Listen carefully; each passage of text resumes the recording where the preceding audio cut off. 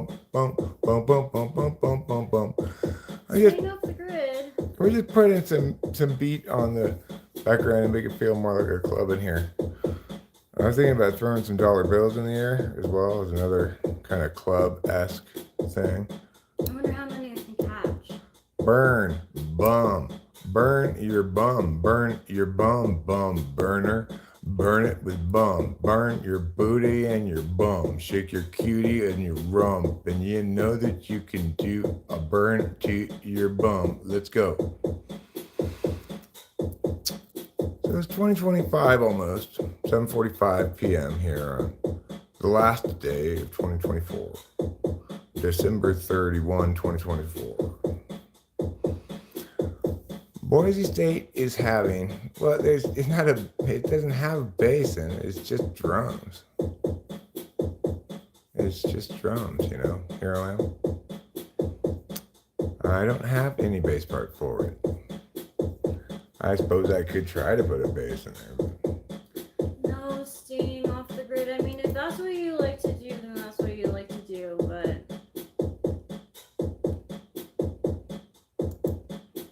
I predict baby oil. Baby oil can suck my butt. Yeah. Baby oil can suck my butt. Yes, it can suck my butt. Baby oil suck my butt. Yeah, you can suck my butt. Baby oil can suck my butt. Yeah, baby oil suck my butt.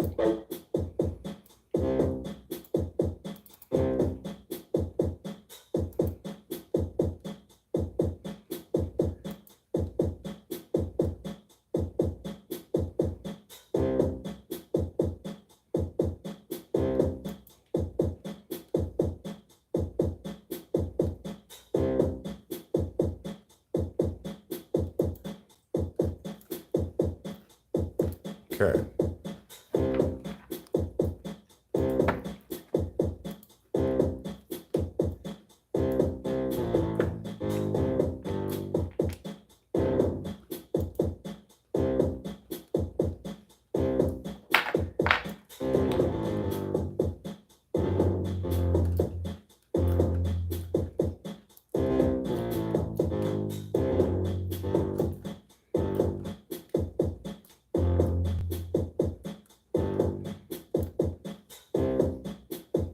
There.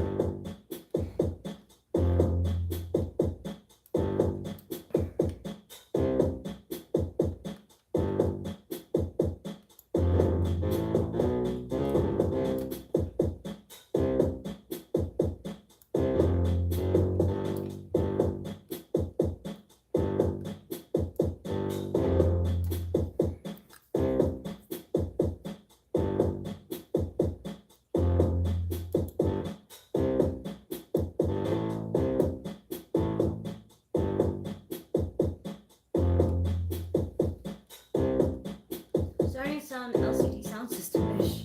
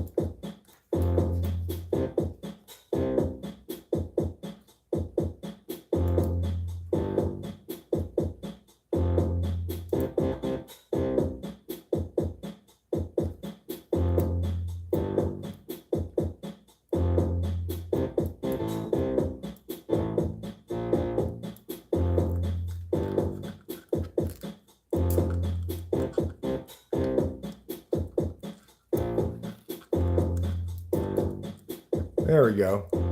That's fine. No club has this beat, says Hero Lamb. Needs some pulse to it. Well, you know what, Hero Lamb? Eric's club has this beat. May not be the best beat in the world, but you know, what do you expect? I'm just a guy, not the best beat maker in the world. He's gonna have to accept that. I think you're the best beat maker in the world. Thanks, darling. Of course.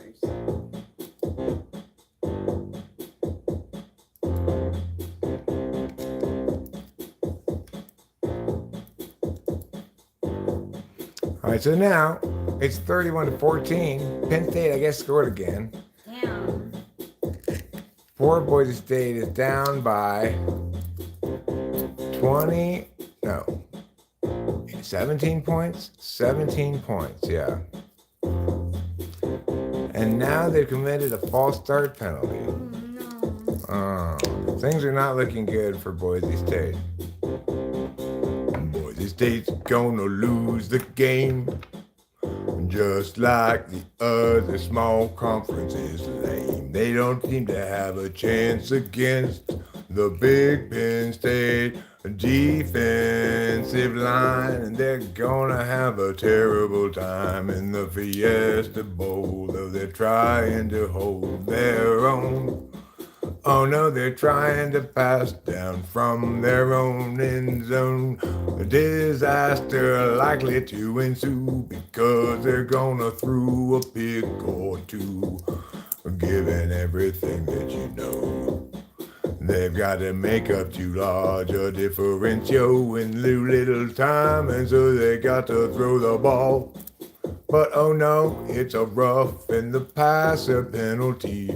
Number 33 from Penn State back and knocked him in the back and knocked him on the ground after he had made the pass. It's not a terrible beat, you know. Buy a pack of pro drum loops.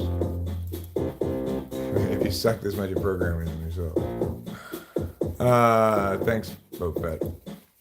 If you don't like my beat, that's fine. I generally don't use my own program beats when I record music. I generally use beats I get off of YouTube.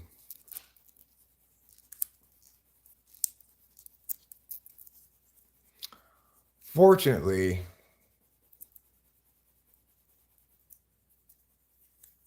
I have many options.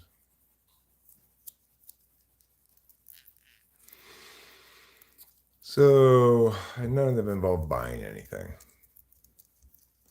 I never said it was, gee. Jesus Christ. Just because I put on some beat that I made, God knows when, in LMS, I just opened a random file, you know. And that was fine. Nothing wrong with that.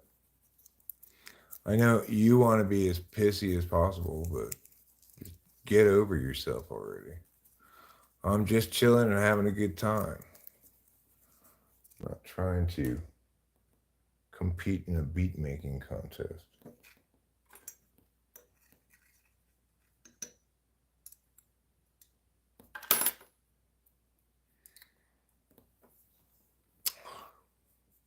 Wake up, says Harper Thalman. You know what? I'm awake, Harper Thalman. Would you like to wake up? I'm a pretty good singer, Sana said. That's true. For example, I'm crazy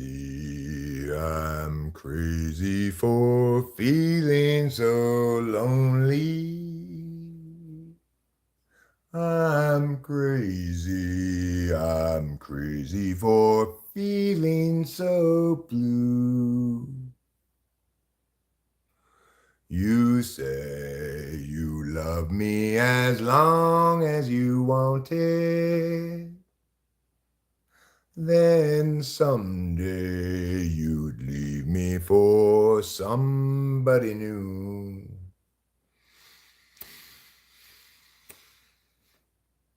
Worry, why do I let myself worry? Wondering what in the world can I do? Crazy, I'm crazy for feeling so lonely. I'm crazy for trying and crazy for crying and crazy for loving you.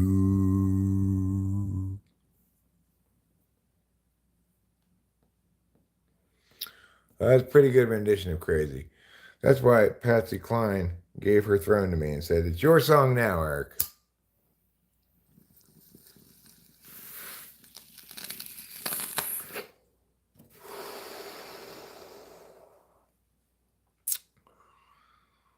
Maybe as we get closer to 2025 here, 7:54 now, it is possible, conceivable, plausible, likely even, that we will make a couple of 2025 songs that are just expressly for 2025, made up right here with all of the energy of the new year channeling through me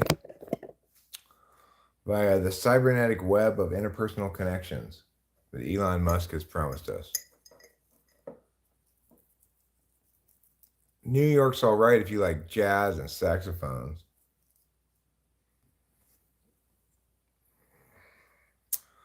$34-14, just a measly 3:52 left in this game. Boise State fought hard. This is a better game than the other blowouts, but in the end, Penn State just too much for them. Oh, picked off. Ball game.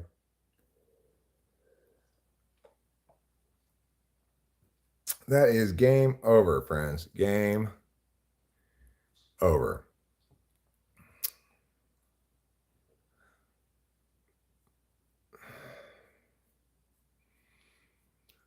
Well, Boise State, you tried your best, I guess. That's all we can ask. You seem to be a more legitimate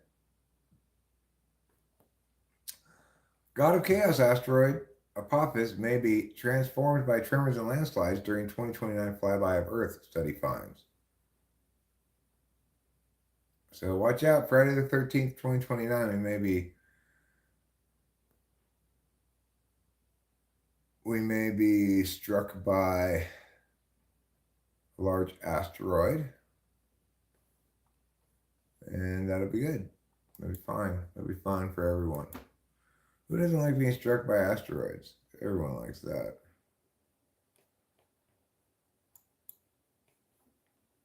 So just be aware of that, everybody.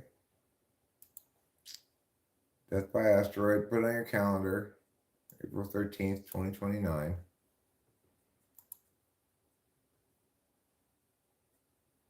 For Boise State.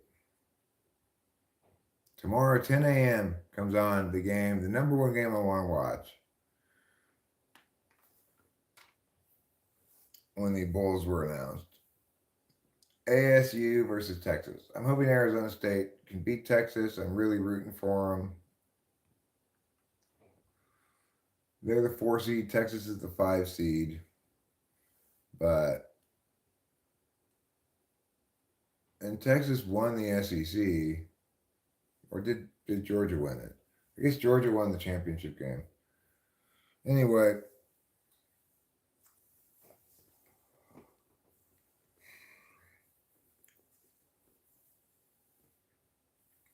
Obviously, the Oregon-Ohio State game at 2 o'clock is going to be massive. Interesting to watch. We'll see who wins and how they do and so forth. But I guess as of right now, I do plan to just kind of keep the stream going for a while here tonight and see what happens. But I think I'm going to play a game of football.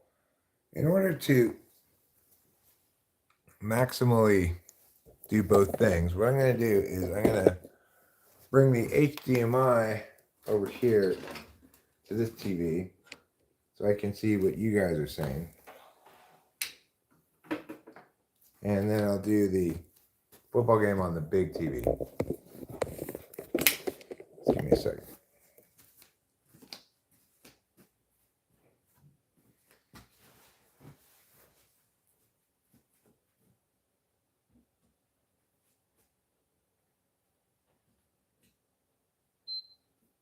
Hi, goals.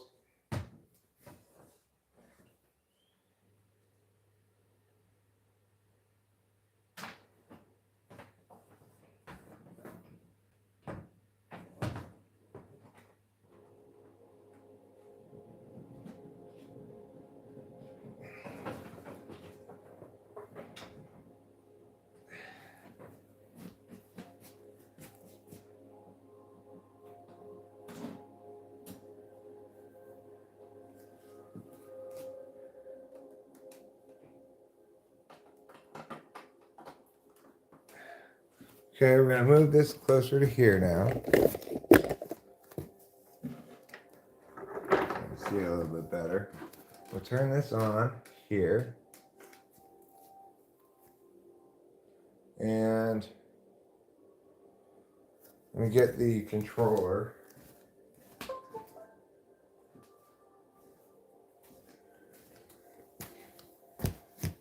Alright, so this way I can make the chat visible here on the TV. Got it. I'll show you what it looks like.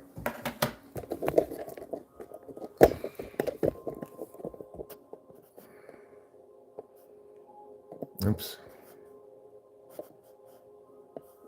So there's the chat on the TV here, and there's the PlayStation over there. So now I can see everything. Look, there's a killer ENFP motivational guru thing. I'm not sure what exactly that sounds like, actually. But I'm sure you're referencing something that I don't exactly remember what it is. First class says, how did you even find live streams for that at Winston's mom?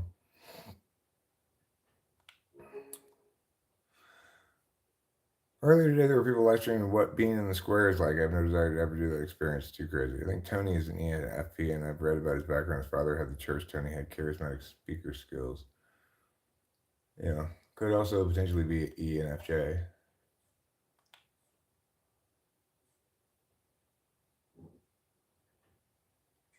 Oh, play my dynasty.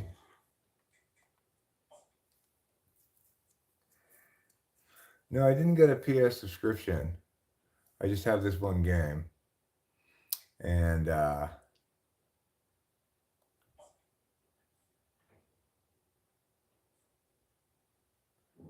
scamming your kids, huh? That's an interesting thing. Oh, you're scramming. Gotcha. It's the value of punctuation as well. We're not going to play Oregon Trail. We're going to play football. And in particular, I am scheduled to play Notre Dame this week. But I don't really super want to play this game because it's away. It's a pain in the ass playing on the road in this game.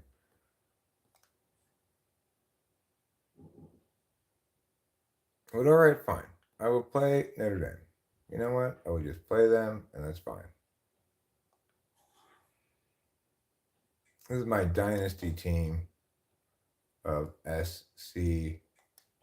It's like 2031 or something now. So let's put on the camera here. I want to show you all of the exciting football action. Welcome to Notre Dame Stadium, where they will shake down thunder from the sky to cheer on their fighting Irish and hoping that plenty of echoes will reverberate in victory at the end of the game. There's nothing quite like a great rivalry matchup in college football. The bitterness, the intensity, the lifetime of memories that will come as a result of what we're about to see in this one. As we'll see the number one team in the country, the There. Trojans, taking on a squad hoping to prevent another L this week, the Notre Dame Fighting Irish. 48 Sports College Football, Reese Davis with you alongside David Pollack and Jesse Palmer. And guys, can't wait to get this week started. What's up, darling? You want to trade off with me? Sure. Okay. From inside the 10-yard line, he'll bring it back. He was hoping for something a little more dynamic, but they get him on the ground at the 20. The Trojans offense Hi, will have Shelly. the first possession of the game. And the adrenaline is pumping on overdrive in games like this, guys, and it's crucial to get your emotions All right. under So I'm going to control. run the ball first here. We'll do some basic running. You've got to limit the penalties because those will kill you. And you got to come out under control. It means so much. We know that. The fans are all talking about it. But Oh, I forgot what I was doing. Well, that was a terrible play. I'll try this TE attack. Tight end is going to come off and be open in the middle, hopefully, of the field. There we go. Yeah. Good There we job. go. Thank you, darling. He's got him set up for business at the 49-yard line. Man, this offense is so dangerous, Reese. They've got dudes all over the field that can make plays. There's a big gainer in the pass game. You get a chunk of yards like that, and now the defense is really on its All right, I'll try this mesh pass play. Look for somebody crossing across the middle and fairly shallow. Yeah. Trying to find his man on first down. He hooks that one in nicely. Good job. We anticipate this Rachel, what's to the be smallest letter word that has the biggest meaning to you? a blowout, David. love. For me, it's A. Wow. Yeah, it's an indefinite article. I like that. No, get out! Stupid Notre Dame. That's fine. Fun is the second. Fun is a good one. Drugs is a good Yeah. one. Looking to pick up a first down on 3rd and short from the 43. Do, huh? It's Pryor. Good catch, number 30. Good catch. I threw that in traffic. That was dangerous. All right, so I know what I'm going to call now. I want to call this play and gun. It's in empty trio. It's called jet touch pass. This looks like a running play, but it's actually a passing play, and it's often quite effective. It's the most effective way to run like a reverse or an end around or whatever you want to call it. Got 7 yards with it. It's good.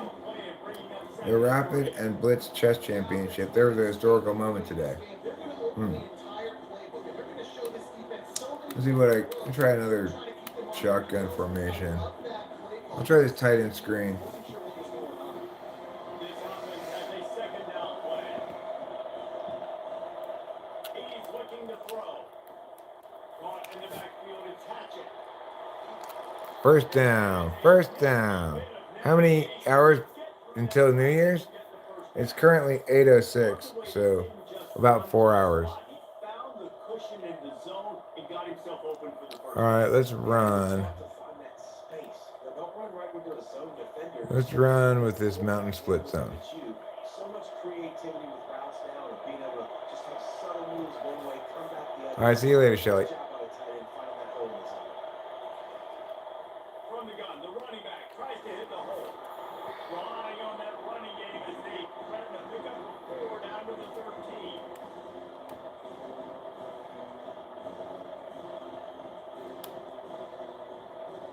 Call this power. Going to work on 2nd down. You know, when it's possible to successfully do what you need to do by running the ball, is less chance of turnover, but obviously you can't always run the ball. So what I want is a nice halfback angle like this one. Halfback will come out, and by the time he makes his cut across the middle, he'll be near the first down marker, and then we just toss it to him, hopefully. Especially once you get in this red area where you Oh, you dropped it! Why are you a dropsy dropser? And on 4th down, they'll try to salvage the drive with a field goal. Field goals are incredibly difficult to kick in this game. I missed it! Oh, Eric. All right, so now I'm going to play defense, and then Rachel will play offense and defense, and we'll see how we do. So far, I've gotten 0 points, even though I had a nice drive going. get a nice drive to start the game, and then you miss the field goal. You don't get any points to show for that. If they're going to win this one, guys, they've got to take advantage of those types of opportunities. I used to like watching body language videos, and I didn't understand what was going on the board. Oh, you looked for body language itself. They'll ride the running back and leave it with him. Down a little You think you're good at interpreting people's body language? for a pickup of 4. Notre Dame lines up quickly. He wants to throw here on 2nd down. That's good defense, number 45. Kitty, I can't pet you right now. I'm busy. So many memorable and historic moments in this rivalry, guys. It's almost a century old now. First meeting in 1926. I'll cover 2 man. Hope it's adequate for my purposes here.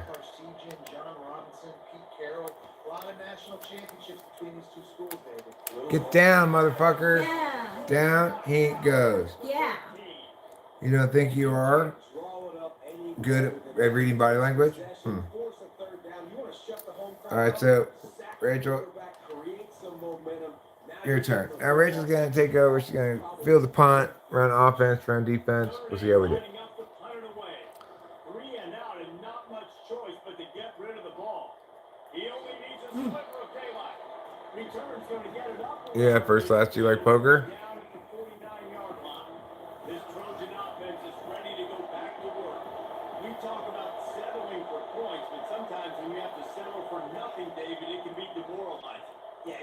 definitely be frustrating. And I think it leads you to say they got to go for it. I have a bad poker face too, first class. Just needs to put another drive together and just finish strong. Yeah, and be a little bit less predictable too, especially as they get closer and closer down to the end zone. To the air, it's Pryor. Oh my god! I'm so sorry. Don't worry about it. At least you got it off. You didn't take the sack. That's good. Bodies and 300-pound dudes falling all over the place. They're trying to hit you. That time, the pressure got to them. Oh! Missed opportunity on That's a good decision. He just dropped it. Go ahead and punt it. coming up. And play defense, you know. Critical down and distances in this game, like that third down right there. Oh yeah, I have to hold it down. You did okay. I mean, it wasn't great, but it could be worse. Call for the Bearcats. You want to go to L1 to get coach's suggestions. Here come the Irish, back on offense.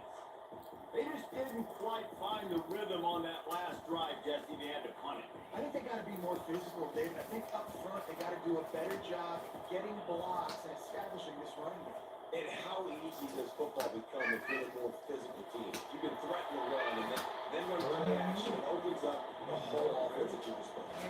They can really be aggressive after that last play at 2nd and 3. Three-snap motion in the backfield. Working the throw on 2nd down. Caught near the stick. Oh no! Big track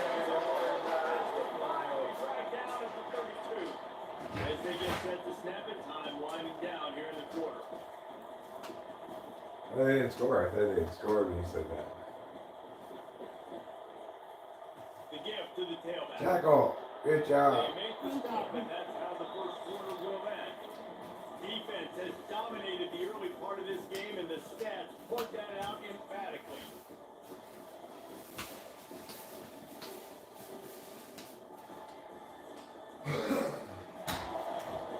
Let's see if the offenses can find a little rhythm here in the second. Tried to pound it on 1st down, now back to the line.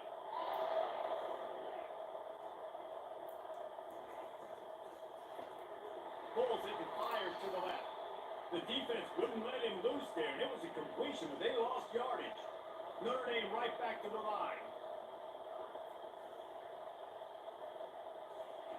On 3rd and long, he has to throw for it. Couldn't find a man and just had to throw it away to avoid a negative play. Tell you what, I don't know if the offense was expecting man coverage that time. 3rd and long and field goal range, you're expecting it to be zone. Instead, Okay. they lock them up man to man, everybody on an island, everybody won. They get the incompletion now setting up for it. It is good. And the first points of the day come on that field goal. Well, that kid just showed up. I'm sure he gave the kick a field goal just fine. I know. With ease.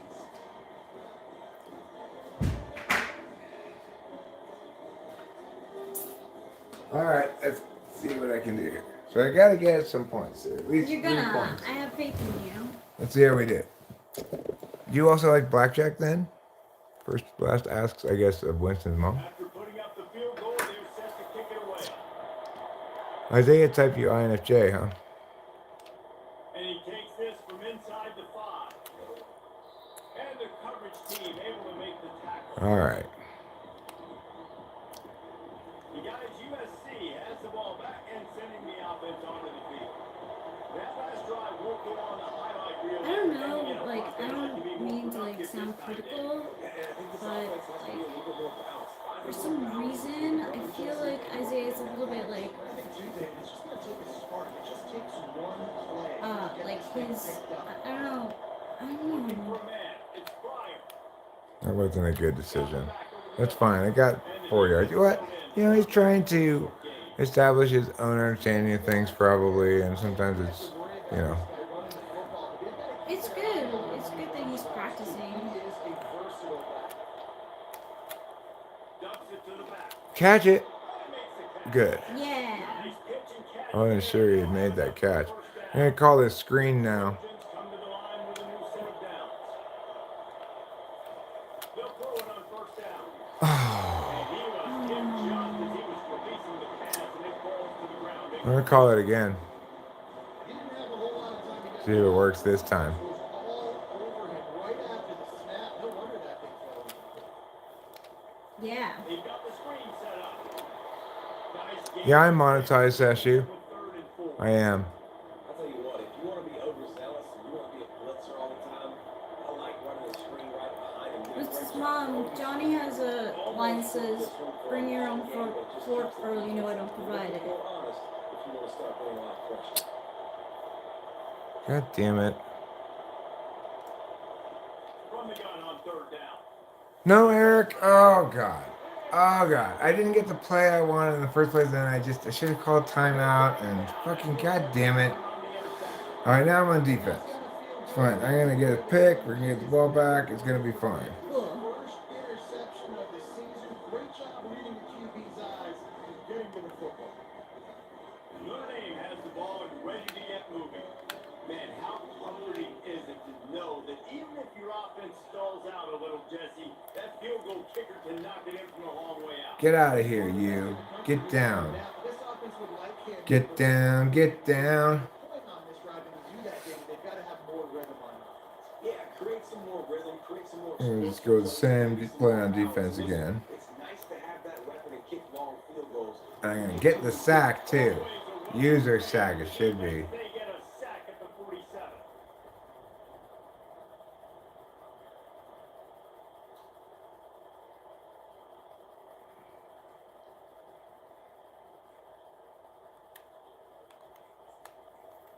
We'll go cover 2-man from dime. Positive, but that first It's down pretty mark passy might be defense, but you still get some pressure on the quarterback. on 3rd There's and no long. obvious holes. Ah, that doesn't mean it's immune to giving up plays like that. Okay. Let's go with the blitz here. And they just want to give this guy a chance Bring to the make blitzer and see if we can put some pressure on him. He is going to deliver. He's so good, so efficient, such a good route runner, got the speed, got the complete game. So you definitely want to highlight him, and especially on those downs that matter the most. If something's not open quick underneath, find him, go make those contested catches.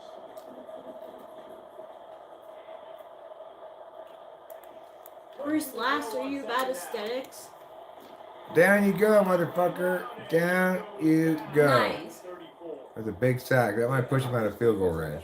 That's good. Sack of the day. They've been putting pressure, getting him on the ground. Not something they've been good at throughout this season. This All right. defense playing better because they're getting more pressure on the quarterback. I was so sad CVS had no makeup or like girl magazines. It's 3rd down now. There were like 3 magazines about Taylor Swift and like no magazines about any fashion, beauty, relationship. There was no Cosmo, no Red Book. No, there wasn't. I would have taken Red Book if they had it. There was no, what's that other one like Cosmo? Like Elle magazine, maybe? Yeah.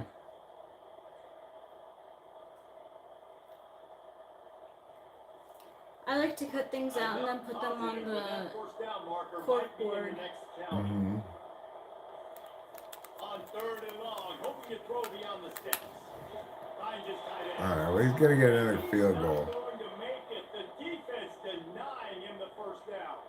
And here comes the field goal unit for the 2nd time tonight. And he's got to find the right combination of distance and accuracy from the right hash and 45 yards out. He got it. All right, well, you want to try to see what you can do this minute and 20 or whatever? I guess just try to throw the ball, you know. Okay. A minute 14. You got all 3 timeouts. Don't be afraid to use them. You push that big flat thing in the middle to call Okay. timeout. Let me know when you suggest. All right, I will. He'll bring it out. It's Harris. I know he thinks he can house every return, but sometimes you just have to take a knee as he stops. Did you add the word paint to the title? Trojan offense is ready to go back to Oh, well, you know, it seems to be true that I get a little bit more audience when I'm painting, maybe, but, no, nice job. Good catch. Thanks. superhero to make the grab. I mean, and the thing is, you never know if it has to do with that or something else or whatever. I'll be painting again. I'm not done painting yet. Got a whole other gallon of the white, and then I got to work on trim and stuff like that. Oh, no!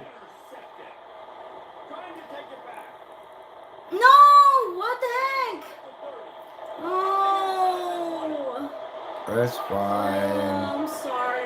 It's fine. Yeah, let's quit. It's gonna be tough. feel That so Notre Dame team bad. is tough, in the dynasties. I have to learn. I Once I lost. practice, I'll get better. We all know that. Yeah, of course. I lost to that team myself too. It's like I've tried to play that team myself one time already and was losing and had to quit. So they're tough. I'm just gonna advance the week, and we'll see how that goes. Yeah, it could be a time slot thing. Could be that people do like to watch people doing jobs like painting. That's certainly plausible. See, did I lose that one? It's different than tarot cards. Oh, we won the simulation. Sashu, Happy New Year to you too. Thanks, Sashu. Happy New Year to you. Yeah, well, I was painting the walls, not like painting a picture, painting the house. Who else do I need to pull off of here? Anybody? No? Okay. So, the football game's over, obviously.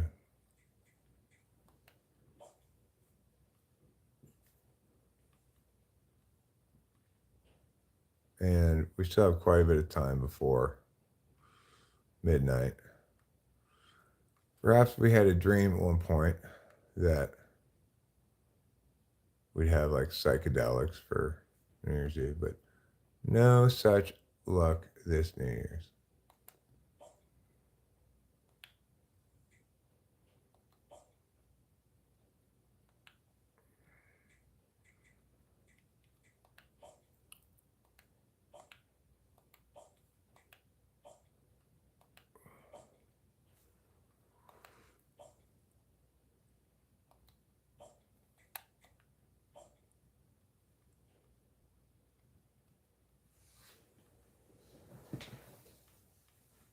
We might have a bit of a dull stream, depending on how things go. It is New Year's Eve, but we're not drinkers, so not really a huge holiday for non-drinkers.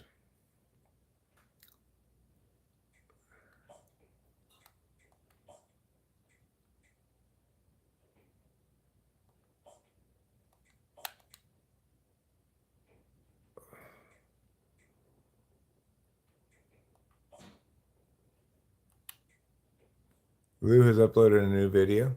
Yeah, what's it about?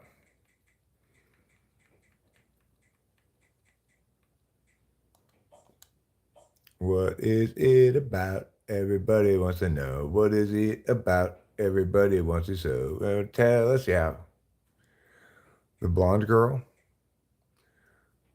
I don't know if Lou qualifies as the blonde girl or not. Maybe.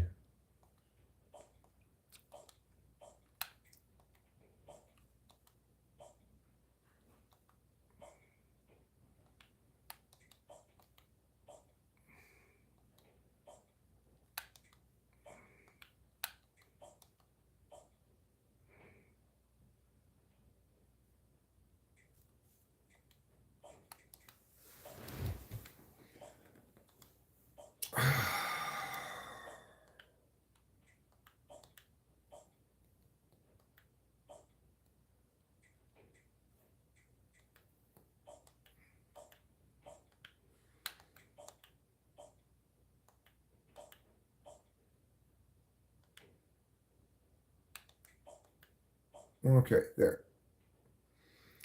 So,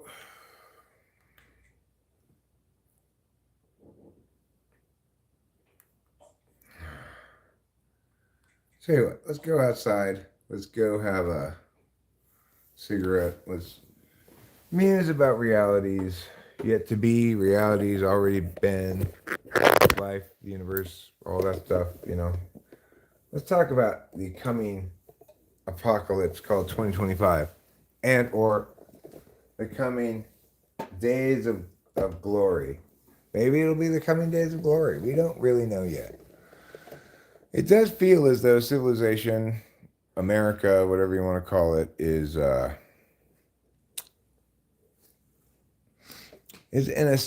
certainly in a state of of change and also in an unprecedented place.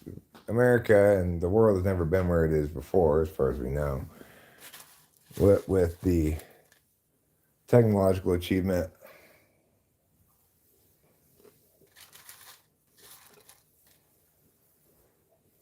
that enables stuff like this, you know.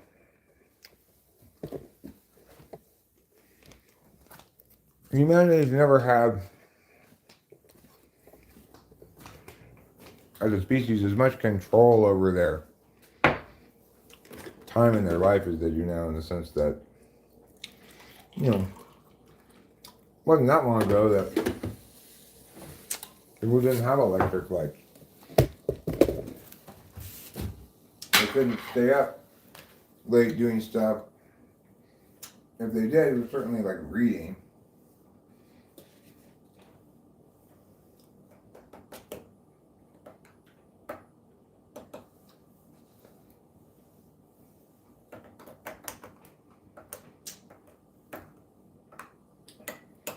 And there was just no equivalent to this at all, right?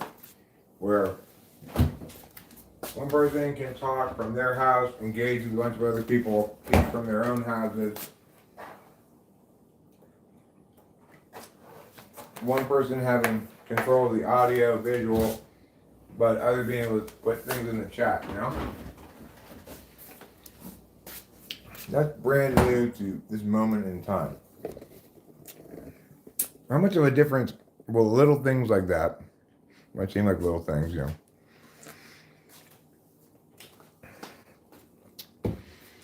how much of a difference will it ultimately make in human civilization itself? It could be substantial. It's like,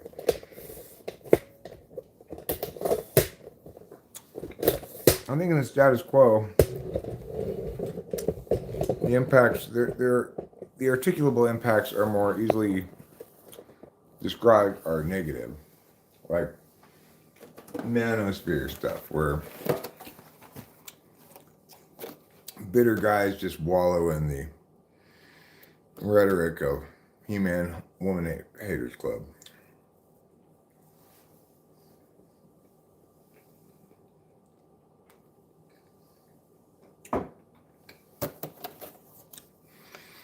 I think it's generally probably not a great thing when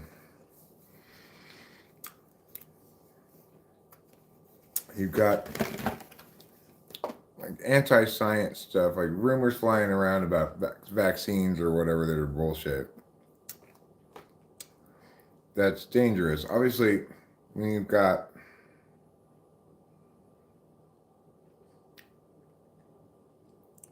people conflating a public policy matter with public health matter,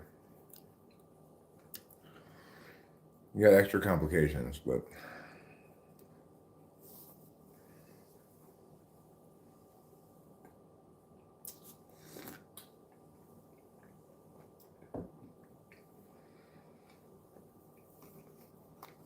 I finished these cookies because we got new pastries at the market yesterday or something like that.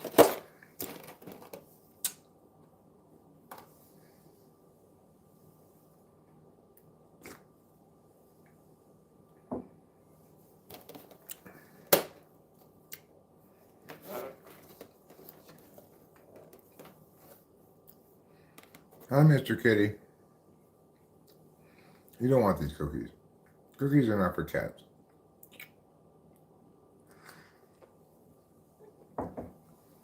Cookies are for proud human beings.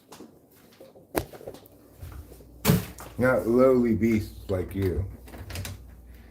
Go ahead, out you go.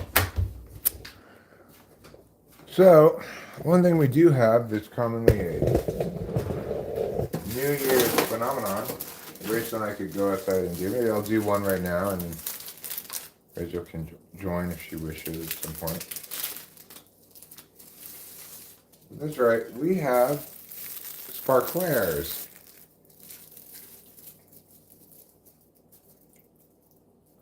Sparklers are the firework of choice, because you can hold them in your hand. and sparkle away the night with a sparkler. Are you ready for some sparkle?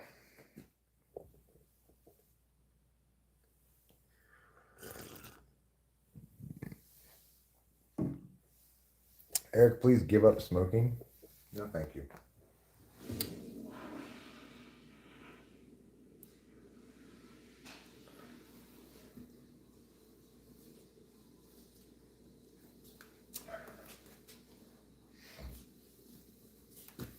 Okay, here we go.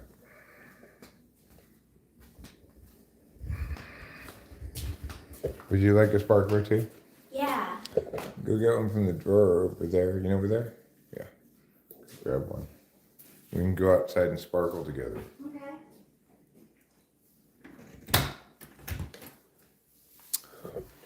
If you want to sparkle, because it is New Year's Eve, that makes sense because that's what New Year's for.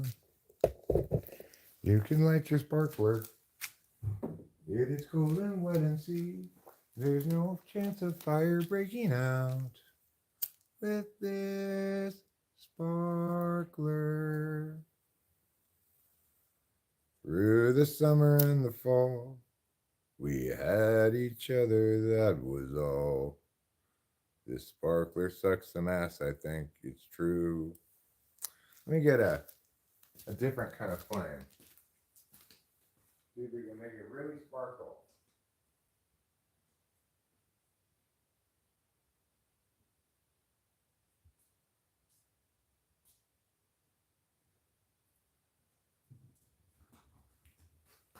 All right, now this should work. Let's see.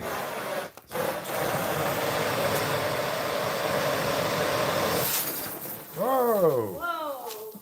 That's an explosive sparkler. Happy New Year 2025.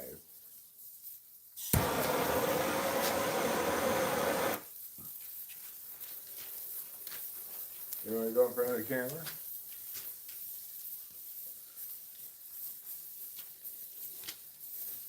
Happy New Year. May the 2025 of your heart sparkle with as much flair and pizzazz as these sparklers.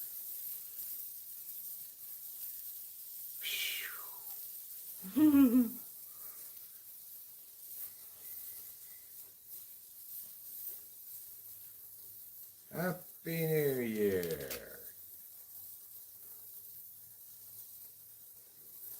Mine went out, but you know, no sparkler lives forever. That's what they say. Sure do carry a lot of smoke. Yeah, these are cheap sparklers. These are cheap and shitty sparklers. Nothing wrong with them. I'll take the cheap and shitty sparklers over no sparklers. That's true. Is that Jupiter? I don't know, is it? I don't know. Now they both went out. I'm just gonna let them cool down a little bit before I put them in the trash can. Let them cool down by waving them around in the air. So I hope you guys enjoyed that sparkler, Yeah, it is Jupiter. that sparkling celebration of 2025. Could call that a very sparkling celebration of 2025. It was.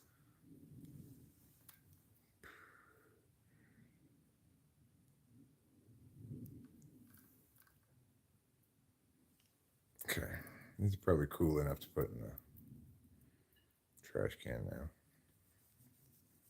Let's wave them through the cold, cold air.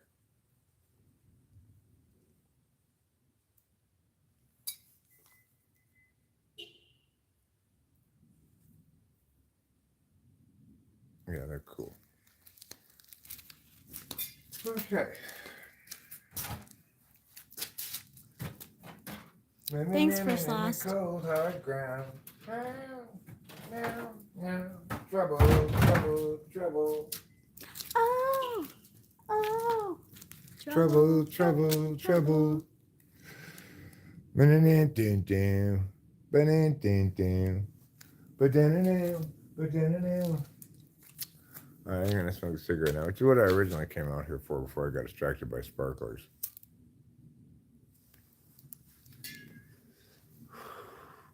You know, it's not the case that you can find sparkling action on every single live stream on YouTube. You know, only some of us live streamers provide sparkling action, and yet, despite that, only 3 people are here, and probably one of them is Rachel, and one of them is me. Oh. That's okay. I understand people like to go out on New Year's. You know, like to party, like to dance. They like to go up to women and say "sup," "hey girl," and other such things. Yeah. They like to eat burritos from taco trucks after they leave the club, where they presumably spent way too much money for a bottle of alcohol at their table. If we wanted to, we could put a bottle of alcohol on our table for free. But if you want it at the club, it costs you a lot of money. I wonder if we could find 50 Cent at a club. You know, I get the sense that 50 Cent is a little bit settling into being a homebody these days. That's good. Yeah. I don't think he's out partying all that much. He was saying how he's not been like dating or anything. That's good. Yeah, well.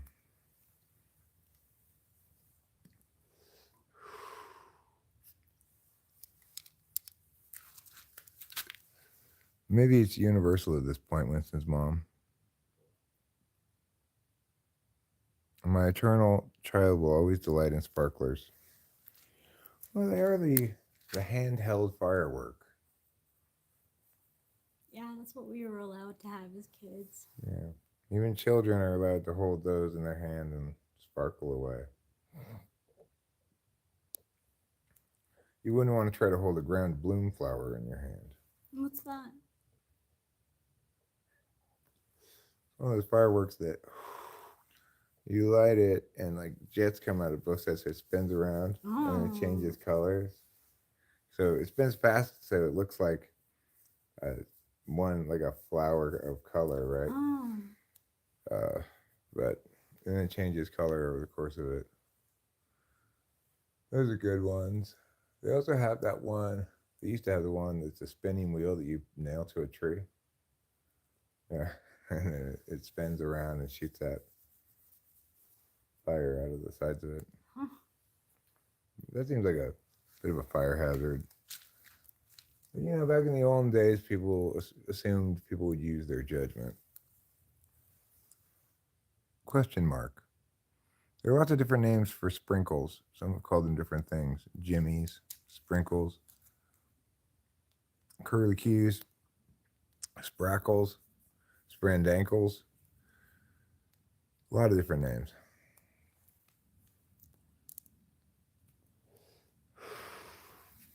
So 2025, you know, we got a lot of stuff going on. We got some painting to finish. I didn't get that finished by the end of December, but I put in plenty of hours. I don't feel too bad about that. And I think we'll need to make some decisions here about what else to paint pretty soon. I'm going to open that last gallon and get full coverage over spots I've missed in the living room, kitchen, hallway, and so forth. And then I guess we could paint the bathroom that color too. We have paint left from that gallon. Then we could do trim for all around, and then we have to make a decision about whether we want to paint the bedrooms or not. We could. I could get more of the same white, or we could go. I guess if we're gonna do any kind of white, we do the same white. Same white, yeah. Same white. So.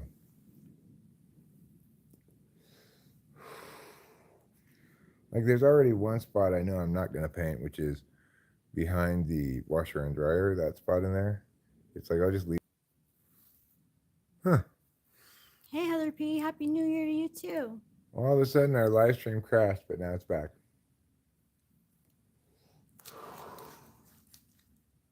All right, let's return to the inside part of the house.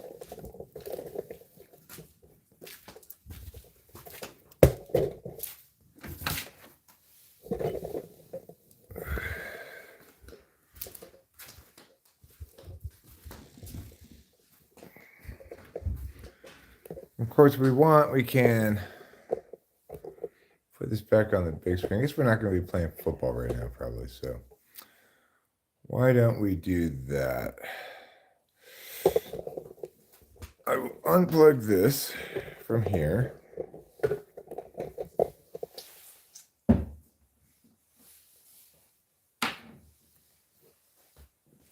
And I will plug this back in to here.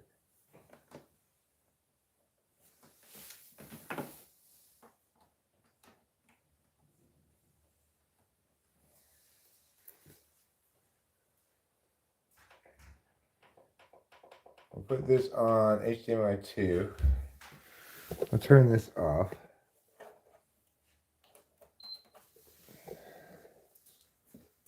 All right. Poll question about 2024, 2025. I think a good question, good poll question regarding that would be, will 2025 be better than 2024? And the answer will be yes or no. Or the same, I guess. It could be another answer, the same.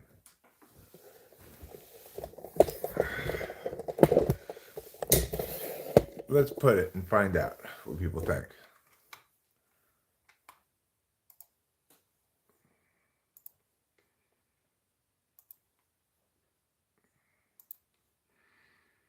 We'll refresh this.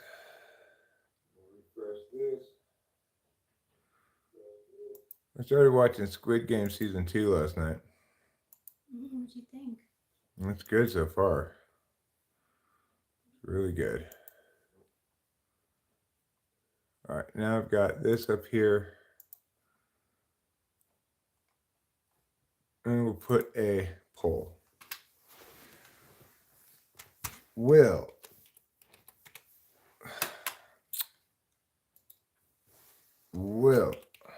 2025 be better than 2024? Yes, no, add option, the same.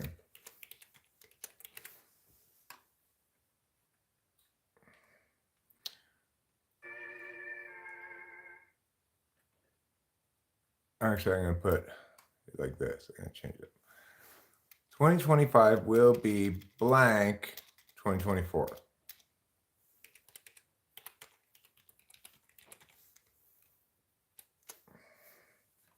Better than,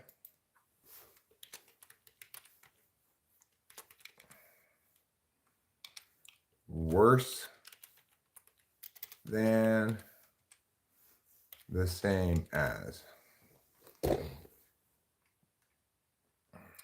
There. That's a good poll. A well-phrased poll. Sprained ankles? Sprained ankles, you mean? Sprained ankles is another word for sprinkles or sparkles. Just like canister is a word for both container and canister. Happy Hogmanay. Hogmanay. Happy Hogmanay to you too. What's Hogmanay? Is it the greatest holiday since Cowmanay?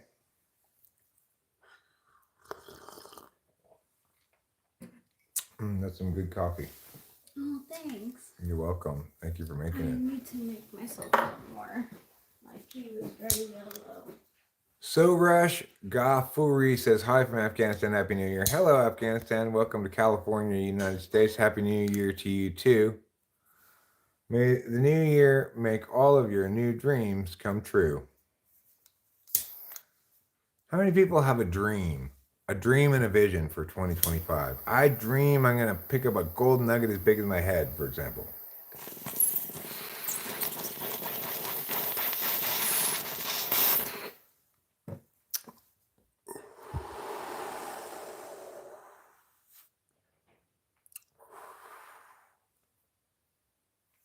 Luther King had a dream. Who's Luther King? Oh, you mean Luther King? Martin Luther King Jr. Yeah, he had a dream. I have a dream that people will be judged by the content of their character rather than the color of their skin. You want me to pray that you win the U.S. lottery?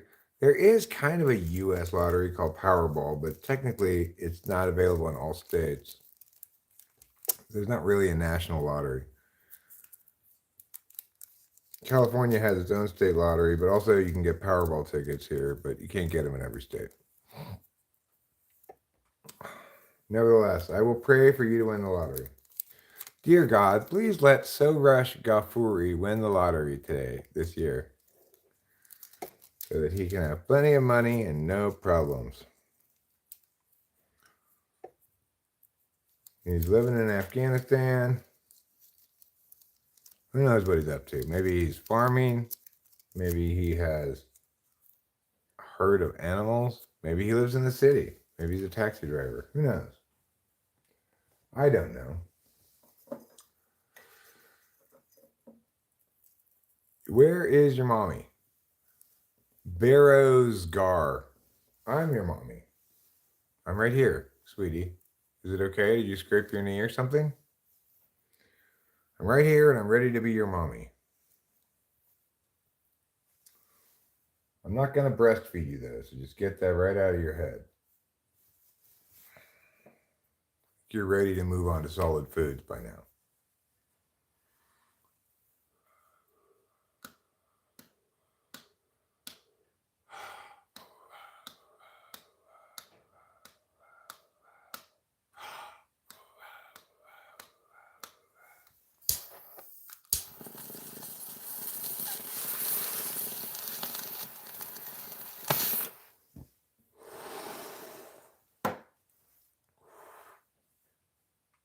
Well.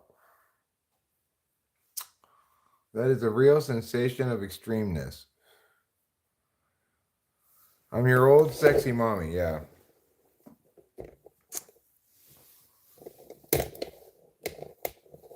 But I'm an excellent mommy, you know. I will pack you a lunch in a brown bag with a note that says, "Have a great day, sweetie. Love, mommy." SS, I'm not going to open my pants and show you that sleeper. I'm not sure what that sleeper, why would you call it that sleeper? But regardless, I'm wearing sweatpants. There would be no need to open them. There's no opening of sweatpants. You can just pull them down.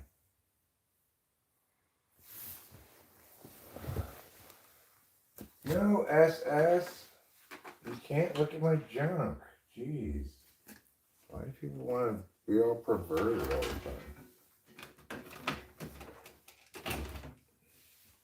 time?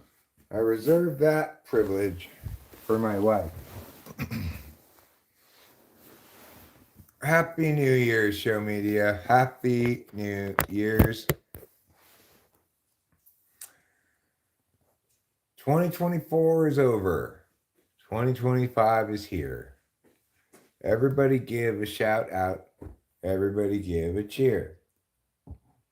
That's my cheer for 2025. SS says, my name is Safa from Libya. Well, good for you, Safa from Libya. How is Libya treating you? How's the Libyan January? Do you get those famous easterly North African winds blowing through your home? My face is suitable for an actor on Netflix, swear to God.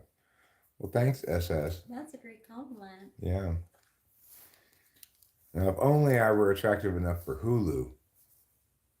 Please apply for representation. Nobody wants to represent me. Thank you, though. I appreciate your encouragement, but I'm not in the acting business. I don't live anywhere where I can get those kind of jobs. I live out in the woods, far from Los Angeles, 5 hours from Los Angeles. How many joints until now? Tweeny fives? I don't know what that means. I have not smoked. Well, we split a blunt, but I've been pulling bong rips mostly. Your face is luxurious and a beautiful voice. Well, thanks, SS. A luxurious face, huh? Can I have another one? Yeah, sure. I'm gonna have to find the other papers. Right here. Conveniently located right here. That is convenient. These ones are a little different than these ones. Wait, this has 4 wraps in it. Oh, I thought it was empty. Interesting. I think you checked. Yeah. Oh, well, I guess I'll just use these until I'm done with them. Yeah. So these don't start to dry out. I could be a radio jockey. I would love to be a radio jockey. Hey everybody, welcome to your Drive Time Knife Time. It's your friend Eric here on the radio playing you all the hottest tunes. Up next, this goes out to that poor dead guy. It's a song by One Direction. He died, you know that guy. Yeah.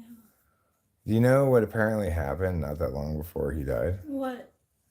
His psychiatrist fired him as a client.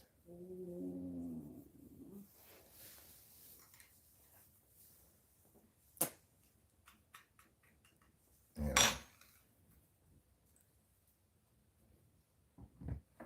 Psychiatrists need to take their responsibilities seriously, you know.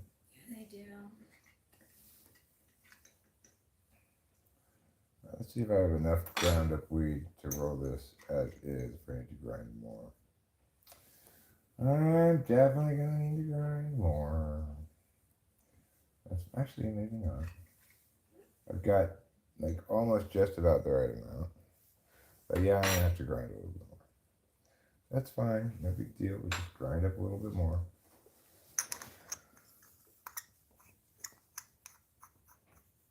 I will die if you do not apply in the field of acting.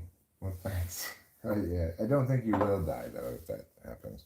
Or you might, but it would be unrelated.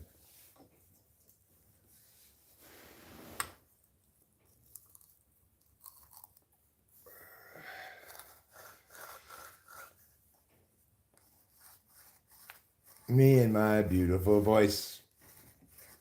I could narrate things.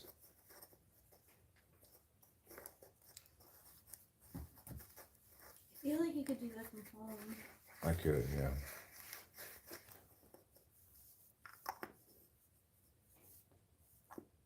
Long before the city of Phoenix that we know now, travelers from the east made pit stops here by the local wells, providing much needed water for both humans and horses. These natural springs, like that. It would be better if I had a script to read, obviously. You'd be great at it. Do you live in those houses, which I have seen in movies when something happens, they usually go to hide there? We live in a house, I can show you what it looks like. It's kind of like a southern style house, you call it maybe? I'm not exactly sure what the style of the house is, but it's not like a log cabin or anything. Some people around us do have that kind of design, more like natural wood looking, more like a cabin in the woods, you know. You are an opportunity. Well, if only someone with power in the entertainment industry would take advantage of this wonderful opportunity, that would be fine. I'd be happy to be discovered no matter how late it is in life. But I think that's unlikely to happen, and I'm very unlikely to do any legwork to help that to occur. So disfavored careers for your personality type. See which ones do you agree with and which ones you don't. Child care worker. Nurse. No. Office worker. No. Administrative support. No. Office manager. No. Sports management. Maybe. Medical assistant. No. Executive assistant. No. Pediatric nurse. Hell no. Secretary. No. Accountant. No. Athletic trainer. Not really. Physician's assistant. No. Personal assistant. No. Early childhood educator. Hell no. That's what it says my careers are? Is disfavored careers. Oh, disfavored. Yeah, I don't like those careers at Yeah. all. No. Well, look, as a general rule, I don't have any problem with people excerpting and using my content for whatever they're using it for. By and large, there might be an occasional exception if somebody's using it for something that I really don't like. But if you're saying you want me to read a script or something that you have, and for you to use the audio in some project, that would be fine. Just email me a copy of the thing that you want me to read, and I'll read it and record it and send it to you. That's fine. I don't have any problem doing that. That sounds fun. Sounds fun. Sounds, low effort. As long as it's not a super long script.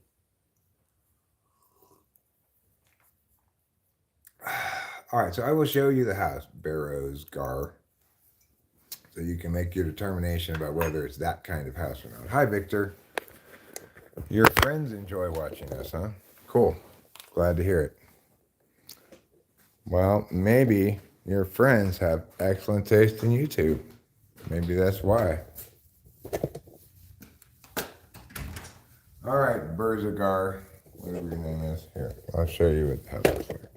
So it's not exactly your textbook, like out in the forest horror movie house or anything. It's like a white house. It's got blue shutters and stuff. 2 stories. It's got a garage over there. It's kind of a warm, inviting house. It's not really. It doesn't really smack of horror movies.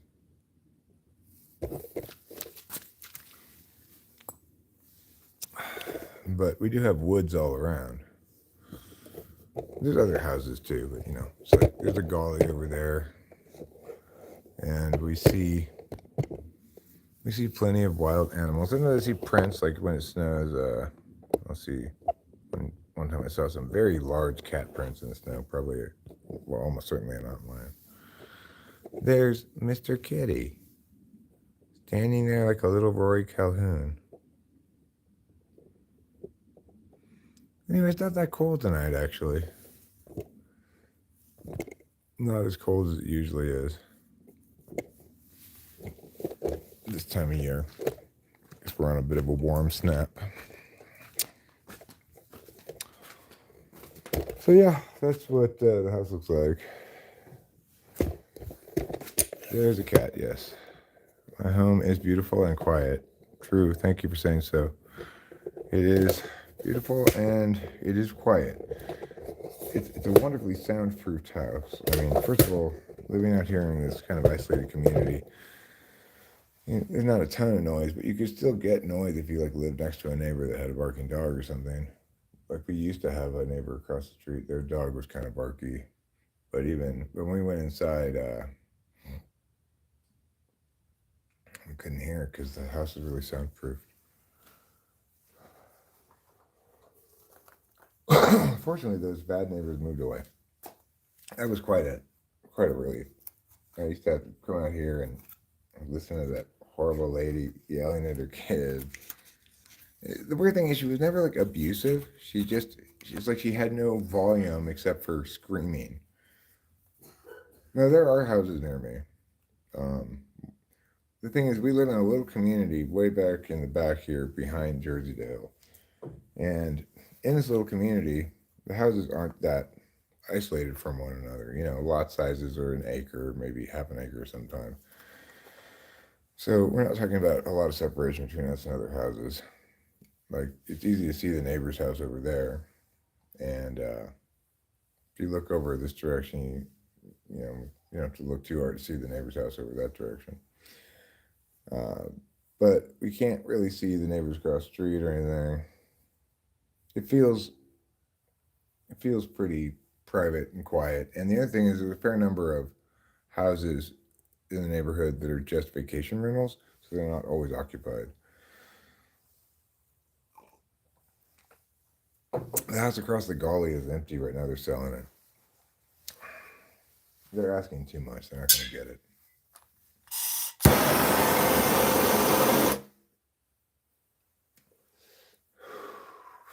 There's no way they're going to get that much money for that house. They're asking like $475 or something. Probably predicated on the fact that we bought this for $495. And technically, same neighborhood, they're next door to each other, same lot size, same technically 3 bedrooms. They probably have 2 baths at most, but that house is just not. It's not as big as this house. Oh yeah, it's totally safe. There's no security needed. Nobody comes back here because even though within the community here, this little neighborhood, which comprises one street called Heights Cove and one circle street called Snyder Ridge, Snyder Creek, depending on which side of the circle you're on. That's it. So there's not that many houses back here. But this little neighborhood, it's isolated from any other neighborhood by this thing called the Conservancy, which is all this area that is they're not allowed to develop. Like, it's just the county has it set aside as just open space. You can't go there. It's not like hiking area. It's just called the Conservancy. I don't know. So we're really far back from the highway, and for any like robber or anything to come back here, they'd have to. It makes no sense. We're at the end of the line, really isolated in a community that is pretty Second Amendment friendly, I'd say. So I don't worry at all about crime or anything.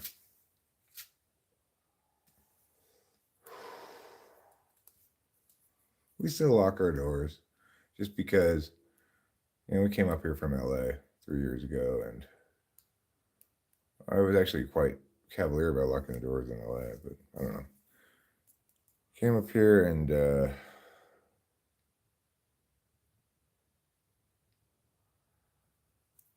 I guess we were both a little shaken up by the time we moved here by crazy events in our life and so forth. So maybe adopted more of a better safe than sorry attitude accordingly.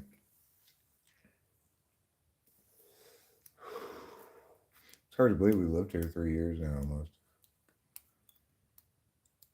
Second floor windows look a little ominous. During the night, maybe they do with the orange glow in the windows, but during the day, they don't look ominous. You can maybe hear that shit like there's probably coyotes, I guess.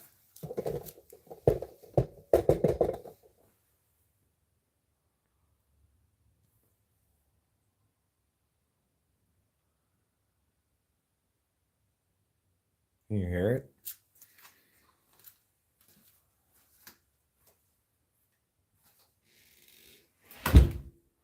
I don't know how audible it is.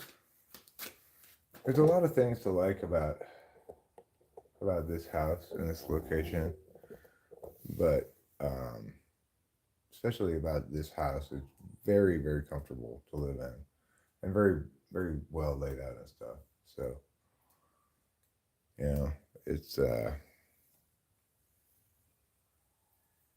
it's got excellent plumbing. I've never one time had to plunge any toilet in 3 years we've been here.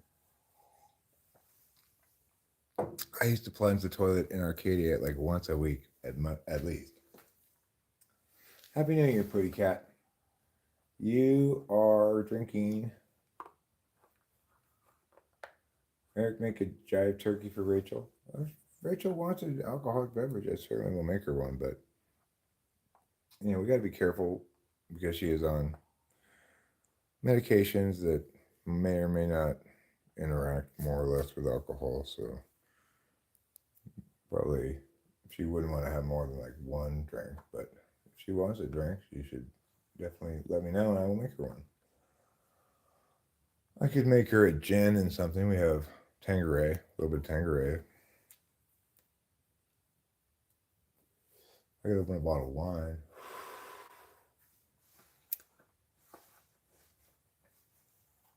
She could have a beer. But I don't know. She's not super enthusiastic about drinking anyway. just not her drug of choice. Unlike me, I can't drink. She just doesn't. She prefers not to.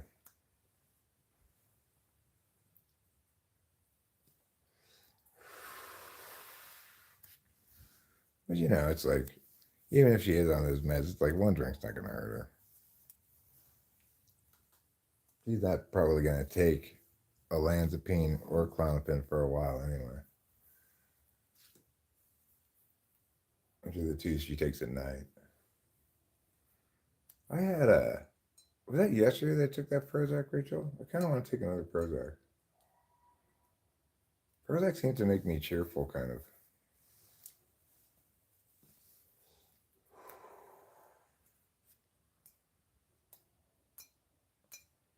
The Zac. Poppin' Zacs.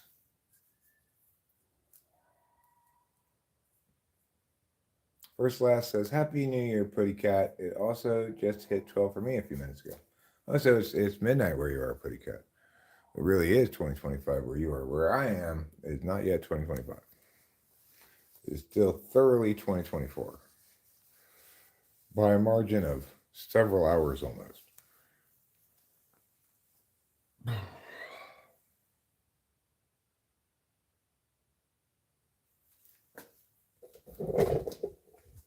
Are you Zach from Saved by the Bell? Have you really been Zach from Saved by the Bell this whole time, Putty Cat? Wow, I didn't know. I think it's cool that you didn't lead with your famous history as Zach from Saved by the Bell. You just kind of kept it on the down low for all this time. I wanted to reveal it now. That's playing it really cool. Okay, cool. I'm gonna go grab a Zach. Can you grab me one too? Sure. I'm gonna put this here. And if you recall, we're also planning on taking half a Clonny tonight to chill out the edge. Do you want half Clonny too? I'll take mine later, I think. Okay, cool. That might be too tall for you. I don't know. Yeah, it is. It's okay. I'll go over in a second.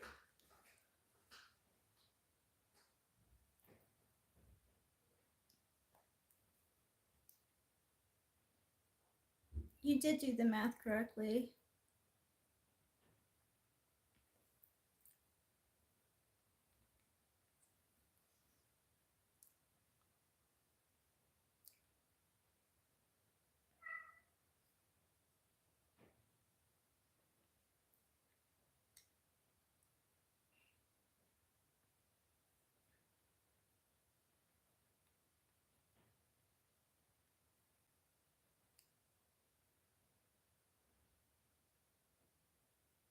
I wonder if we'll hear any guns go off at midnight.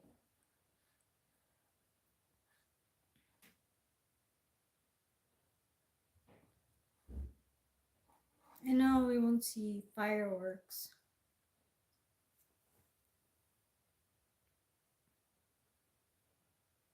Do I watch any web series? No, not really, no. I just started Squid Game season 2. I don't think that fireworks are allowed in Mariposa. Yeah, they're not allowed, but I figure a couple sparklers on a wet day like this is fine. Yeah, I think so. I was saying, I wonder if we'll hear guns go off. I hadn't thought about that. That's a possibility, but it doesn't really seem like a recklessly discharging firearms kind of neighborhood. No, it's not.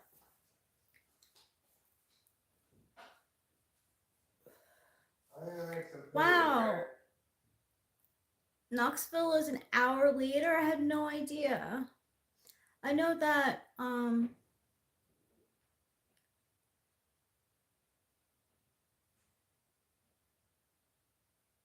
Memphis and Knoxville are far from each other. I learned that when we were looking at places to live. Happy New Year, Unicorn Ninja. Hey, Ruben R.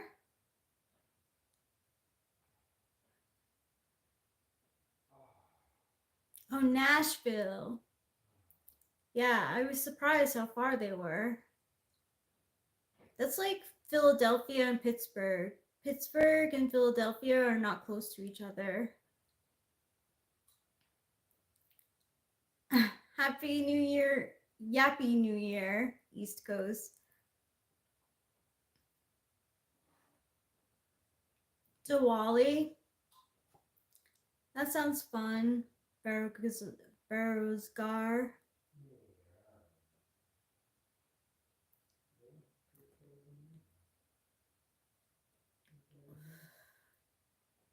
It is a very sappy New Year. Sappy, you know what? New Year's is kind of sappy, is it not? I mean, you gotta, like,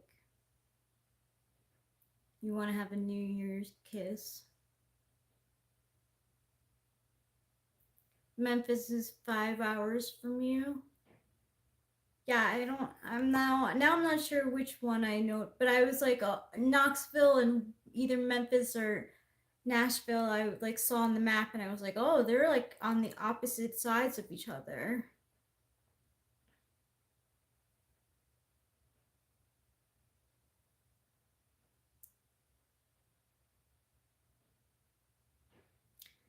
The French, when there was this like, sure, sticky. Yeah, whatever that means exactly. So yeah, there was this French swimmer who was popular in Paris, like for the Olympics. And whenever he would come up for air, they would be like, swim in French though. My second cousin goes to the University of Tennessee. Nashville is Vanderbilt. I had another cousin go to Vanderbilt. And I think my cousin Lauren went to University of Tennessee also.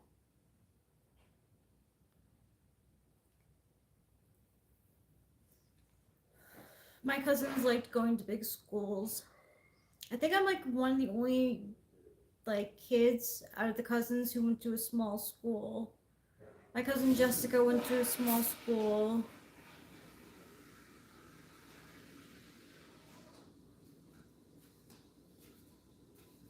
Well, pardon me, madam. Don't mind me.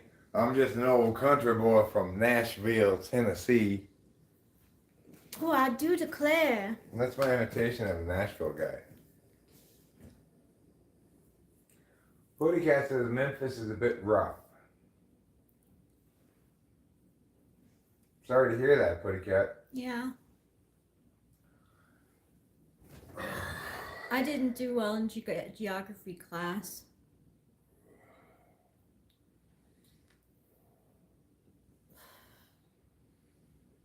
I wonder if the geography of the moon is called lunography. Lunography. It might. Nashville is now called Nash Vegas. It's all bright and shiny and quite a party town. Hmm. Except with country music as the theme. Instead of rock and roll or hip hop. Everybody doing line dancing, tipping their cowboy hats, saying, "Pardon me, ma'am. I do declare." It is a good old-timey saying. Selenography is the study of the surface and physical features of the moon, also known as geography of the moon, or selenodicey.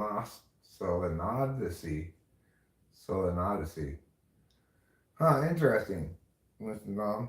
That's excellent Googling. Everybody listening to Jelly Roll.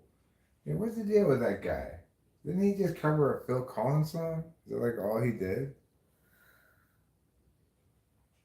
I have a New Year's rest solution. I have a New Year's resolution: less coffee and cocaine. Well, good for you. That is a good rest solution.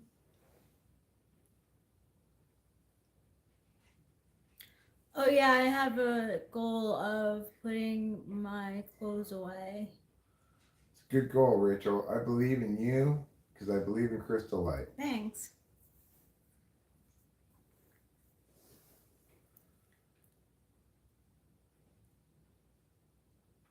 I believe in crystal light because I believe in me.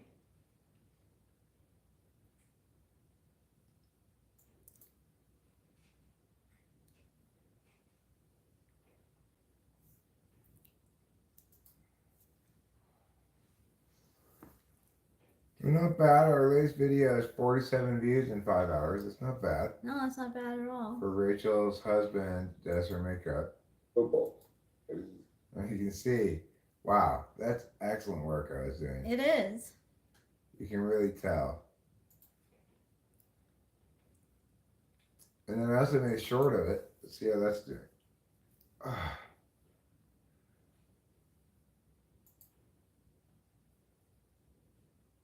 It has 60 views, 4 comments, 7 likes. And my coach speech, Do Our Job, has 120 views and 5 likes. Wow. I want to make sure everybody has a chance to see this pretty great short. We're just gonna do our job right now. We're not doing a video come do our job. We're just gonna do our job right now. We're not doing a video come do our job. We're just gonna do our job right now. We're not doing a video come do our job. Oh my god, it's so funny. We just need to do our job right now. We're not doing a good enough job of doing our job.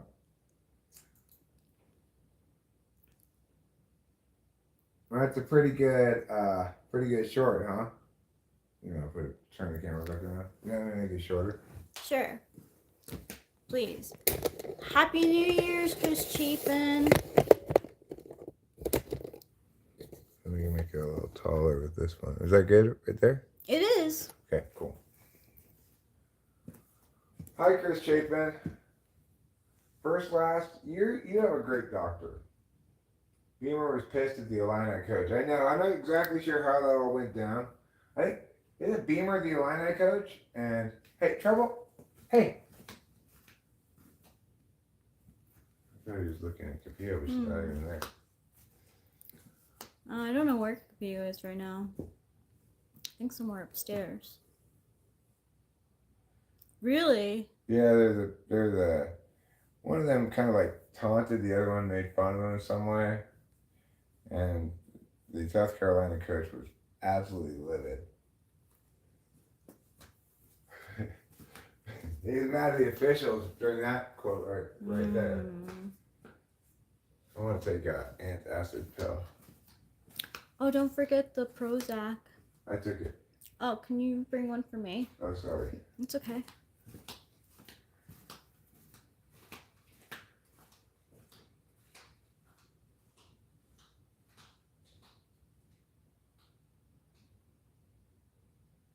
Ooh, Brent Belima is the Illinois coach. He taunted Beamer.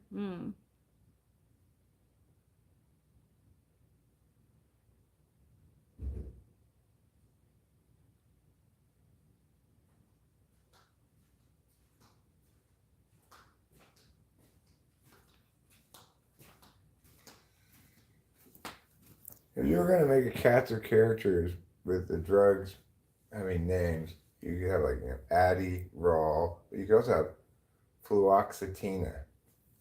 That's good. Yeah. Oh, they have similar names. Okay. Belima and Beamer. My favorite comedian, Eric. Thanks, darling. How sweet of you. You're welcome.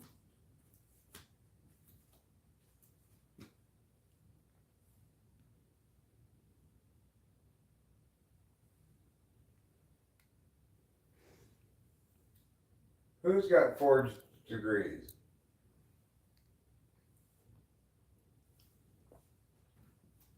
Yeah, he makes me laugh all the time.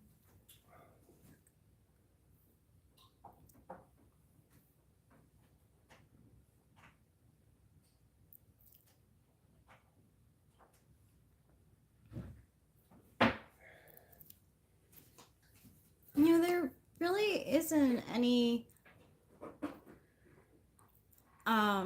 comedian that I really listen to right now.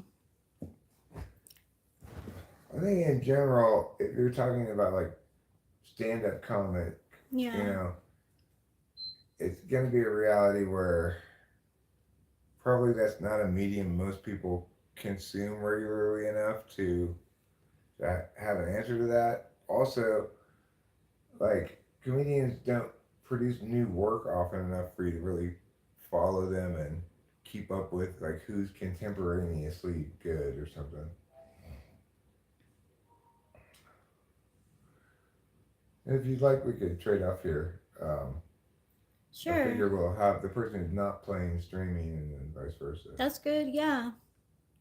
Alright, Michigan should be easier then, yeah. Ron White. I don't know who Ron White is. He's kind of like. I know I have some sense of who he is, but I couldn't really say if I like his comedy or not. I think Addie is a Muppet on Sesame Street. Or is it Abby? I don't know. Someone does need to look that up.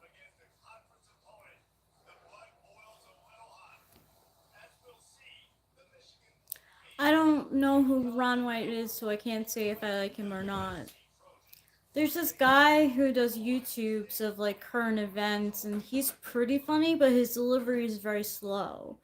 So there's like a very long build up to the like funny bits. I have to take my medicine. Good job setting an alarm so you remember. Thanks.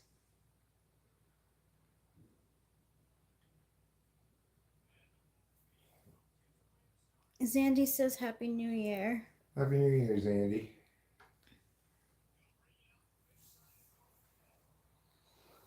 Abby made her debut in 2006. That's not a real Sesame Street character. I think I would say that she is now. 2006 is pretty long ago. Yeah, I mean, is Sesame Street still making new shows?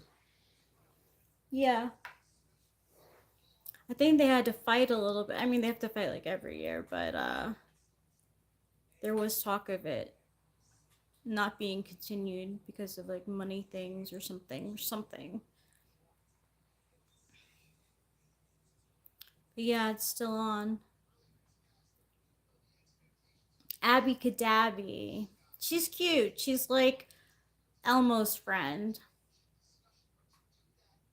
No, Abby's no Miss Piggy, but I don't think they're really in the same sort of. I mean, maybe they are in the same sort of category. Is Miss Piggy on Sesame Street? No, she's on the Muppets. I liked the Muppet Show. Me and my sister would joke that we were like the two old men, like, ah ha ha ha. You don't want to be a necromancer. You have to deal with dead bodies all the time.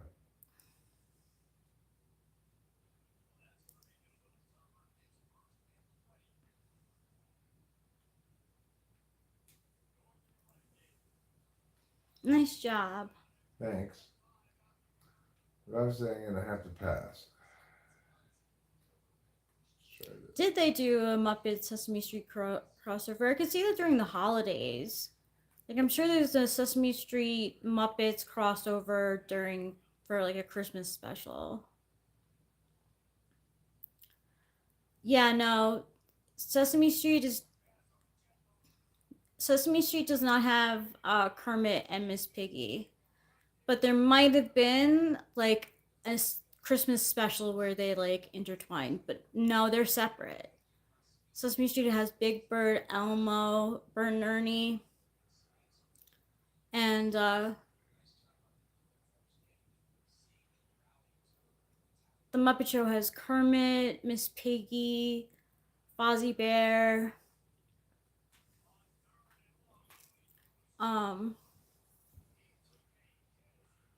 Grover. No, Grover is Sesame Street. Who's the guy with the nose? Oh, Gonzo? Gonzo. Cookie Monster's on Sesame Street. The Grouch. Oscar the Grouch is on Sesame Street. Snuffleupagus, Sesame Street. Mm-hmm.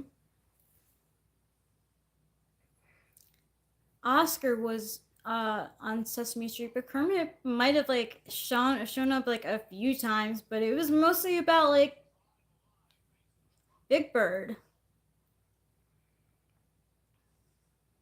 It's crazy that we're closer to 2050 than 1758.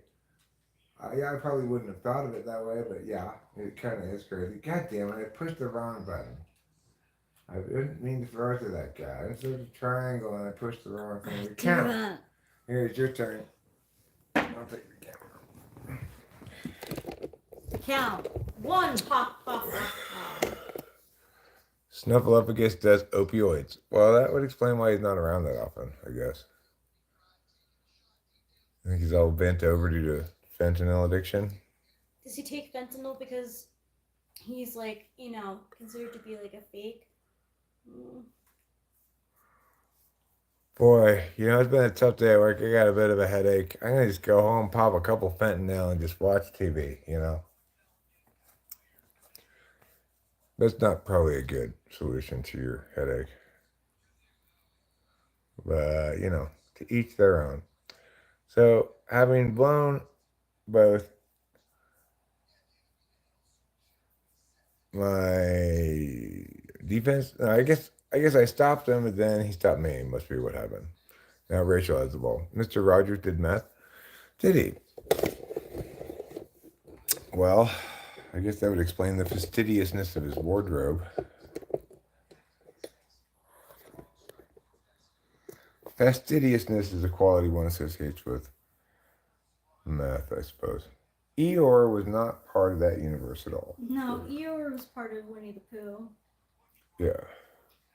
And Eeyore, quite frankly, had a bad attitude. He could have used an antidepressant or two, I think. Yes, Putty Cat. Well, tonight's game wasn't awful. Yes, it's true that Penn State ended up winning that going away by a large margin, but that was actually a hard-fought game. Boise State didn't roll over and die, and it was still in doubt fairly late in the game.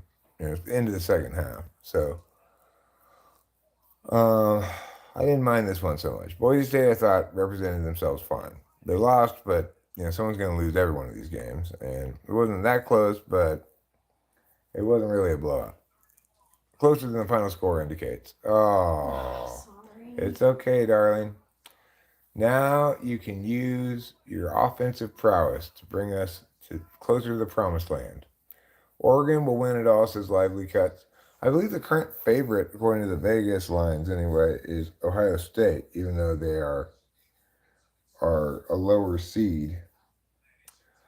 I think people are losing a little bit of faith in the SEC, having seen SC beat Texas A&M, having watched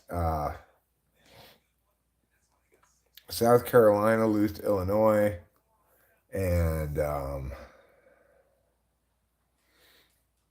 Tennessee got stomped. Alabama lost. So I think people are starting to think that the SEC is not as beast as maybe people make it out to be this year. Given the number of losses and stuff, it makes sense. But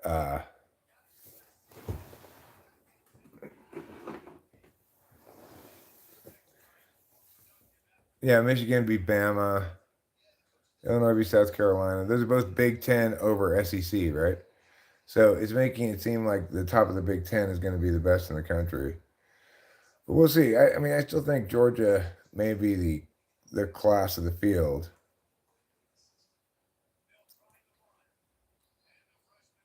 I would like to see Oregon beat Ohio State. But most of all, what I want to see Arizona State win. Yeah, all of a sudden it looks like the Big Ten is the best conference. Wow, nice job, Rachel. Touchdown. Oh, no, not quite. That's fine. Just go to goal line formation and just run a fullback dive. I'll show you. Okay. You're going to push R1 until you get to formation.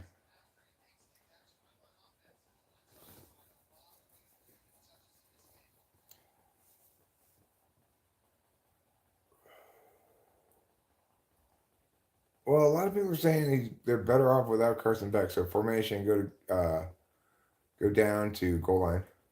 There, push that, and then go down one and push triangle. So this fullback dive is good for when you're within when you're at like the 2 yard line. If you're at the 1 yard line, it's good to go with the quarterback sneak. No. That's fine. You got to the 1 yard line. So now I go with the quarterback sneak. Go up, triangle.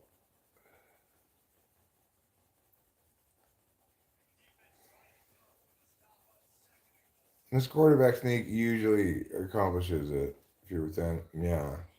He weren't quite close enough, I guess. You can try it again. You can try a halfback dive. You can do whatever you want. Obviously, don't listen to me because I've been wrong so far. UGA is favored by 2 over the Catholics. You know, that seems about right. Notre Dame has looked good. Notre Dame has overperformed the typical feeling one has about Notre Dame, which is like they're overrated because they're Notre Dame.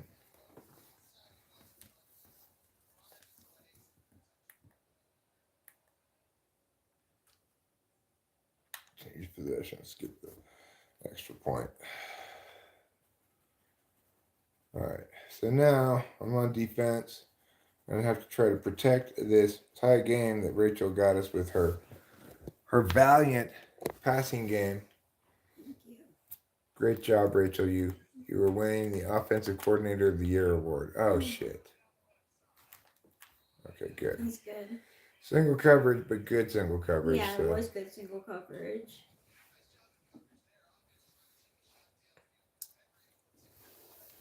I'll give the people back to Happy Rachel. New Year, Carrot. I like your icon. It's a moth.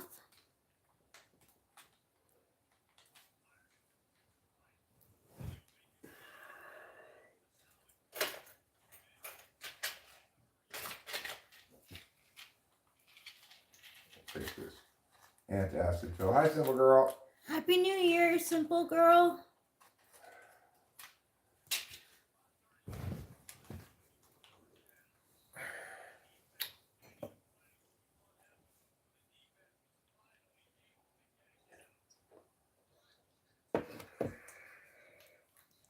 Cool. Carrot? What color, like what kind of green? This is like an olive green, I'd say.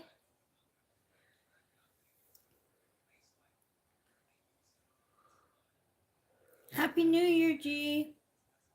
Nappy Hugh here. Oh, Nappy Hugh here. My mind automatically transferred it to Happy New Year. Brad and Angelina finally. Oh my gosh, finalized their finally. Jeez. It's Been going on about for time. years. It really is about time.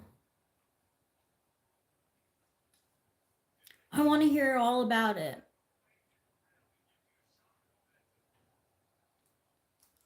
Something about her, like, I don't know. Uh-oh. Come on, Eric. It's alright.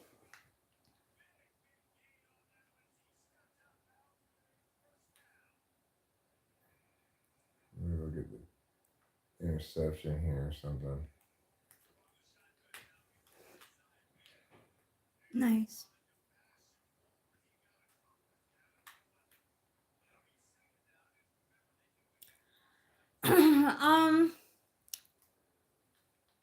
I don't know. There's just something about her. Just the whole way that she started the relationship with Brad Pitt is no bueno, you know?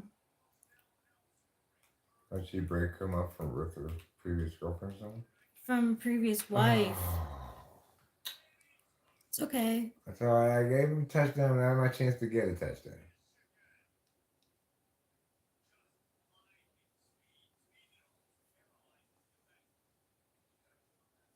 Melanie Griffith, huh? Yeah, he was with Jennifer Aniston, remember? That's why people used to feel bad for Jennifer Aniston, but I think they're over it. Happy New Year, gotcha. Happy New Year, gotcha.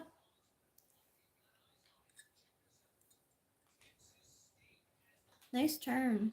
Thanks. Getting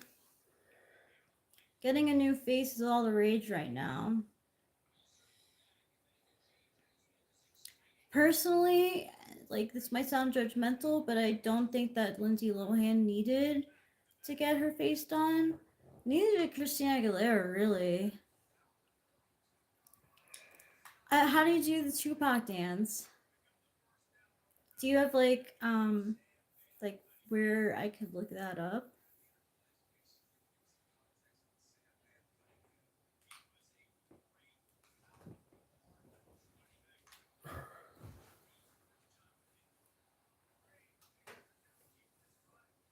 Basically, you just gotta do any dance but have a bandana with the tie part in the front of your forehead. CG, I would actually argue that because I showed Eric Taylor Swift's plastic surgery and he was like, "Oh, that doesn't bother me because it looks good." I'm like, I still don't like it. I'm still not in favor of it. I guess it didn't look different, really. She, like, her eyes are more open and stuff. It doesn't take away from her appearance, that's for sure.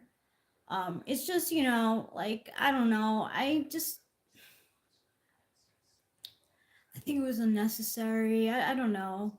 Yeah, I think that shit's unnecessary too, and I don't think people should do it, but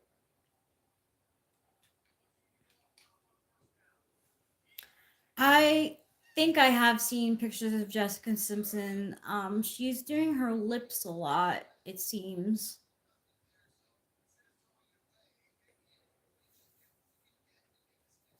she probably wouldn't feel any need to do that if she just get makeup lessons from me.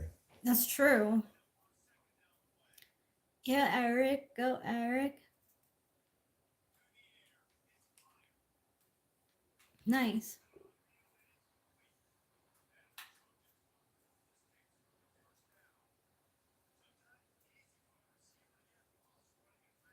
Ooh, its charge is dying. Okay, I got it.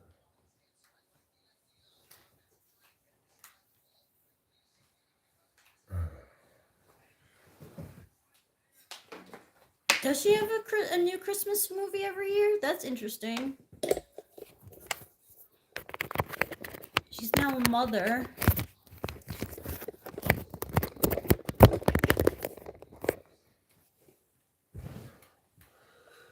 Yeah, we know that Punky Brewster had surgery, boob reduction. Most every, like, star has had plastic surgery, a lot more than don't.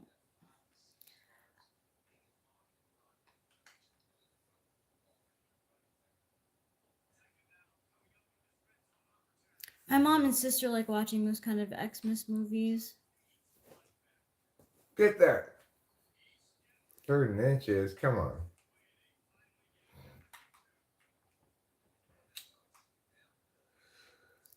Happy New Year, Octavio Silva. Good to see you.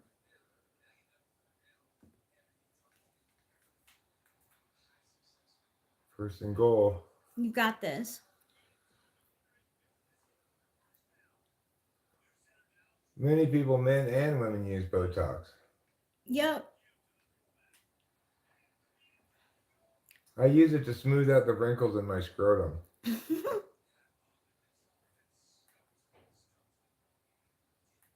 That's interesting, Carrot. I never knew that existed. I watched Punky Brewster when it was on TV as a kid. Okay, Rachel, now your turn to go defense, offense. We're tied up.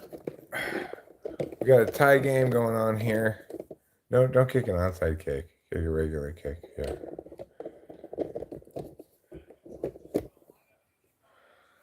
(14-14), USC versus Michigan. You had an animated Punky Brewster VHS when you were a kid. Cool. Was it even better than the real thing? Yeah, I've watched The Boys. I've watched like almost all of The Boys. I don't know if the second half of the season's out now. Probably is. I should probably go back and continue it. It's a show that unavoidably makes one angry at, No. people with too much power and too little accountability in general. Rachel's on defense now. She's got a 2nd and 10. Michigan has 2nd and 10. And they pick up 7 on the run. But Shelly says, Happy New Year from New Jersey. Happy New Year, Shelly. Happy New Year, Shelly. And Happy New Year to all of New Jersey, the Garden State. That's right. No. A lot of people think of it as, the Jersey Shore or the Jersey of the Sopranos, but really, it's the Garden State. It's mostly gardens. There is a movie called Garden State. Is there? Mm-hmm. Zach Braff made it. Bam. And Rachel lets that receiver know that he has no business hanging out in the flat there.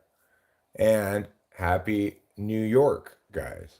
Oh, that's right. It means New Year's. Oh, it's fine. I'm so sorry. Rachel, no sorry in football. No sorry in football. You're doing great.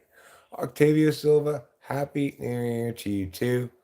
We've still got 2 hours and 15 minutes or so until the new year rings in California. That Michigan quarterback scramble bambles his way all the way down to about the red zone here. They're in the hurry up because they're scoundrels.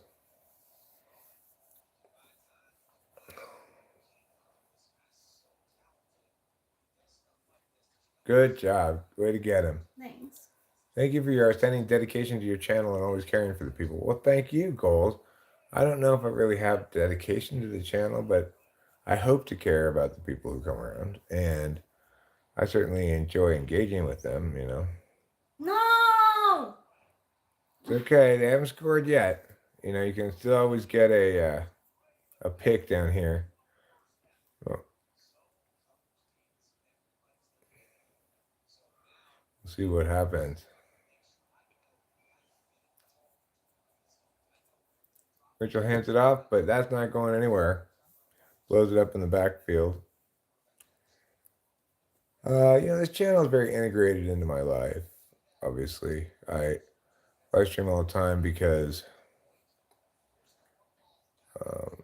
it makes me feel like, it just gives me an engagement with people outside of just me and Rachel, and lets me feel connected with the world somewhat. Good tackle. So if Rachel makes the goal line stand, they're going to have to kick a field goal. Excellent work, Rachel. Thanks. I want to go safe man left because they might have a fake field goal, which is unlikely, but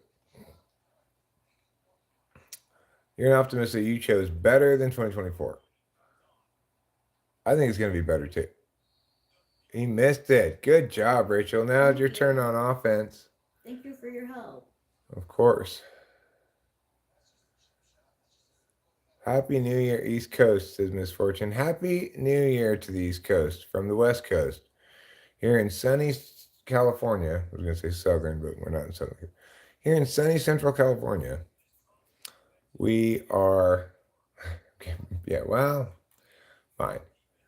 You know what? I'm going to just let you have it, Miss Fortune. I'm going to let you have your pro East Coast shenanigans, because we're cool like that here on the West Coast.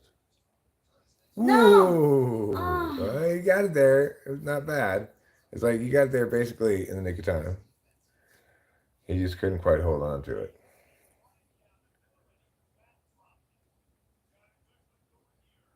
I'm still getting to know the buttons. That's fine, darling. Damn it. That's good. Excellent. Big play. Big pass I play. was nervous about that one. Then you put some air into that pass and it just sailed right to the receiver. That was a sweet dime. Bam. Boom.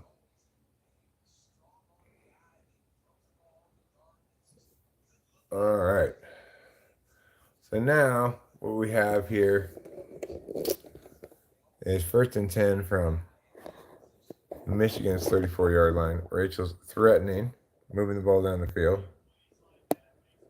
Here we got this set up here. We're going to read the chat and watch the game. Play the game. Oh, no! No one knows. That's fine. That jet touch pass is a good one. Maybe flip it around. Push R2.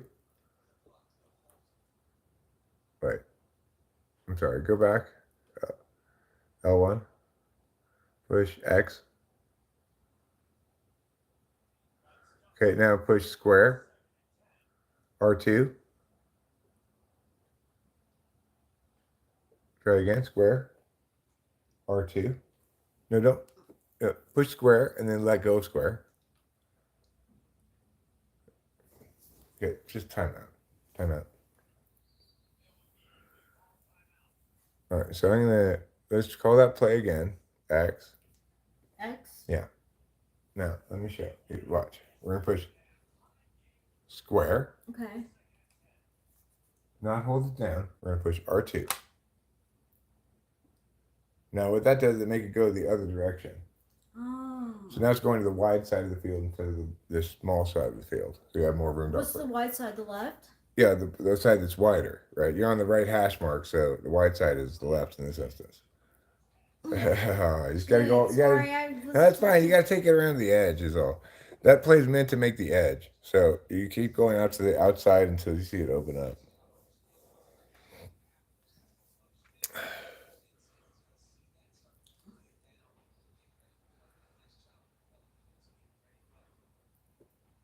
You try to get field goal, or you can try to punt it, What do you think? or you could go for it. I don't think you're gonna make the field goal. So I'd say either punt it or go for it. Let's see if Rachel can get this 4th and 11. It would be a long field goal. Field goals are hard to kick in this game. No. That's fine. That's actually not bad. That's like a punt. It's just like a punt. All right, here we go. You got this. Let me hand you over to capable hands of Rachel.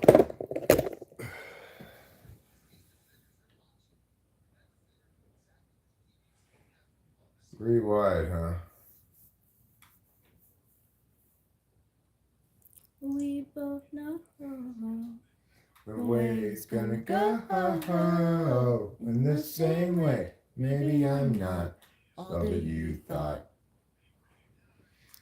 And we both know the way it's gonna go in the same way. Maybe you're not such a hot rod.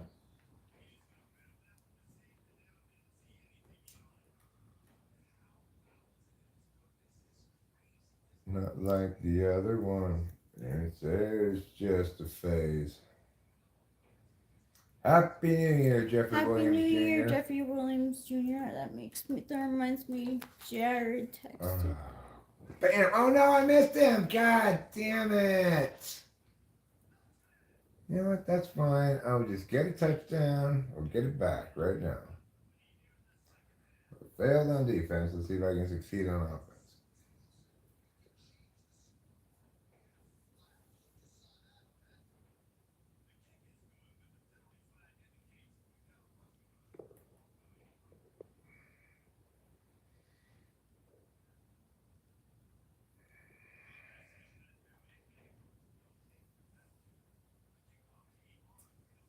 All right.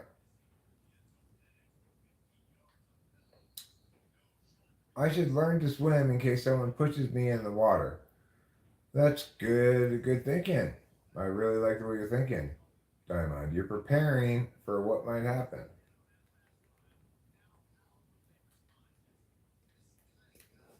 Oh. Alright, let's just quit this game. We failed. We give up. They're another pick.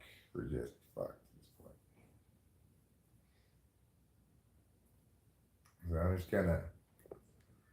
I'm just going to simulate this game and try again on another game.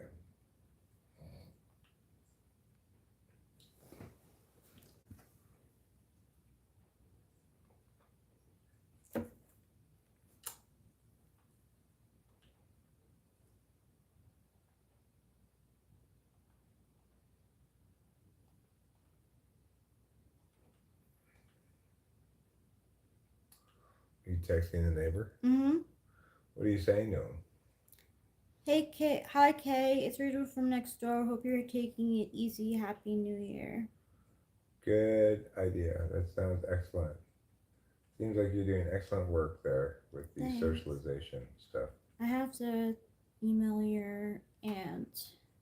Right.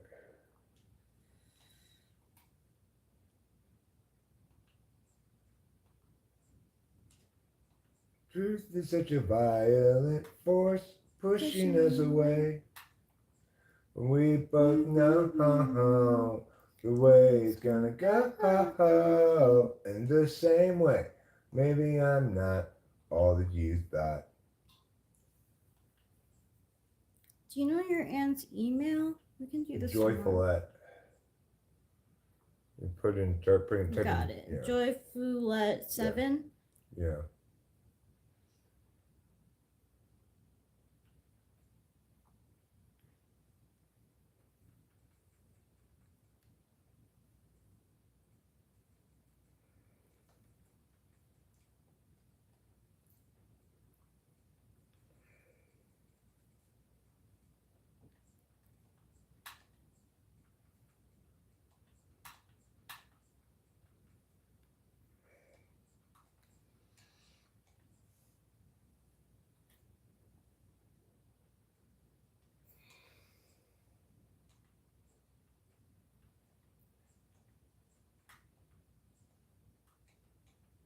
Ignorant of the weather?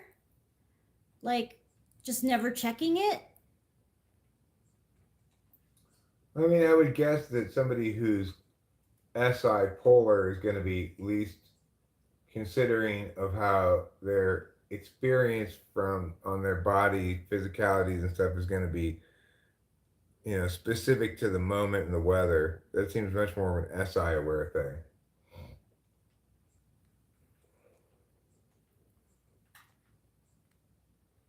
That would seem to be SI polar, SI4 maybe, Fourth isn't very effective a lot of times, makes mistakes like that. But 4 will complain about it and realize they fucked up, whereas 7 will be like, what, it's cold?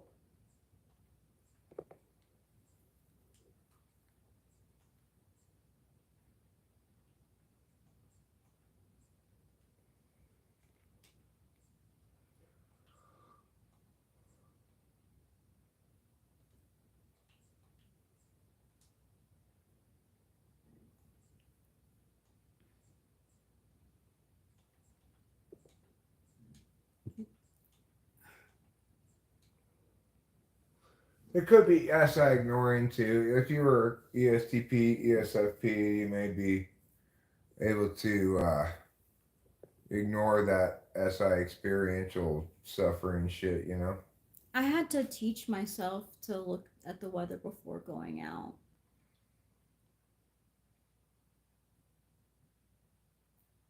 I see. So, Rachel, I think this time let's play an easier team. Let's play Northwestern. They're 2-5, 1-3 in conference. We're 8-0. I think we can handle this team.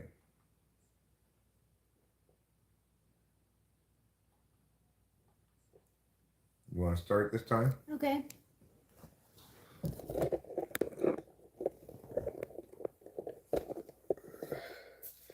I think I fucked up. I underestimated the cold and thought I was warm. How Well, cold is it? Like, how long did it take you to realize that you had messed up? If you realized it right away, it could just be third or fourth slot SI. If it took you a while to realize, like, oh shit, this is going to be a problem, then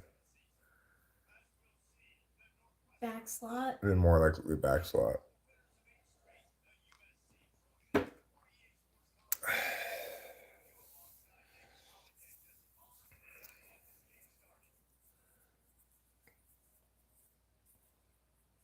So we're going to go outside, you and I, internet people, in a minute and smoke a cigarette. But I'm just going to let the phone get a little bit of extra charge into it, a little extra electricity. My phone runs on electricity, you see. And then when I go outside, I'll plug it into the plug out there. Because, it's been a bit of a long stream. 4 hours is not super long, but we plan to stream at least through midnight. Midnight is still 2 hours away. We've got at least 2 hours of live stream in front of us. And Accordingly, we're going to have to leave the phone plugged into the charger for a bit to make sure it's empowered to do justice. No, not that guy. Oh, no. You were trying to throw it to O, huh? I don't know what I was doing. Oh, sorry. No, sorry. It's fine. Get one of those shiny new steam-powered phones already. That's not a bad idea, G. A steam engine smartphone. I like it. Obviously, it's going to get a little wet. Swimming is fun, says Carrot. Well, I am glad that you enjoy swimming. You find it fun. I think it's better than a lot of things. Like, it's better than being run over by a car. Better than jogging barefoot over broken glass. Happy New Year, Victor. May you and your family, your friends, your loved ones, and everyone near you have a wonderful, wonderful year. From January 1st straight through to December 31st next time, may it just be nonstop wonderfulness. It delights you and fills you with joy and excitement all of the time. Get him! Wow, big sack. That's a big sack.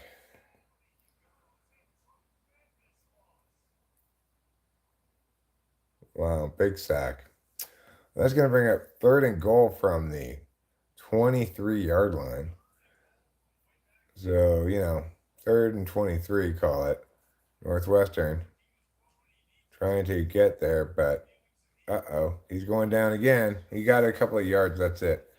I'd say push square.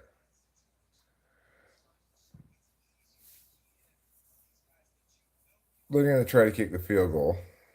Old Northwestern is. Oh, roughing the kicker. Come on. They love calling this roughing the kicker in this game. It's ridiculous. And it's going to be 1st and 10 from the 11-yard. That's fine. We can still get a pick, turnover. In which case, they're going to regret having taken points off the board.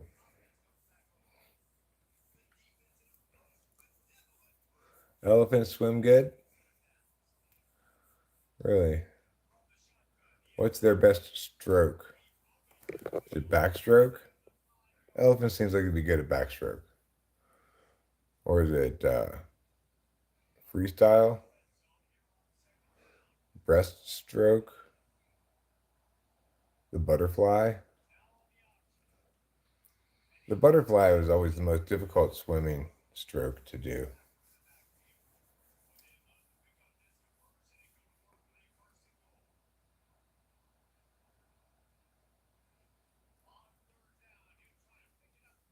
No! You use a backstroke right now? Anyone offering? No, not at the moment.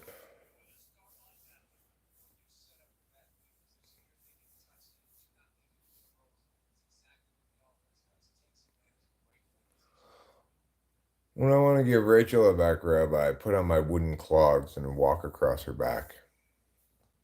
And she says, "Oh, right there. Yes, good. You are loosening my tightened muscles."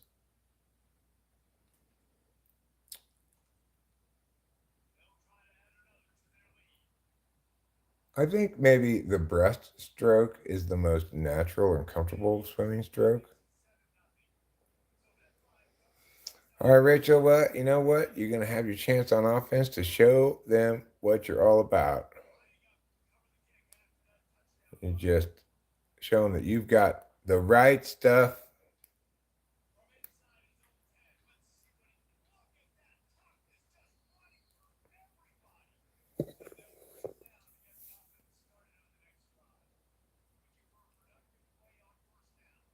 Elephants have trunks. How does an elephant swim nude?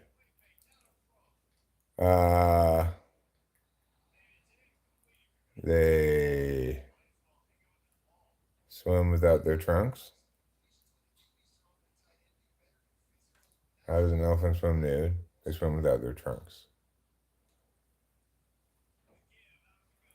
That's depressing, G. I don't want to know about that.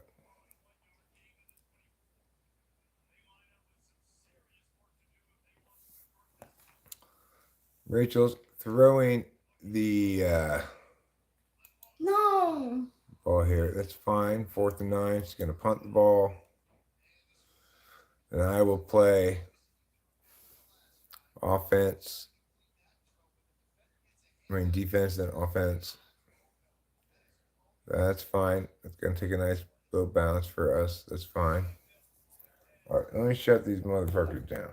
Let me show them how it's done. Let me show them how it is. Let me show them what's going to happen to them. Doggy paddling is essential in the beginning. It teaches you how to swim.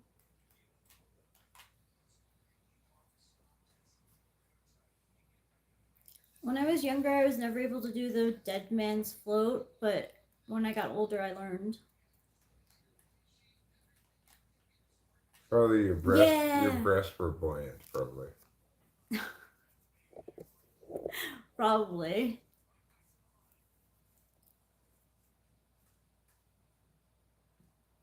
I think when I was little, I thought about it too much. Yeah. You're not going anywhere, Northwestern. And now it's my time to shine. Mm-hmm.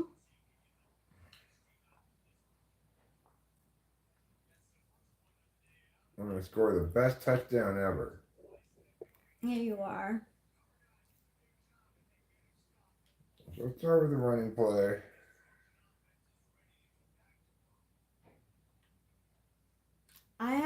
I was scared of jumping off the diving board and when I took swimming lessons. My mom, she said she would get me a Snickers if I went off it, and she never gave me the Snickers. Your mom was a cheaty liar pants. Yeah, I was like, what the heck? I didn't ask for much. I was scared. You blew that up in the backfield. That's fine. I'm going to try this jet touch pass, okay? So it needs to go the other direction. But, so if you're going to run this play, you want to try to get to the outside all the way. Nicely done. Thanks.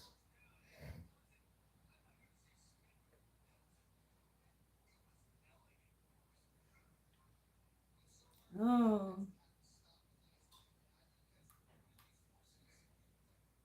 That's scary, Diamond.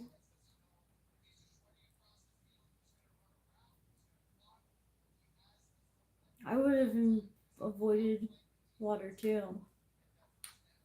Nicely done. Thank you. We're going to score on Northwestern, tie it up. It's going to be a brand new game. All right, let's try the draw play.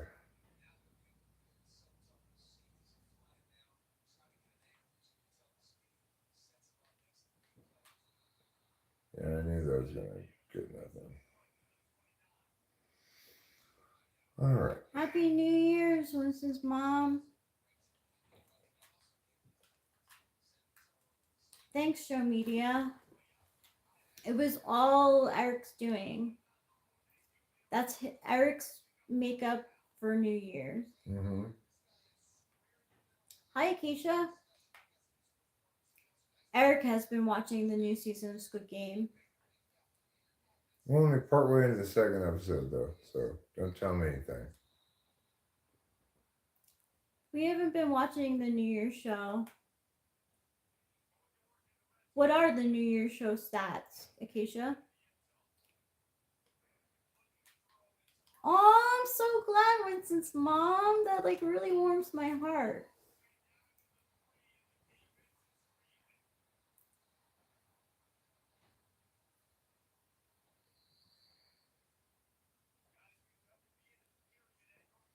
Well, I'm threatening. I'm on the doorstep here.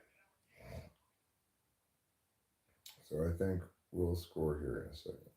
Cool. Hopefully. First and goal. Yeah.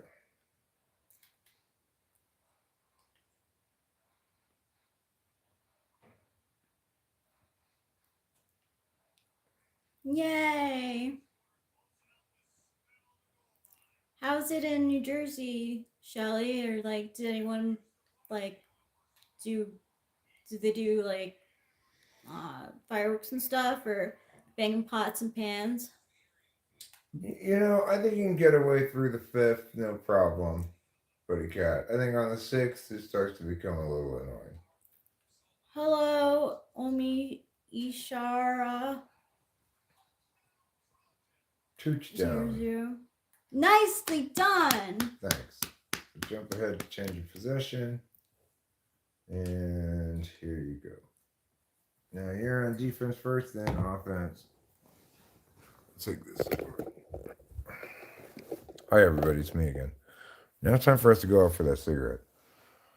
So I guess I left my jacket hanging up in the bathroom. I need to get a beverage other than coffee too. My dragon here. My pee is really yellow.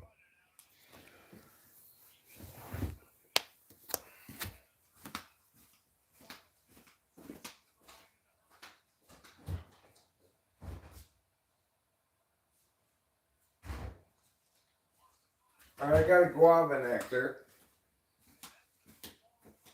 You're excited for this new year. Hosted a pick on my community and a laundry basket made it in the pick. Good job with the laundry basket. Yeah.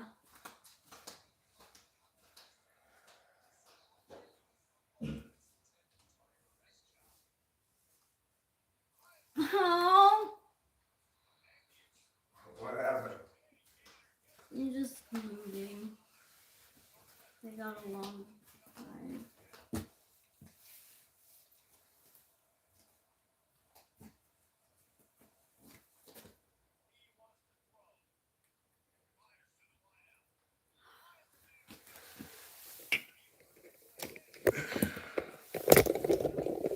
All right, come on, let's go outside for the cigarette. And Rachel will have her chance on offense after this defensive stand.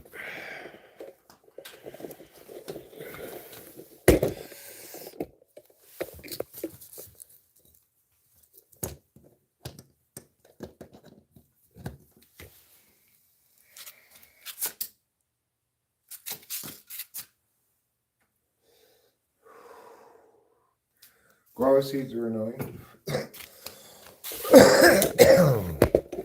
But Kern's guava nectar is. God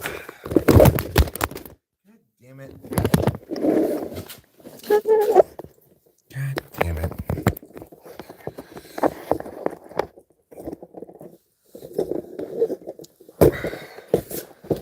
Jesus Christ.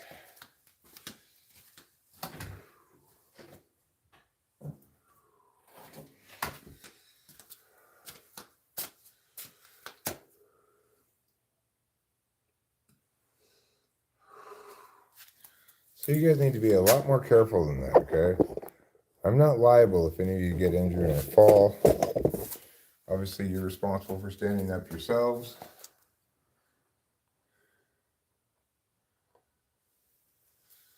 Not nectar. You don't want to drink non-nectar. You want your guava juice to be nectar. Like this guava juice right here.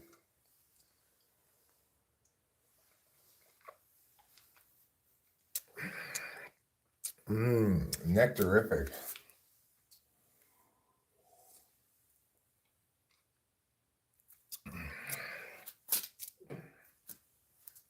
Hey, I didn't drop you. You tripped.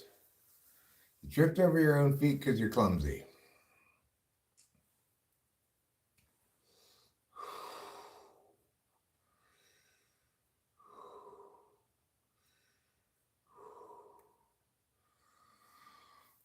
If you're going to deal with seeds you get out of something like that, it's good to get your pumpkin seeds out of your pumpkin, and you can roast those with a little bit of salt on them, and they're quite delicious. But watermelon seeds, I don't think so, G. I think you're wishful dreaming.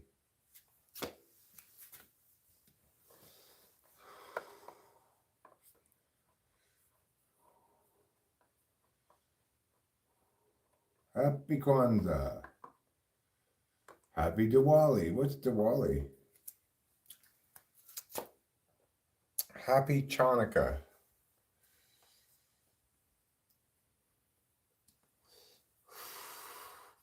Happy pagan solstice ceremony. Happy Stonehenge Day.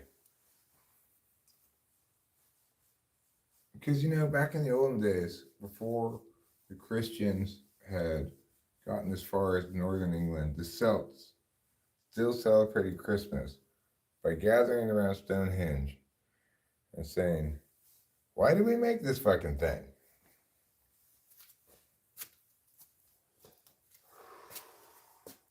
Yeah, I get it. The big rocks line up with a man and yeah, who cares, you know?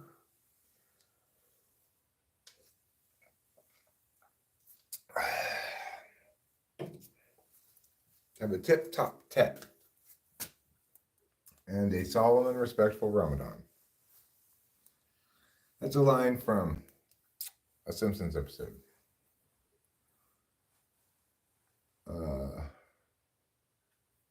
The clown. What's his name?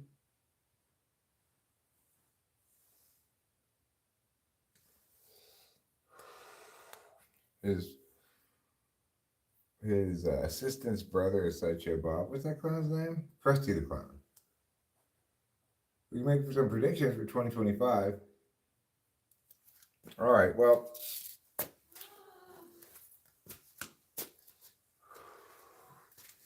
tell you what I'm going to do. We're going to get a little bit morbid here. I'm going to predict celebrities that are going to die in 2025. I'm going to start with Alan Alda. If Alan Alda is still alive, I think he's going to die in 2025. Oh my gosh, I am so sorry. Don't be sorry. What happened? He's got a... Pick six? Mm-mm. Yeah, well, welcome to the difficult job of quarterbacking. It is. It really is. This game is not easy.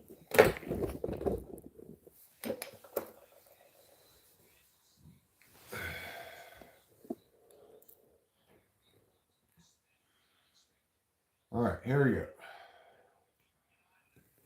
So my first predicted celebrity death is Alan Alda. My second is William Shatner.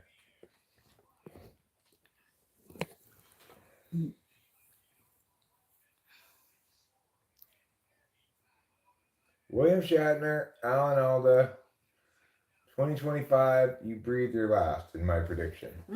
That's good. Those are two good ones. Another shocking celebrity death is going to happen in 2025. Selena Gomez. Wow, she just got engaged. Yeah, she's going to die when she slips in a bathroom and hits her head on the sink. Oh, that would be really sad. Rachel, we all have to go sometime. It's true. Another celebrity death. I believe just before 2025, Jimmy Carter will die. Am I traveling back in time? Wait, what? You mean that's already happened? Or you predicted Cameron Diaz would die? That's just her career that's dead. I predict that J-Lo will experience full catastrophic career failure in 2025. I like that. It's about damn time, honestly. Yeah.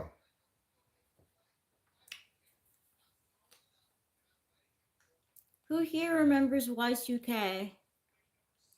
I do. I do too. It was all over my gat. Oh, he got caught up there.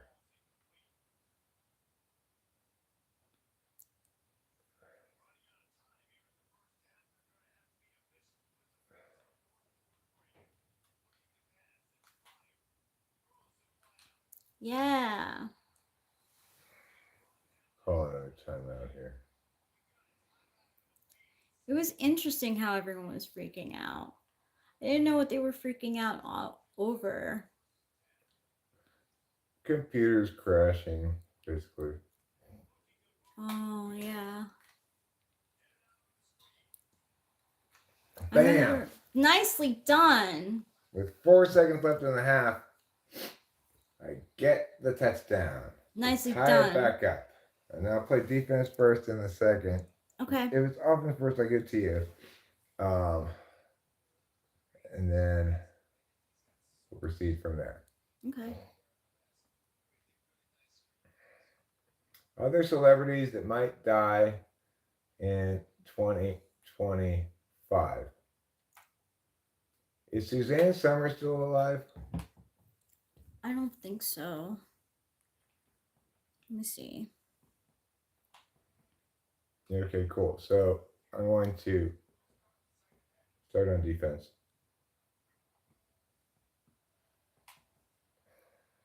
No, Suzanne Summers died last year, actually. There's not going to be another shutdown. People have learned their lesson, I think. Show media.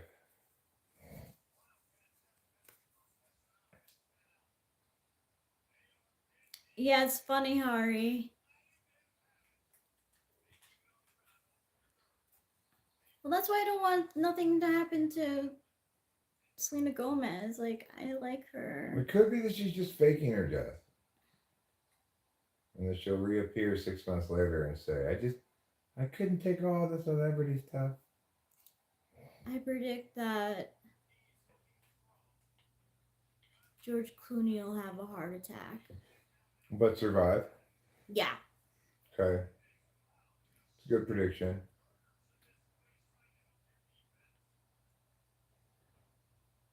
I predict that Oprah will come out as not that great of a person.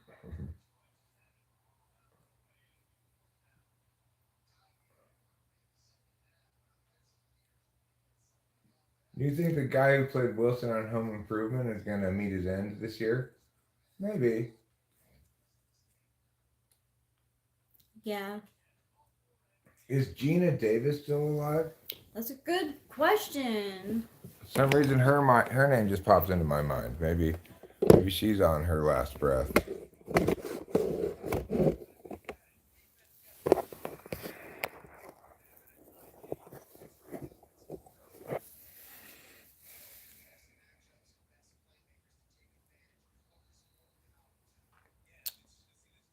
Oprah gave us Dr. Oz and Dr. Phil. I'm questioning her Effie lately. Yeah. Well, I mean, No. they're popular. They're successful. Yeah.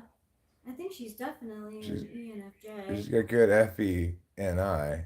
The question is whether it's actually good for people, and the answer is probably not. Dr. Phil. Dr. Phil, Dr. Schmel. That's what I have to say about Dr. Phil. Uh-oh. No.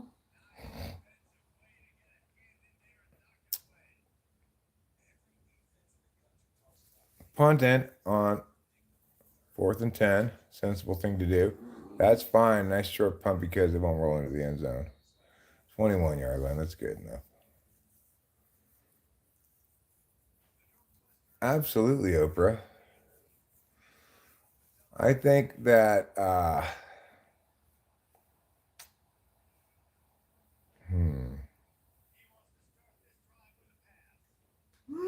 I think Sylvester Stallone dies in 2025. That's a good one. Yeah. Is Al Pacino still alive? Yeah, I think so. I'm gonna say Al Pacino. I'm also inclined to say, what's his name? No. I'm so sorry.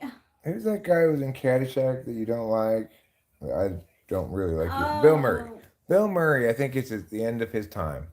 It's I think he's gonna die this year. Bill Murray. You think he's gonna die? Yeah. I think he'll be exposed as an alcoholic. I mean, he kind of already has been. Yes. What was the last movie he's been in? Probably that movie I watched the other day. Although it looked like about 5 years ago for Selena Gomez. She looked younger. I predict that Taylor Swift will break up with Travis Kelce this year. Really? Yeah. I see it in the stars. Young and shocking deaths. Okay, well,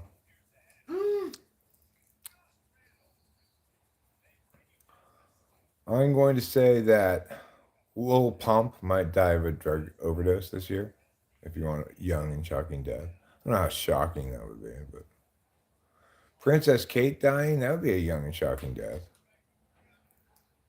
But you know, she did or does have cancer. Mm-hmm.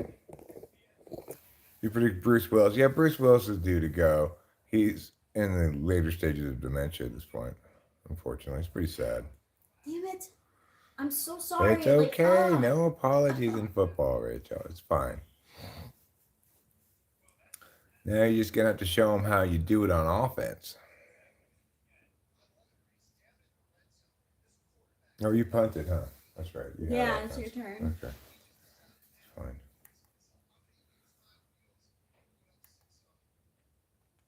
Change possession. Skip the special team stuff. All right, here we go. So I'm going to start this off with a strong power. Well, he was married to Demi Moore, and I don't think she was known for her lips. So maybe they had like no lips kiss is. Maybe they bonded over their shared lack of lips. Yeah.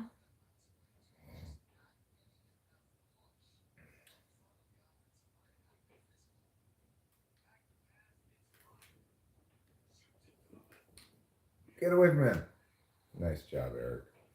Big first down. Elon Musk. I feel like he would judge me in the way I live. But I judge him for having a lot of kids.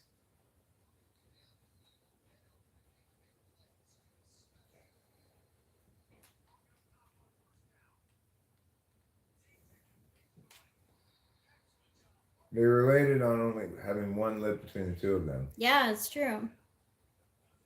They realized it at first kiss. There's one lip between the two of us. We have one lip. We have one lip. We have one lip. We have one lip. We have one lip. We have one lip. We have only one lip. That's nice to know that Demi Moore is still supportive of him and stuff. They Yeah. seemed like a proper couple in a way that like Ashton Kutcher and Demi Moore never did. No.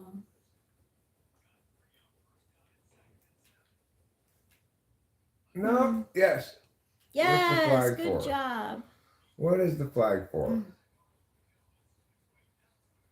Pass interference? He's John McClane, and he's the guy from Pulp Fiction, too.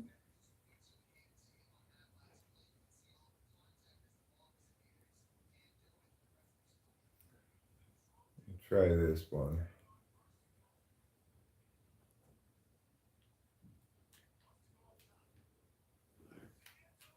Yeah, through there. good job. Ill-advised throw, really. I timed it right, but I really had to thread the needle. That'd be fun to hear a story about Elon Musk getting pushed into water. That sounds, now I think about it though, like I wouldn't want to be pushed into a pool or something. So that's not really nice. Elon. Hi, this is California, United States. So, did I play defense too yet, or did I just play offense? You No, I just played offense. Yeah. Mm-hmm. Okay. That's okay. Play defense.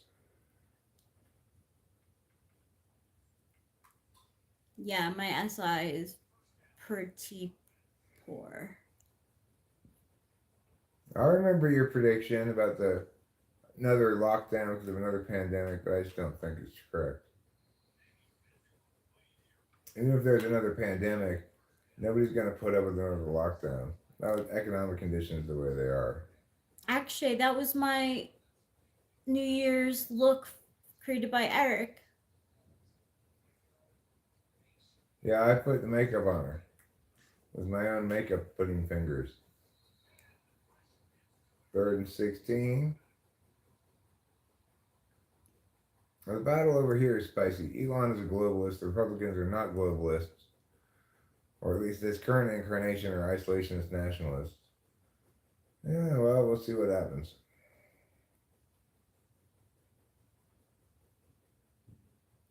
It's documented here, you know. If you think, oh, I think I made a prediction, just look back last year, New Year's Eve. There it is. All right, so it's 3rd and 16. I'm close to stopping them, and then Rachel will go on offense.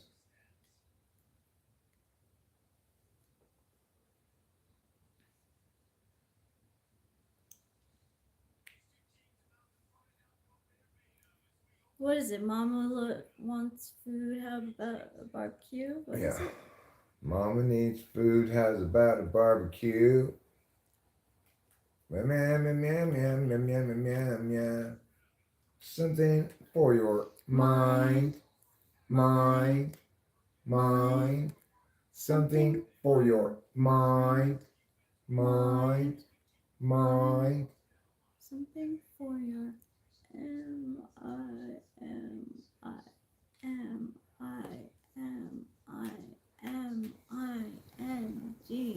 There you go. Tie game again. 21-21. Rachel's on offense. The country's pretty divided, but doesn't need to be. The thing is, it's not divided in any meaningful way. It's just it appears to be divided, you know?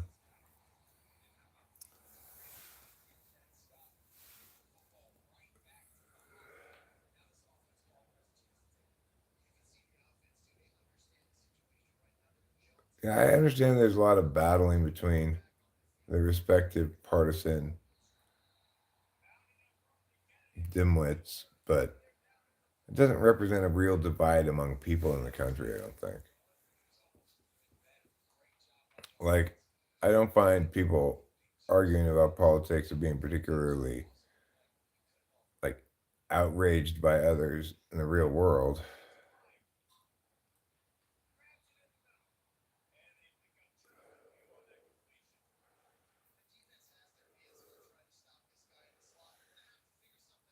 I mean, H1 visas are fine. I don't any problem with us letting more people into the country who do tech jobs and stuff, you know. Radiator Z11 says I haven't been to the channel in months, and then they say something in Korean. Say "Dambe pinan shiganida." Nice. Oh, almost. Just missed it. You got to go for that from there. Go to formations, maybe, or just one of those plays is fine. It's a lot of quick flats, not a bad play. It's almost New Year's in California. We've got another hour and a half.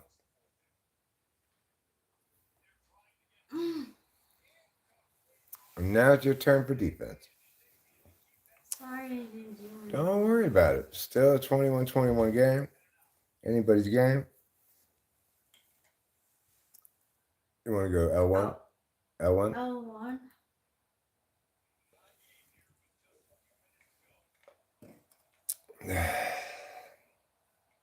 With the right side of the warning as I go. That's fine, darling. What the right side of the aisle says about is that it's a form of indentured servitude. It's going to stay in their job or leave the country and get paid less than Americans might.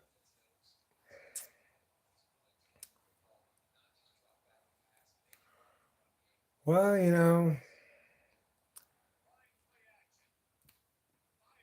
I don't know what I think about that. It's just, I'm not so terribly worried about bringing over foreign nationals who contribute a great deal to the success of the economy. Yeah, really. If the argument is that companies hire them because they can pay them less than they pay Americans for the same work, well, I mean, that's not generally the case with H-1/5 visas. But I guess it could be.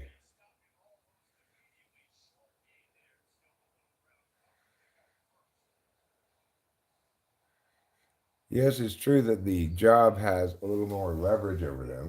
No, it's still you. It's still you. In that,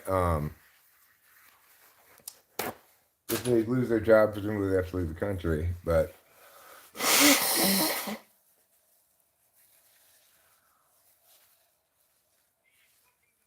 uh-oh. Good tackle. Good tackle. Get him. Oh, no. Good tackle. Good tackle. 3rd and 2.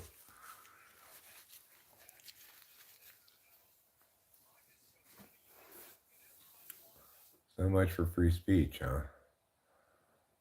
Well, I mean,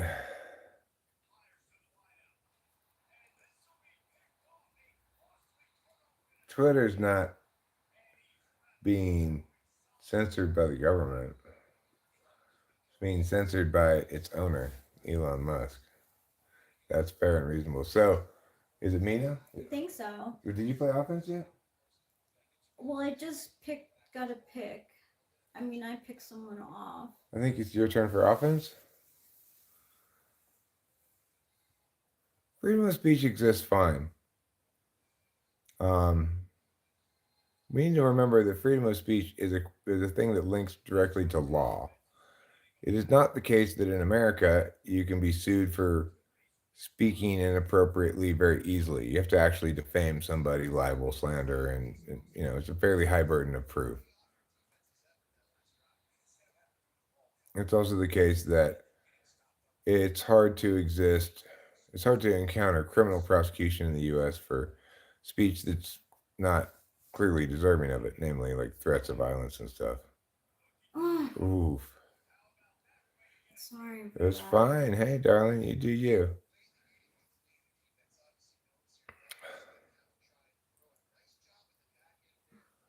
I mean, I find it exists on YouTube just fine. I don't feel as though my speech is constrained. It is true that one time I got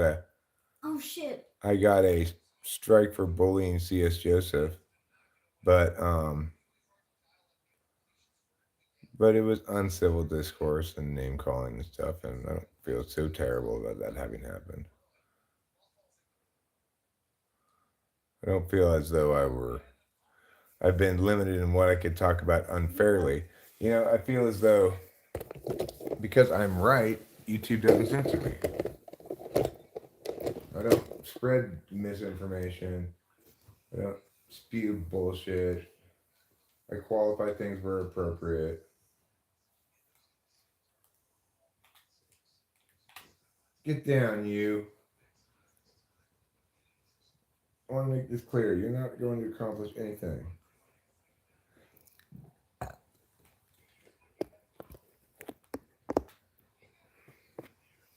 We have headbands for New Year's. They're in the back seat of the car. You want me to get them? You feel like it? Sure. Sure thing. Is the car open? I'm not sure. The keys are right here. Thank you. All right, well, I stopped them on defense. And it looks like we're going to end up seeing an overtime here. I could try a Hail Mary at the end of this half, but let's see what we got here. Hi, Glitch Dash from Grand Rapids, Michigan. Welcome to Mariposa, California, land of Yosemite.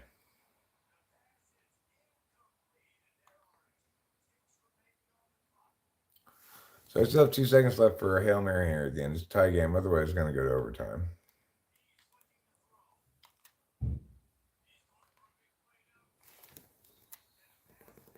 Oh, there's a flag on the play. I wonder what happened. Pass interference. I'll accept it. I get another shot at this. 54-yard field goal? There's no way I can kick this field goal, but I will try to kick it anyway. Chances of me kicking this field goal are slim to none. Oh, that's terrible. I get not to shank that any worse. Do you get running into the kicker? Roughing the kicker? Another 15 yards? Now that's field goal I might be able to kick. 39-yard field goal is a little bit easier. Okay. Line that up. 39-yarder, Rachel. Nice.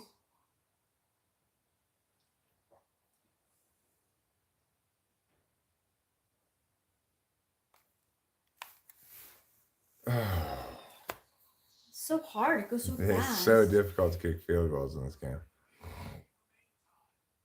All right, that's fine. Football is not an easy sport. We'll go to overtime. It's fine. So it's going to be you now. Oh, the pressure.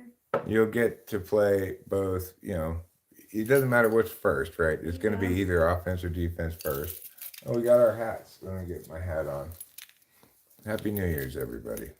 Happy New Year's. Do you see It looks good on you. See the happiness inside of my head?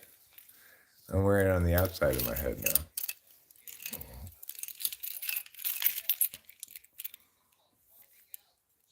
Norwich.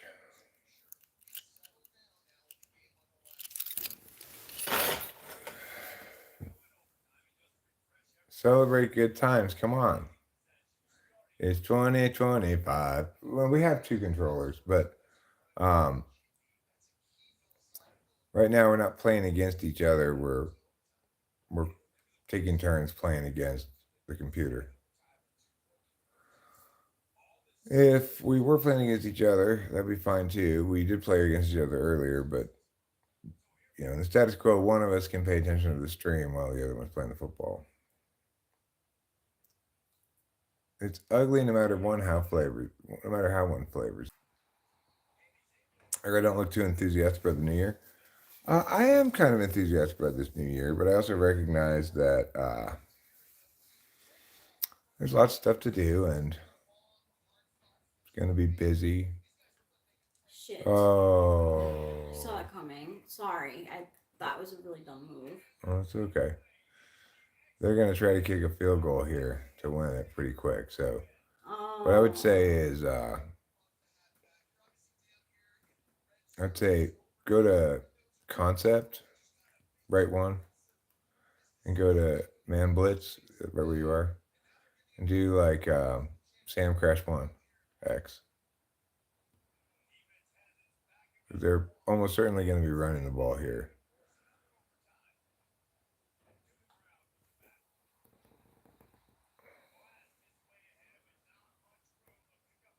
Same thing?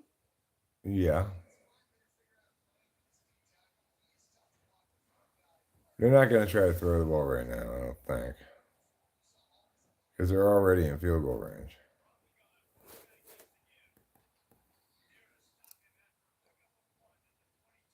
I'd go scoot down and look at more plays. More.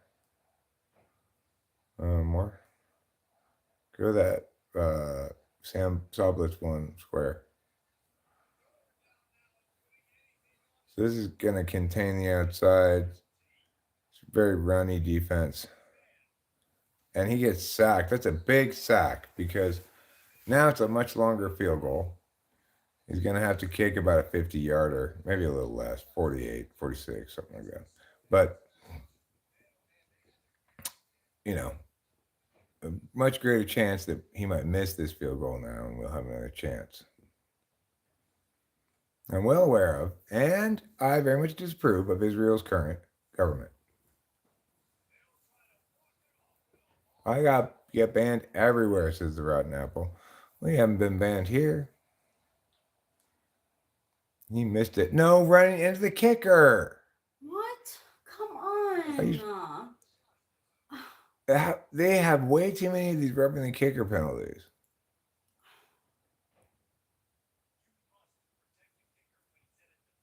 What do you think? Just go Sam Crash 1.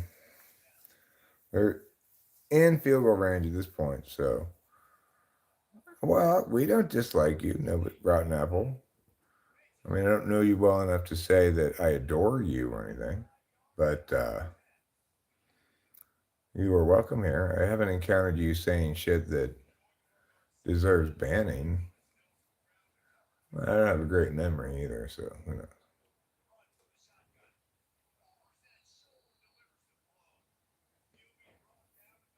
Only because the U.S.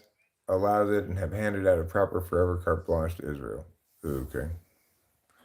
You know, I don't think Israel needs our permission to do what they want. Fuck! Sorry. Oh It's my okay. god. It's okay.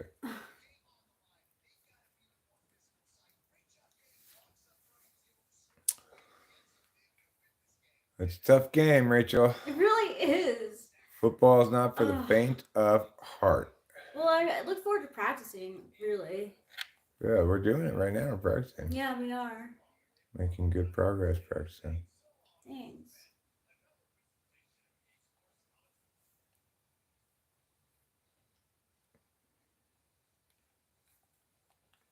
Nobody likes me, everybody hates me. I guess I'll go eat worms.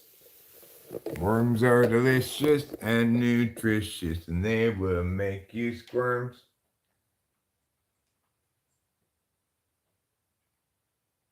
Why would we ban you if you feel left out? I think that's what Show Media was saying. If you really feel out of place here because you're not being banned, you could ban you. Ah.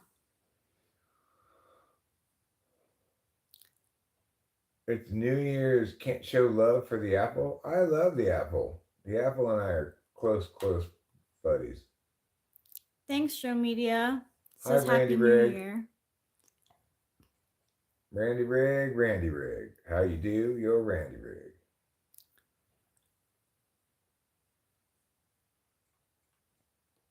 Let me just go ahead and advance, simulate that game instead of losing it.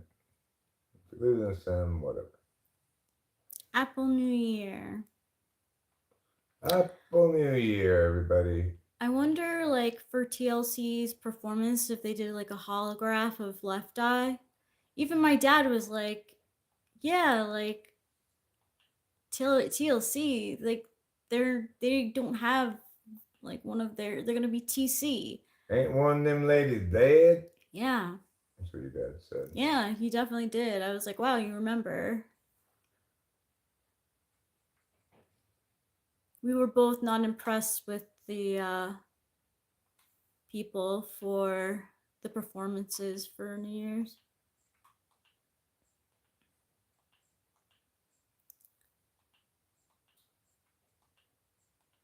Hey, Atro.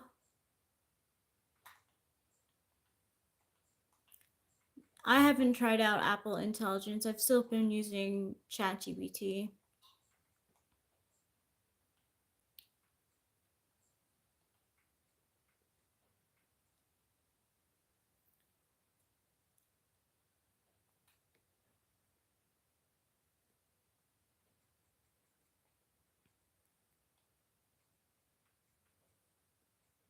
You actually like getting banned? It's fun.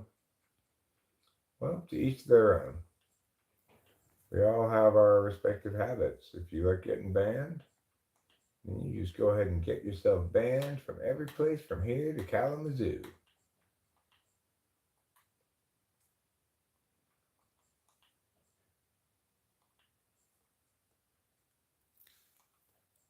Check my.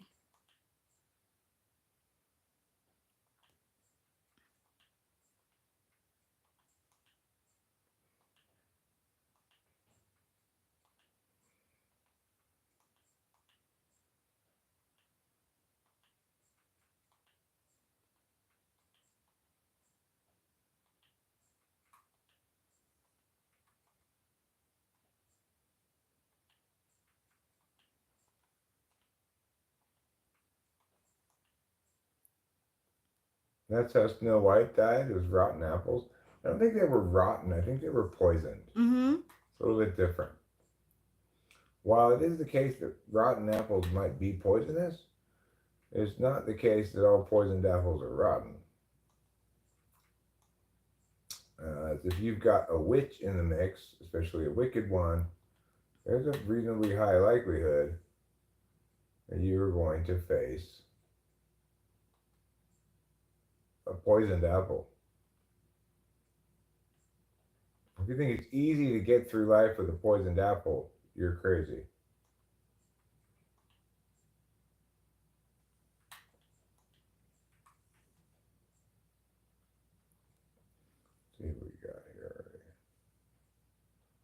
4-star, 4-star, 4-star, 4-star.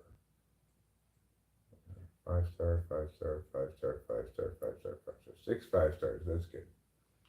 It's a good amount of 5 stars.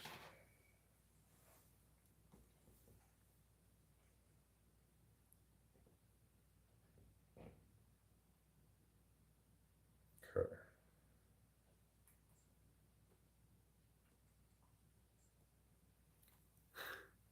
Literally every live from India looks like they're hostage situations. Huh. Well, why do you suppose that is? Do you think people in India have a tendency to keep people hostage?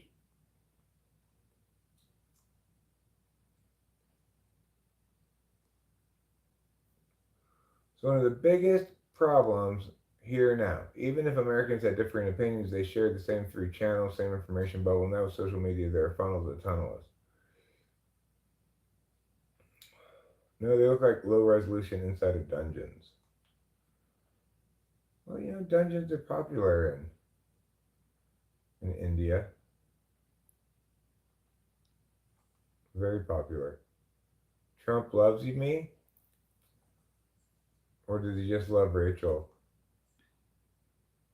He doesn't get love back from me. It's unrequited. He probably loves you in a dehumanizing and objectifying way. Ooh, that makes me mad. Probably just saying. Ooh, I don't like that at all. You subbed and liked. I'm pleased to hear that, Atro. Thank you. Thanks, Atro. Cool, Atro, thanks. You are the Atro that we are dreaming of. It does, red-blooded American. Diamine says pistachios, cashews, walnuts, yum.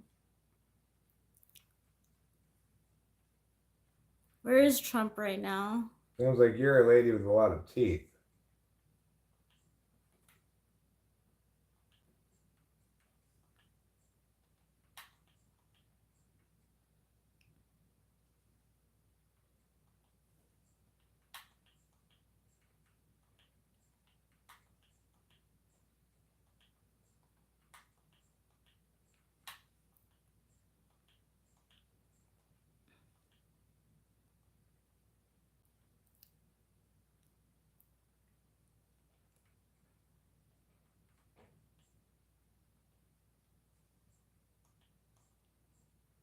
There.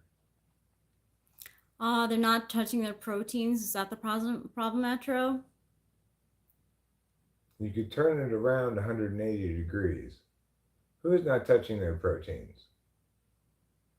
The protein-hating people of Madagascar? It's almost next year soon here. Not quite 2025, but we're living like it already is.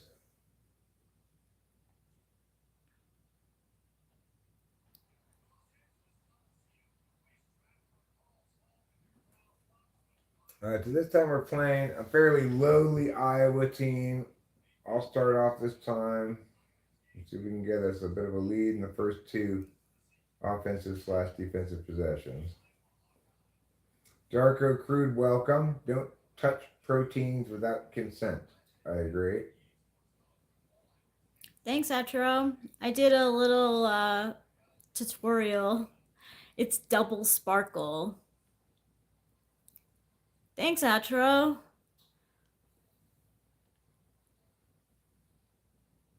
Happy New Year, Darko Crude.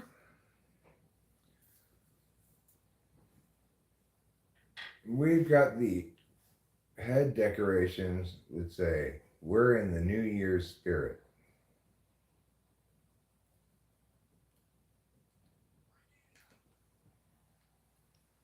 Happy New Year, Darko Crude. Arabian pistas, all. They're the best. What are Arabian pistas? Yeah, what are Arabian pistas?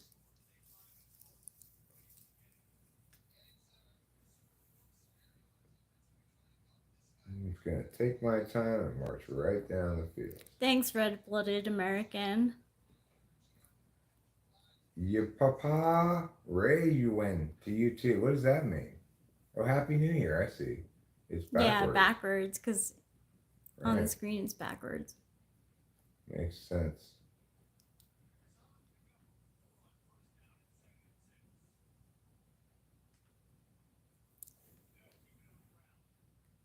I'm going for it. I'm going for the tarot cards. I didn't know if I was going to do it, but I'm going to You do do it. it. You live the dream, Rachel. Thanks.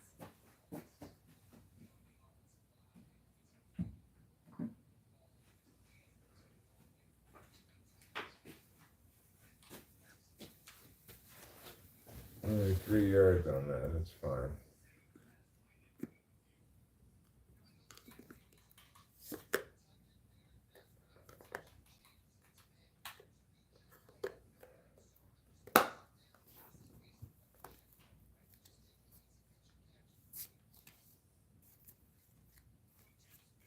This is a Nike ad. This is the best Nike ad they could have, especially because I'm wearing Birkenstocks with socks on.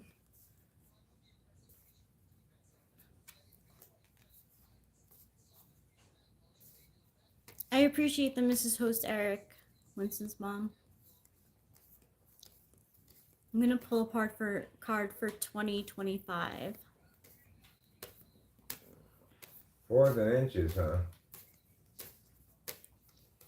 I'm going for that.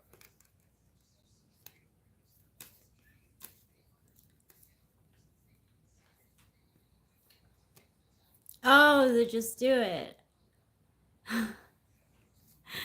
Yeah, it's a bonus. No thanks. I think I'll pass on the ass smell opportunity. Ciao. Good 2025 to you, Giancarlo. I like your use of the tulips. All right. A little bit more shuffling and then a card for 2025.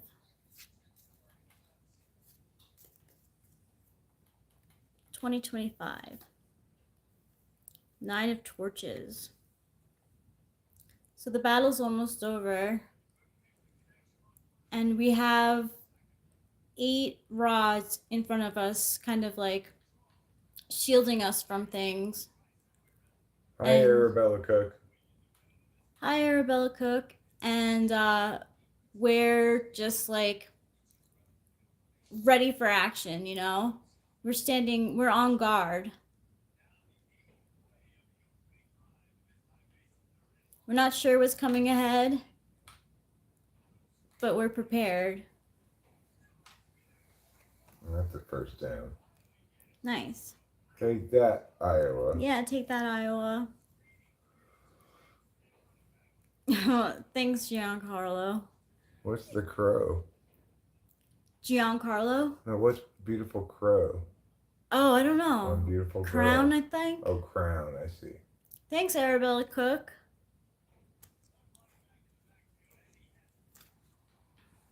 Another first down. Yeah, go Eric, go Eric. It's my birthday, and I'm gonna party like it's my birthday. Find me in the club, bottle flip up, I got it. Oh, you dropped it? You're a droppy dropper, Tennis.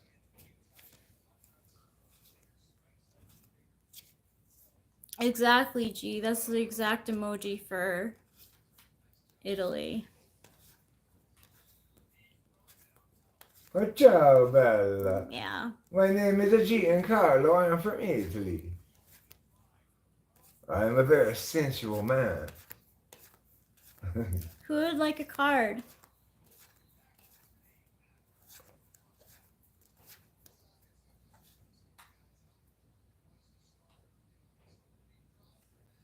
Happy New Year, Seth Pierce. Okay, Darko Crude, then show media. Darko Crude, then show media. Darko Crude. Ooh, this one's falling out, but it's more than one, so it's not taking it. Pull, pull, pull on my penis. Clang, clang, clang goes the bell. Darko Crude. We will try to stay blessed. Thank you for the advice, Seth. 7 of Cups. So You lost your emotions down there somewhere, and you may be having like vivid dreams and a lot of them. And it's interesting because even though the cups are suspended in water, the liquid that's in the cups are like melting into each other. And you're like, oh my gosh, I have to get my cups. Maybe they had like your favorite drink in them, and like you're like very thirsty. Your pee is very yellow, so you have to go to the bathroom. You don't know which cup to grab first. Oh no, cups of emotion spilleth over. Okay, show media is next.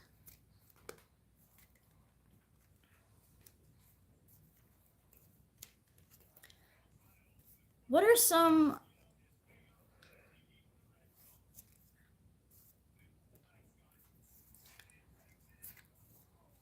show media is next, yes. What are some New Year's movies besides that movie called New Year's? Well, there's the music video for U2's classic song New Year's Day. How does that go? On New Year's Day,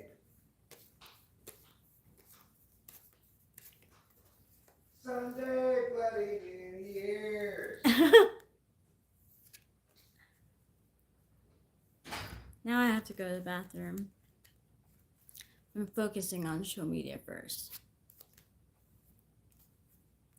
Yeah, it is a good New Year's movie, Winston's Mom. I'm glad that you brought that one up, because I posted that on my Instagram, the New Year's scene.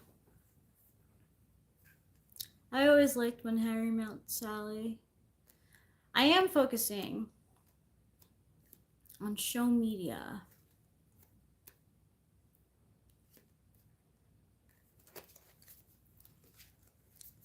Show media. Hi, Naqib Kakar. The Emperor.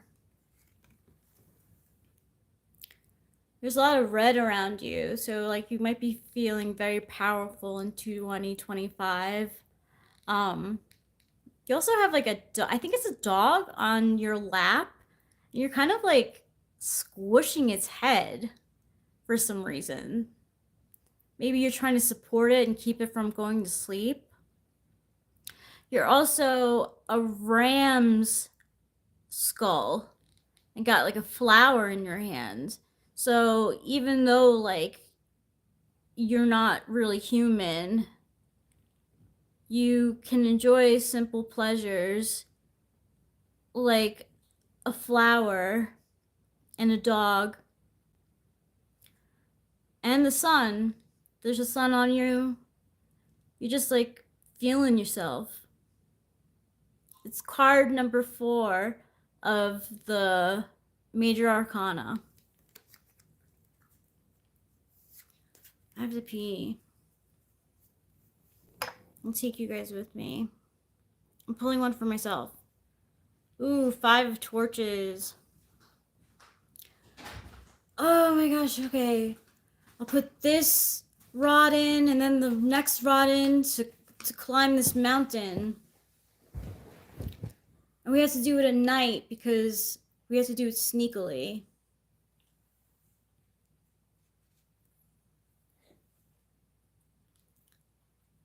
Eric. Ooh, the moon. And the moon, huh? Yeah. A dog and maybe a wolf playing in the river. And there's 2 humanoid figures melting into rocks.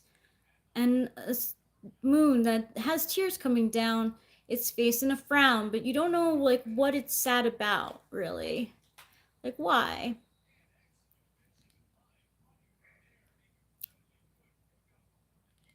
And it's a starry sky too, so it's clear. Some of the clouds are there blocking the stars.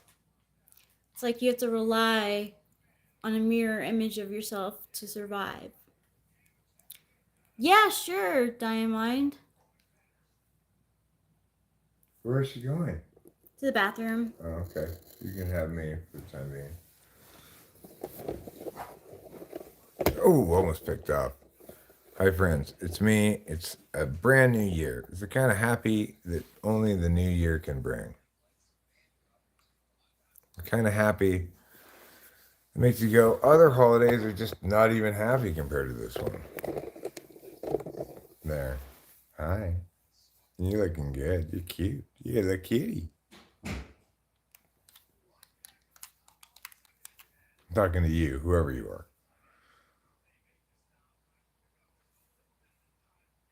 Fine, cover 2 invert. You make a prediction that Spacey re-enters my life at some point, huh? That's unlikely to be the case, but not inconceivable.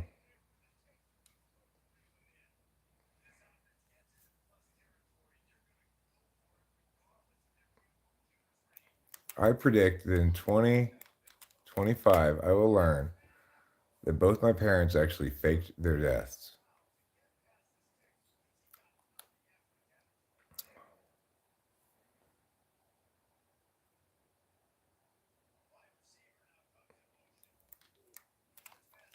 You're not going anywhere, motherfucker. You are not going anywhere at all. You're going to no places. You're not going anywhere either. You can try to kick that field goal. It's 3rd down. Well, maybe not this second.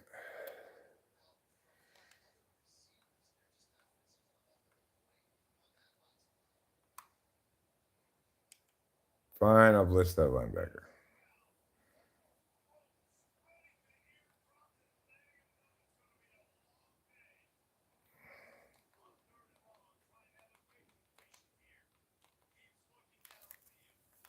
Get him! How do you miss these tackles? Oh my god. I spoke to as Rudy got back, he's sober and good. You got back from where?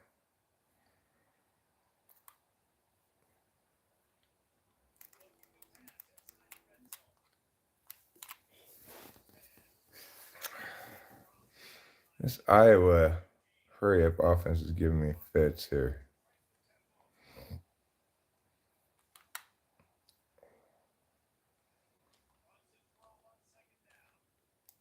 Oh, they scored a touchdown. Finally got back to you on Discord, you mean? I see. Although pretty broadly, openly, and generally, 3 people from the TWFP community visit you this year. It doesn't include Ruben or Acacia. Seems reasonable. Pretty good prediction. I think it's not unlikely to come true. You know, seen me all year. Well, it's still 2024 here, so. Quantum immortality refers to the subjective experience of surviving quantum suicide. This concept is sometimes conjectured to be applicable to real-world causes of death as well. Huh. Interesting. Maybe we just don't know who it's going to be.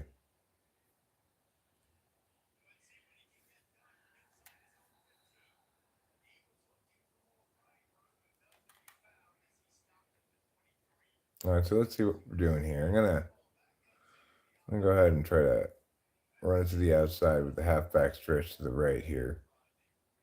25. I know I'm so behind the times, right? I got blown up before it even had a chance to do anything. Try to run the slip screen here. When it works for big yards. When it doesn't, it gets blown up in the backfield. R1, okay. There we go. And I got most of that, what I needed here. 3rd and 4, huh? I think I'll try running the ball, actually. I form tight halfback power. See if I can get 4 out of this.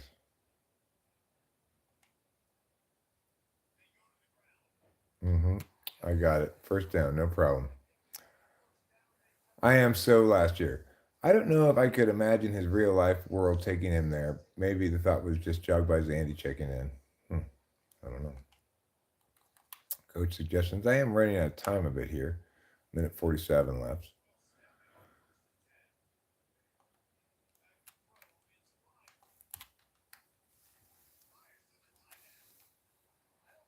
I'm going to do the hurry up here.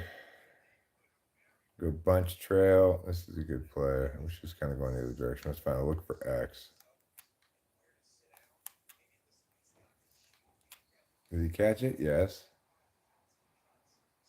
Now I will do tight seams. Good.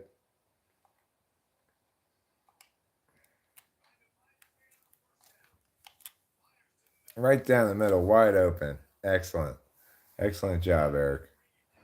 Now I'm going to run a little bit of just a running offense here for a second because I don't need to be in that much of a hurry. There's a minute and 9 seconds left to get all 3 timeouts, and I'm almost at the 10-yard line. Just follow my blockers, pick up an easy 5 yards on first down.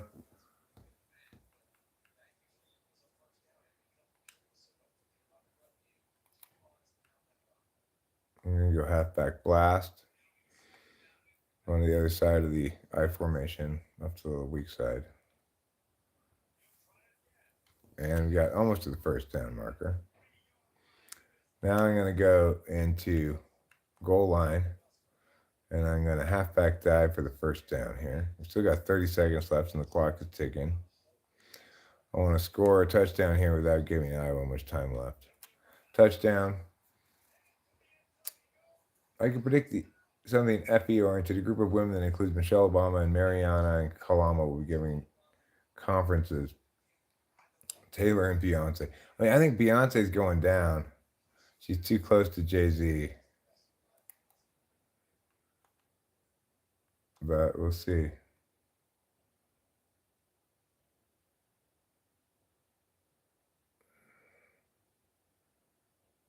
I mean, no, Winston Mom, that is not what the last election meant at all.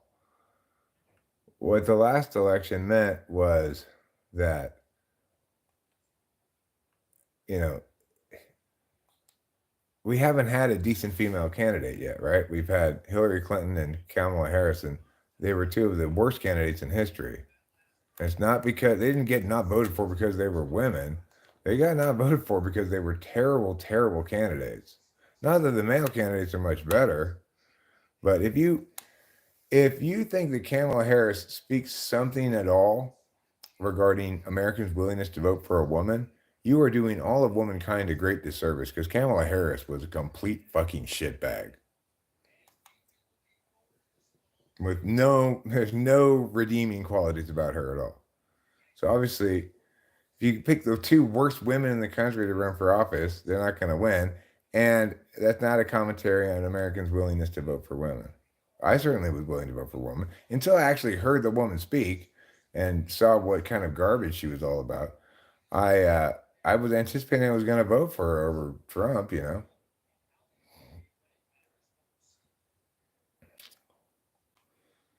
All right, so I scored here. Now we're going to kick to Iowa to start the 3rd quarter.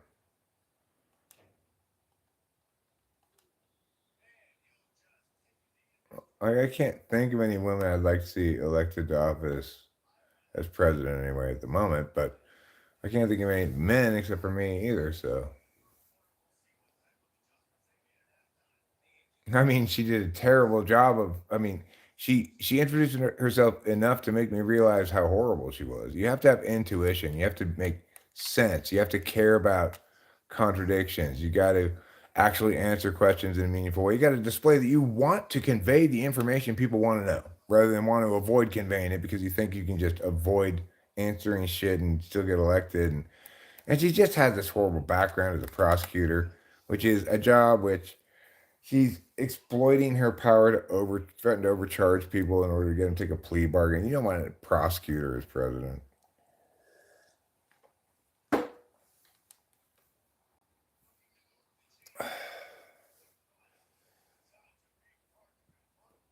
Yeah, the Democrats fucked up when they didn't get ahead of the Joe Biden thing and realized that he's not going to be able to successfully run for president again.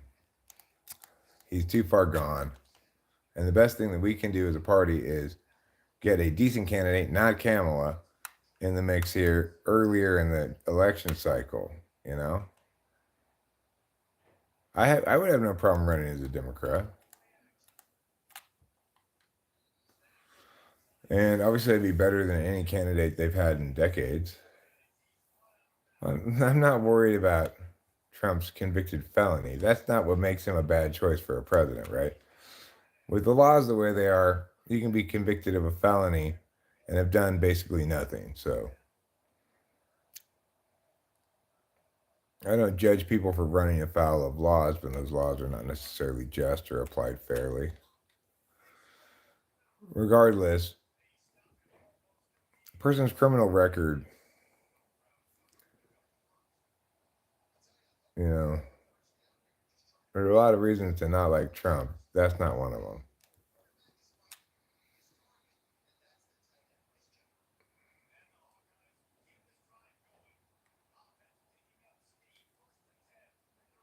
Blitz this motherfucker. How are you hanging with me on offense here, Iowa? Moving the ball well. Down you go. Down you go. Sizak.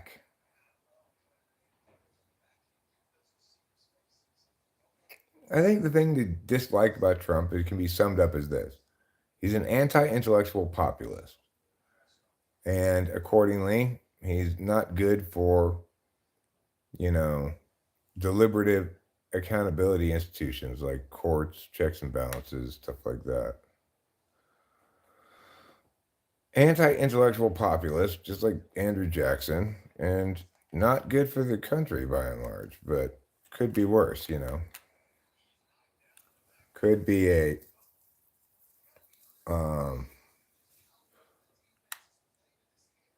could be a mindless bureaucrat kind of person like Hillary or Kamala. That'd be worse, but the reason it's worse, of course, is because we're much more subject to a risk of overextended government doing too much, government infringing on rights, government taking too many tax dollars, etc., then we are at risk for government being conscribed too much. It's already overwrought. It's already beyond its natural scope. It's already beyond the scope indicated by the Constitution, doing things beyond its enumerated powers. So if you want to get somebody who's going to, cut in ways that are inconsistent with our core values, or you're going to get somebody who's going to expand in ways that are inconsistent with our core values, then you'd rather have the former. Well, yeah, he is all those things, Winston's mom. You're right. But again, we don't really need somebody to be a good person necessarily to be president, as long as they are a good president. Trump won't be a good president, of course, because he's an anti-intellectual populist. But he's much less likely to do serious harm to the country than, say, Kamala Harris would have. Because there's all of the impetus is in favor of perpetrating existing government myas, which many of which are just entrenched budget justifying things. It's like they don't even serve any purpose, really. So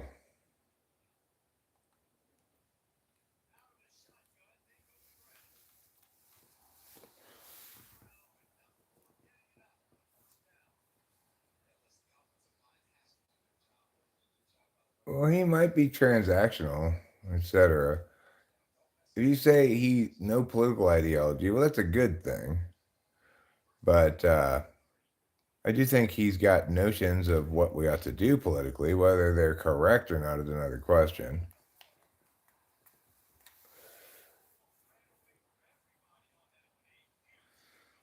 And I think it's fair to say that, you know, people who are wealthy, involved in a lot of big financial dealings and stuff, maybe like Trump, maybe like Musk or whatever, that everyone's concerned that they're trying to entrench advantages for themselves.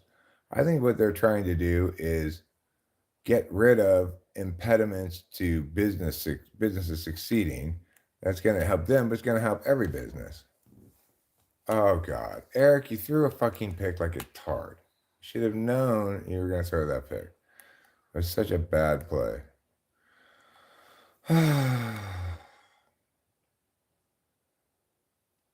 Like Trump is way less bad than George W. Bush and Cheney were.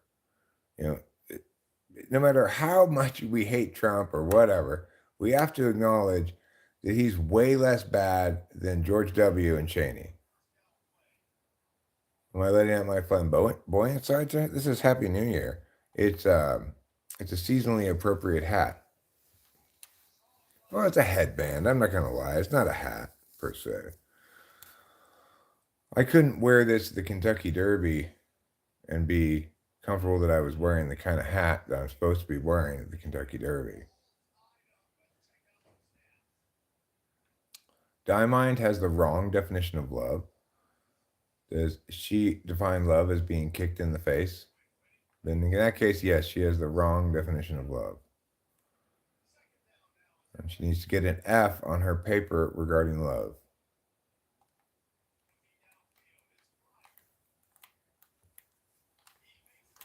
It's a good player. Good decision. He threw it to the right guy. It was wide open. Got a nice first down. Didn't get too greedy.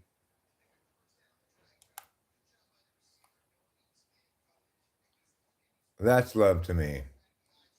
What I have in mind is I'd want my children in good schools in a nice neighborhood. That's love to me. That's not love. That's a parenting plan. Okay? Having a parenting plan is not the same thing as love. It's a tiara for chicks and fogs. Well, I'll take woman then. I'm a woman. If I have to choose, I'll take woman. Well, I guess that would make me a lesbian too, since I'm with my wife Rachel. You know, I have a lot of inner woman inside of me. In previous lives, I was a cheerleader, I was a ballerina. Anime recommendations? You know, right now anime is shitty. No, don't throw another pick, you fucking tard. I don't really blame myself so much for that one because it looked like it was open. That's just, you know, a real estate considerations. That's not love.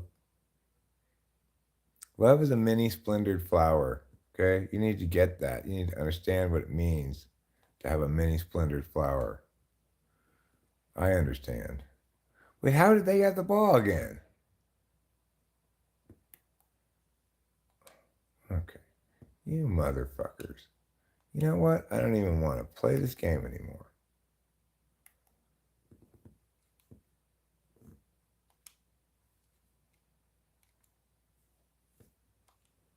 How did they get the ball again? So anyway, as far as anime recommendations, I really don't have anything that stands out as excellent to me. The last Crunchyroll season was just pretty terrible, and the one before that was even worse, frankly. So I did finish watching Blue Lock recently, but I've been just looking at Crunchyroll and going like, not really. I don't really want to watch much of any of this, which is saying something because normally I'm a big believer in the fine art of anime. I got 1, 2, 3, 4, 5, 6, 7, 8, 9, 10, 11, 12, 13 guys signed. It's not quite New Year yet. It's 11:20. 11:20 in the evening time. I was talking about partner relationships, though. Would you feel like you would love your sexual partner?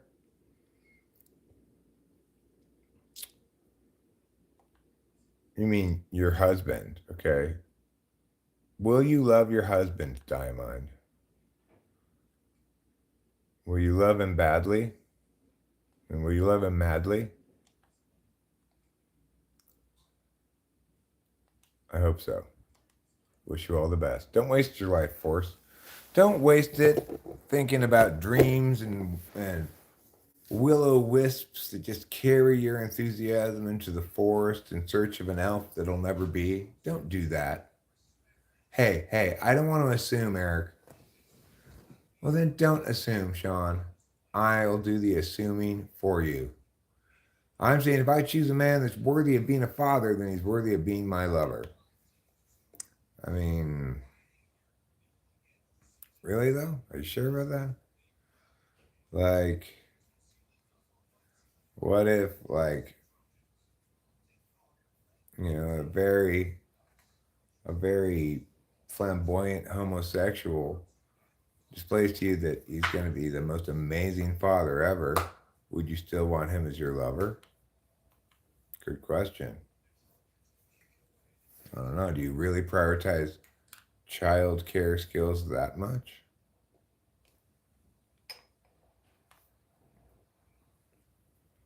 I predict Rachel will have a birthday in January. That's a good prediction. I bet that's one's going to come really true. is. There's going to be a Christmas present arrive in January. Wow. That's pretty impressive. Thanks, Winston's mom. It sounds like January is going to be a real month of delights. All right, I'm going to start off in zone defense here against Oregon. Eric, I felt great because growing up, we had to have everything washed before the new year. I was always anxious, and this year I didn't do it. Good for you, Shelly. You don't have to wash everything. I'm lucky if I wash my cock once a year. Oh, gee. Gee, you racist, Mia. Don't be such a racist, Mia.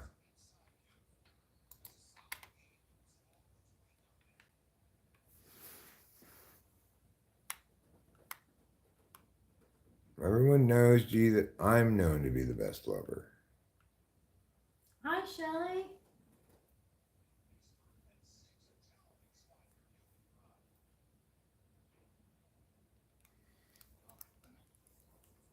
I tried to get a little bit of penetration in there. Here. 4th and 6th, I stopped Oregon. Now I'm going to go on offense. I was going to clean my room, but then I got high. Sometimes I'm a black man, but I assure you that as my race changes, my penis remains the same size. So any of those racial stereotypes regarding that, I can assure you they're not true. This is going to be my last New Year's. Why? Do you think next year we're going to skip New Year's? We'll just go straight from old year to the next year with no New Year's? I mean, maybe. Maybe. Playing on the road. What a pain in the butt. Nice. Pow! Take that, motherfuckers. Good job. You can assure us they're not those stereotypes, really? They are stereotypes, but like some things are better left unsaid too. Just don't. Gee, just understand that we are all who we are, okay? Let's just leave it at that. Try to be happy with whatever and whoever you are to the best of your ability. Try not to get too consumed with comparisons and stuff. Eric, stereotypes are stereotypical for a reason, like be for real. Even black women complain about it. Okay, well, I mean, the point is, nothing good ever comes when you're talking about things in terms of race. Like, what is the point you're trying to make? That we shouldn't trust black men to have children or something? It's ridiculous. Yeah, no. Threw a pick. I stopped him, but then I threw a pick. You want to go? I'm nervous. This game Don't makes worry me about nervous. it. You know, we don't need to win. It's fine. We're just playing.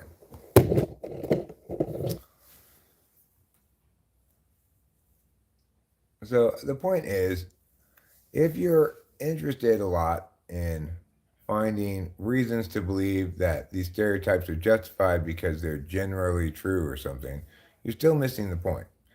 There's no good way to treat individuals as members of a race, and accordingly, it informs you not at all about any interaction with any individual.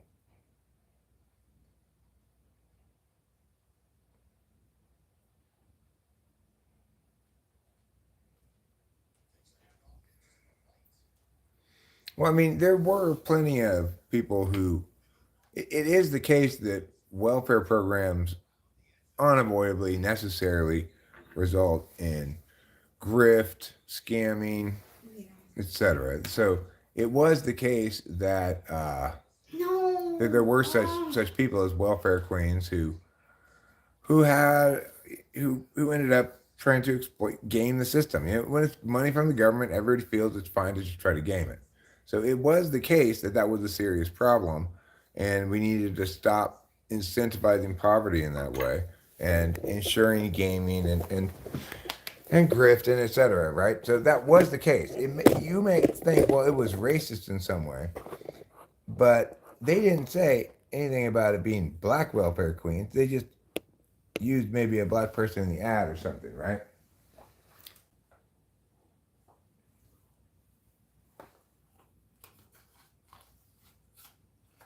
So it's not a good idea for us to pretend as though welfare programs were actually working out well.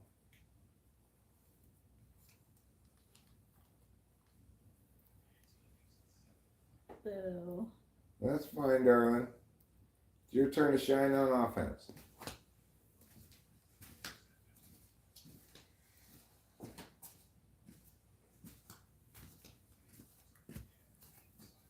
Tell you what, guys, I'll bring you outside with me for a little bit. Smoke a cigarette. Let's bring a drink too, so we don't get too dehydrated. No, I need a drink. You want me to get you a water or something? Yeah, sure. Okay. We'll get Rachel a water. This is a liquid that's most pea color diluting. Yeah. Thank you.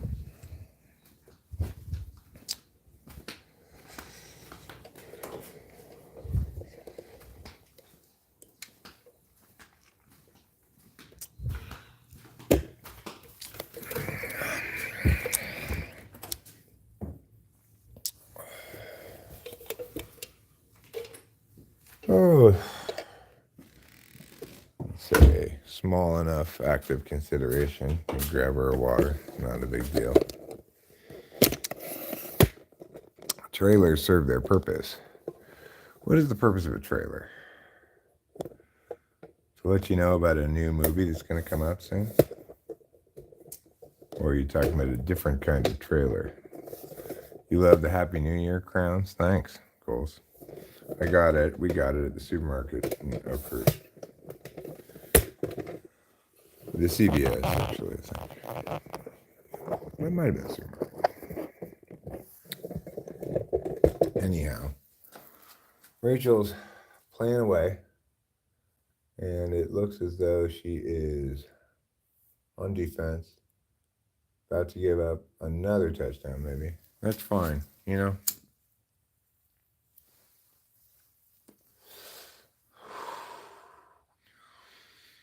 POVs like that are why I stayed active on dating sites even when I was living in a storage shed. Diamond.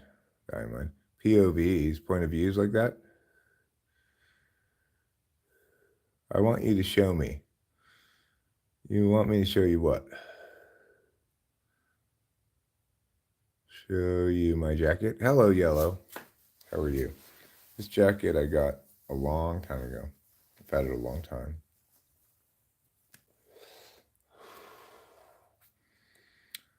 Love is the smile of that special someone in your moment of need. Love is a shared laugh over a common interest. Love is a tenderness and a caring that prevents harm. Love.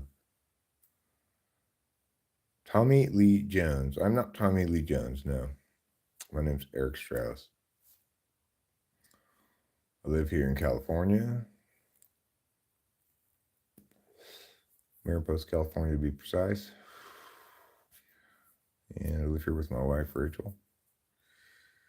We're rocking, we're rolling, we're way out of controlling. Sean's gonna blow show media. Good for you guys. You guys just go right ahead and get up in there, you know.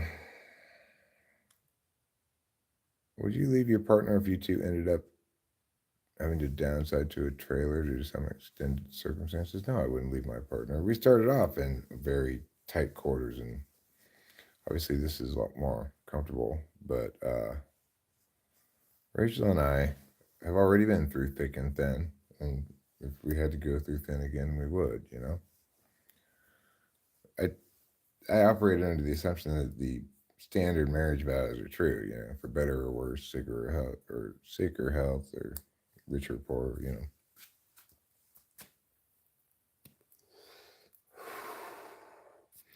We ride and die till the MF and wheels fall off.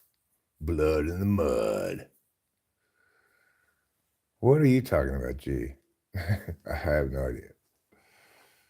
My wife and I occasionally have downsized to an RV. Well, you know, I don't think that, I think we like here a lot, you know, we'd be less comfortable anyplace else. If we lived in the other house, which is 3-bedroom, 1 bath, I think we'd find it a little tight quarters, frankly. I was getting used to having a lot of space, I guess. Don't make me laugh, Darker Crude. You're materialistic too. You're a sex digger. Are you a sex digger, Darker Crude? Do you dig for sex? Somebody who can't find sex above ground. And so has their sex life engaged with mole people from underneath the ground. Is Diamond bitter? She doesn't seem bitter to me. She's just a little bit more prissy than Western women, I suspect. Hey, everybody. Let's all start the new year in harmony and peace, in satisfaction and joy, okay? What's the douchiest thing you've done on a dating app? I haven't really done anything douchey on a dating app. Your wife left you because you lack any empathy and you're a jerk. There you have it. Well, I mean, Diamond, I would say that comment of yours is both indicative of a lack of empathy and a certain jerkiness. So maybe the pot shouldn't be calling the kettle black. I didn't say you were bitter. I said you were kind of more prissy than a Western woman, you know. Not a bad thing. You know, I feel really fortunate that Rachel was a virgin when I got with her. A lot of Western women would have gone through, you know, 12 dozen dicks by now.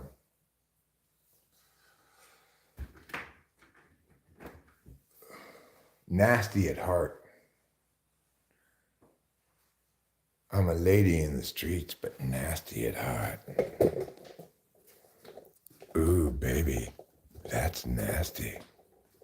You can call me Mr. Strauss if you're nasty. Okay, Darker Crude, will you just stop battling with Diamond already? Just let it go. It's fine. It's fine. You guys are both fine. Everything's fine. Looks like you scored. Good job. Thanks. Good job, point scoring lady. Thanks. Is it my turn? Oh, I need to lower that. Just open these things. Sorry. It's okay.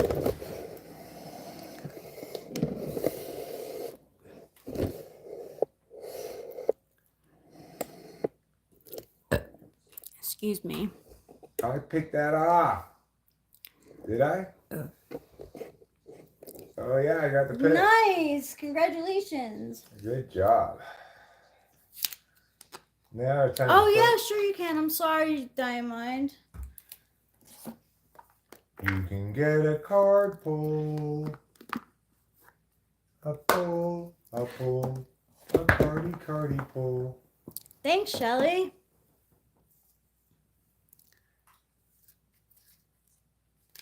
We're gonna run the Diamond. ball.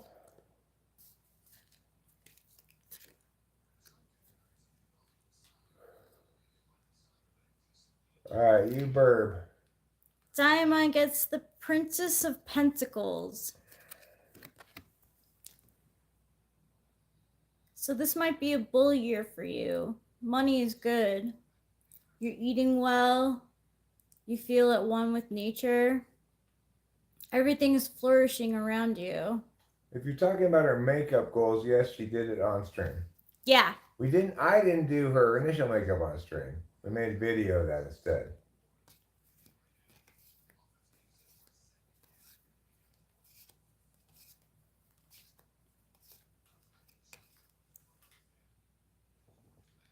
Ooh, I need to zip that in there.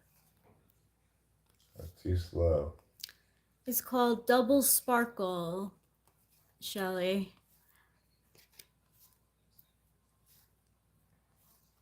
The only thing I got wrong was the foundation.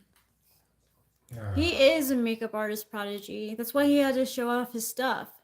Yeah. Thanks, Shelly. I like playing with makeup. Every once in a while, I like to just sort of reveal my deep skills to people that they may not know about. Oh, get in there. Oh, I missed it. It's okay. All right, do you want me to play this defense while you do cards? Okay. Yeah. Who was the makeup and tequila guy? That's me, Mm. except without the tequila.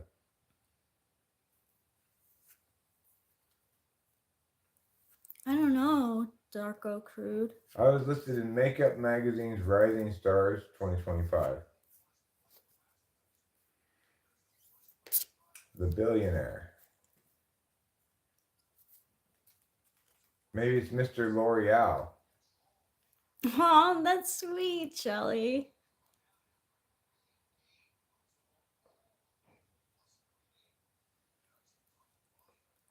Oh, thanks, Shelly. It's actually like kind of the wrong shade, but it's okay. I did my best. I find foundation to be thanks, Shelly. I find foundation to be difficult. I asked ChatGPT if I have like thanks human, if I have cool or warm undertones based on my veins, and instead I have cool undertones. And this like foundation that I'm wearing is I don't know I get the different I don't know, it just foundation. I appreciate your compliment because foundation is a difficult one for me. So thank you. I did this makeup in ode to makeup look I did for 1 year, like 3-4 years ago. She's a makeup artist. That's cool. If she wants, I'm willing to give her some lessons. What do you consider healthy to be, human? Like for me, healthy is drinking lots of water. Oh, the one having a baby is a makeup artist. I remember you saying like she watches Nikki LaRose. Actually, Eric doing my New Year's makeup was inspired by Nicola Rose's New Year's Eve makeup because she had her husband do her makeup for her. But he wasn't good at it like me. No. Eric's makeup has character.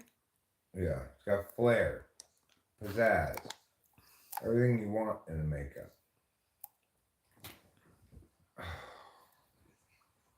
Darko Fruit says, I'm waiting on the nanobots in my Pepsi to assemble and reset my DNA to only eat healthy foods. Aw, thanks. Thanks, Shelly. Okay, cheaters.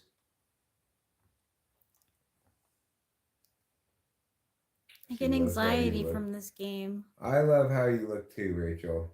Thanks, Eric. You're welcome. And you tell your makeup artist daughter, hey, someday maybe you can be as successful as Eric at putting on makeup. Those are goals. Yeah, it could be your daughter's New Year's resolution. Who did I end up with when I'm single, silly? Thank you. She's right. She's got a good eye for makeup.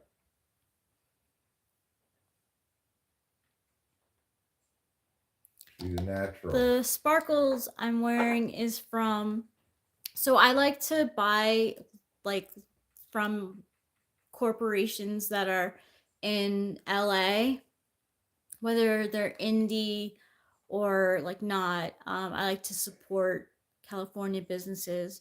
So like the sparkles that I'm wearing are from Lemonhead, Los Angeles, and it's called Interstella. Apparently has to do with Space Jam. But it's cruelty free, which is like important to me. I mind just because Darko Cruz's relationship didn't work out doesn't mean that she ran away and he's all at fault and everything, you know. She could have been a bitch. We don't know. My previous relationships didn't work out. Thanks, It's Shelley. always the other person's fault.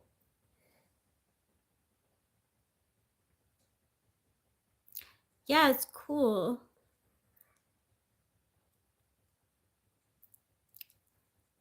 Yeah, I'm pretty strict with myself when it comes to like who I purchase from. Cuz if I'm buying from a company, I want it to be cruelty free. Vegan is like ideal, but it's not required. Me too, Shelly. Hi, Tyreek Hill. Oh, Tyreek Hill's here. Yeah. You had a bit of an off year in fantasy football, Tyreek, but it's understandable. Your quarterback was hurt a lot, you know. A lot of people don't mind, makeup being tested on animals. You know, they like certain brands and they'll buy their brands like no matter what. No judgment, it's just a personal thing.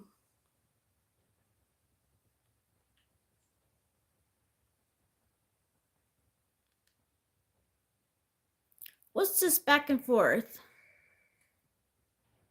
Diamond and Darko Crude. Are we not being nice to each other? What's going on? They're having a bit of a slap fight. I've been telling them to be nice, knock it off, come on. We don't need to be like that. But you know what they're not doing? Listening to me. Unsurprisingly.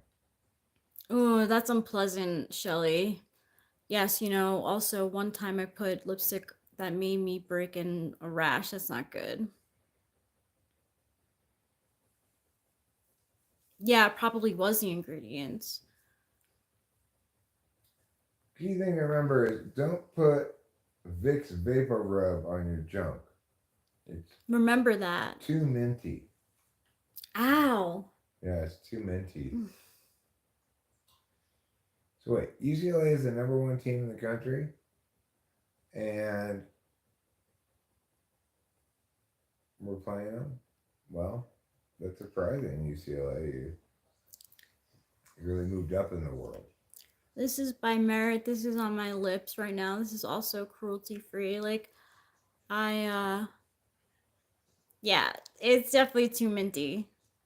Sometimes, like, like lip glosses will have like that plumping effect, and it'll be like, thanks, Shelly. He is so funny.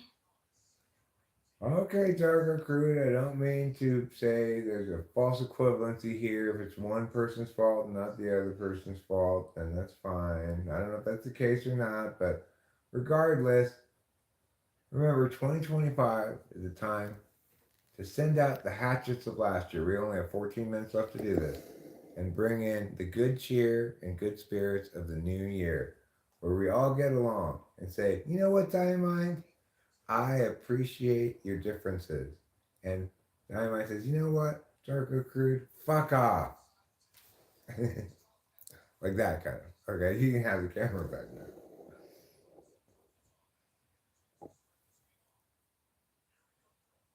Okay, Dynamite, no, Dynamite. I wouldn't do that. You just lost. I gave you the hammer. Don't let me. Yeah, that's better. I'm going to unmoderator you. You're not equipped for it if you're using it for your personal vendettas. You're not timed out anymore, Darker Crude. I untimed you out and I unmoderated Diamonds, so just, you're fine. What do I get a penalty for? Delay of game? Look at that. You caused me to have a delay of game penalty. Aww.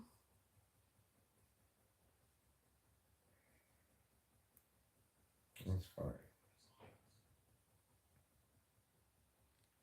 You're welcome, Darko Crude. It's okay, but just be careful. Be mindful. All right.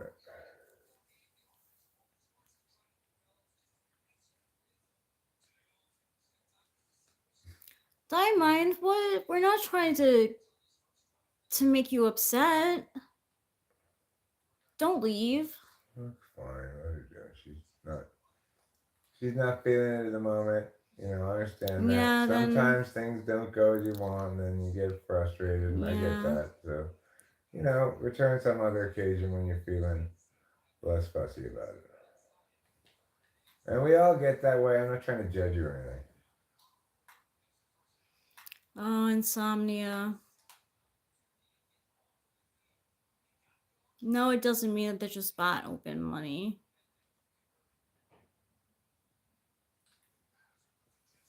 Neither of you have to go, or you can both go. Right? Do what you want. Yeah, everyone just do what you want, and let's just all relax.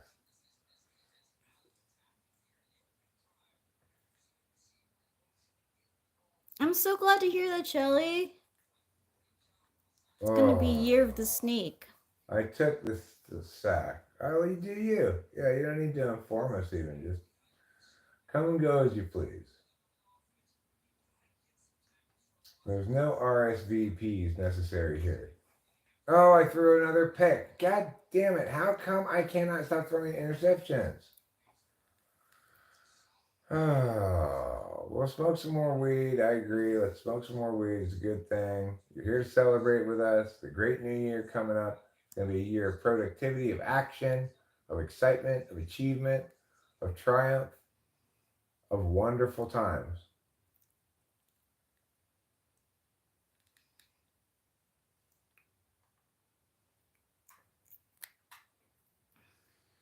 One thing, thank you, Shelly. One thing that I expect for 2025 is for, and then you can count on this year after year, I believe, is for our cat Trouble to want him to us to watch him eat. That's what I could count on. No. UCLA, you're killing me. You want to try? I'm so nervous. I think I failed on offense and gave up a touchdown. You can't do any worse than that.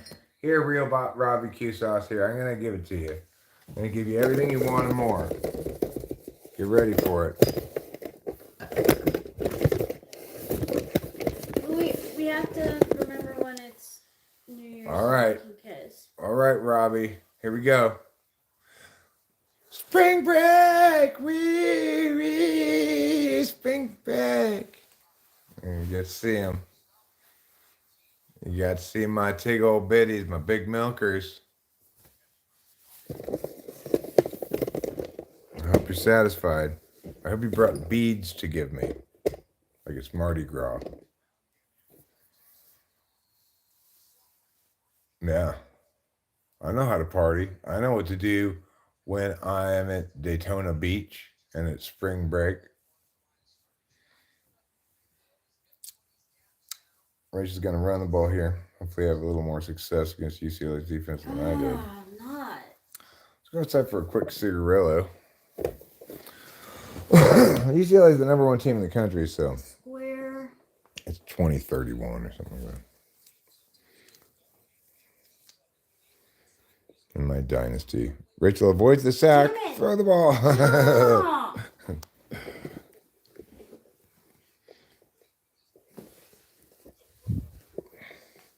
Eric, it's almost time. I know. It's 11:52. We're going to go into the garage. We're going to have a cigarette. We're going to come back. And we're going to have a big New Year's kiss for Rachel. No. And then we will know the true spirit of 2025 will be upon us. Rachel's struggling here. She wants to throw in a pick six or something. That's fine.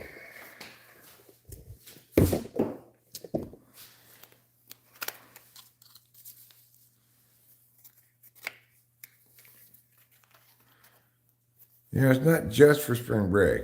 It's also for Mardi Gras.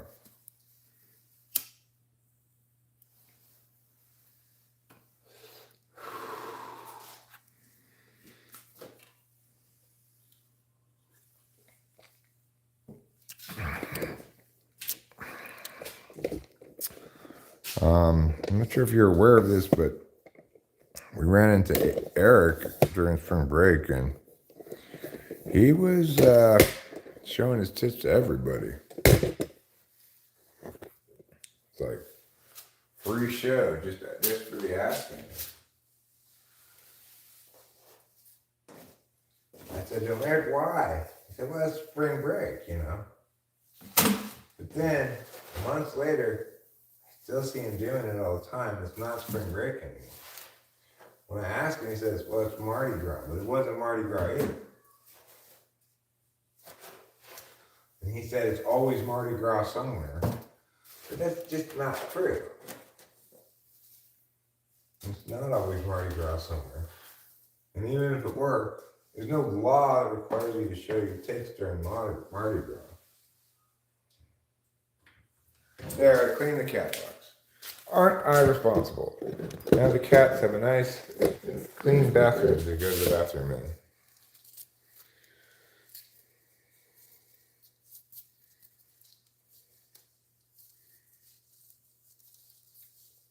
Let's go look outside for a second. What do we see when we're looking outside? We see darkness, and that is all we see. It's just all dark. It's all dark like, I guess, like the Diddy story. It's all dark. One of my New Year's resolutions is to see Diddy get sentenced to life in prison. Let's all hope for that.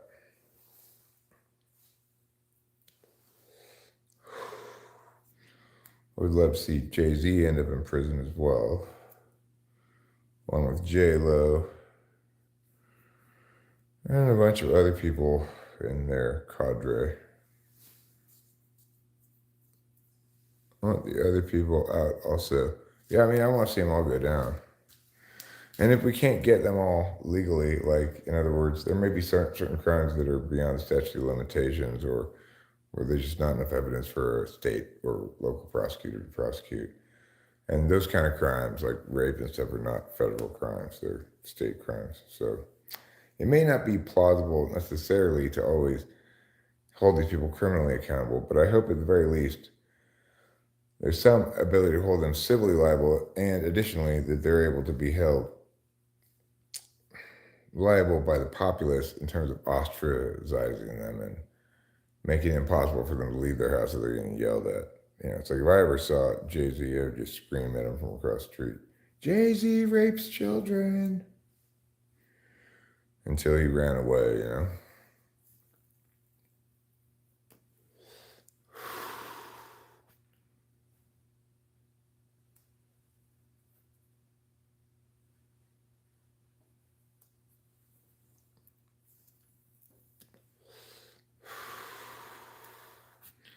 Diddy loving shitbag. There's fucking people. Jay-Z arguing now in court that the reason this woman doesn't deserve any recompense for the crime he committed against her is because she no longer has statute of limitations legitimacy / jurisdictional legitimacy. Like, you fucking piece of shit. That's why you shouldn't have to give her money? Not because you're factually innocent?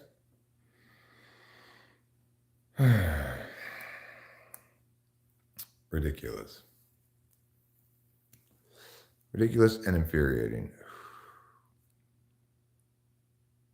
Jay-Z said Diddy wasn't his friend. Oh my God. Ashton Kutcher tried to pull that too. Oh, we weren't really friends that much. Lies, just sheer lies. Ashton Kutcher let out 2 contradictory press statements, one of which said we weren't really ever friends. The other one said, well, we were friends, but we haven't been for a while. It's just like, oh my God, these fucking shitbags. If I had either Jay-Z or Ashton Kutcher here in the garage, I'd just start beating them with a hammer. Well, I'm sorry, everybody. You know, it's their fault for trespassing. Normally, I'd be cool about it, but with these 2 shitbags, well, it's machete time. We're going to cut off the offending parts of their bodies.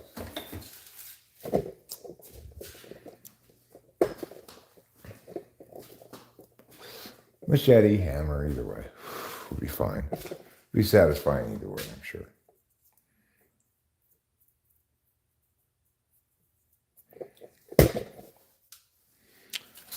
Well, I guess, you know, in a civilized society, we don't engage in vigilante justice.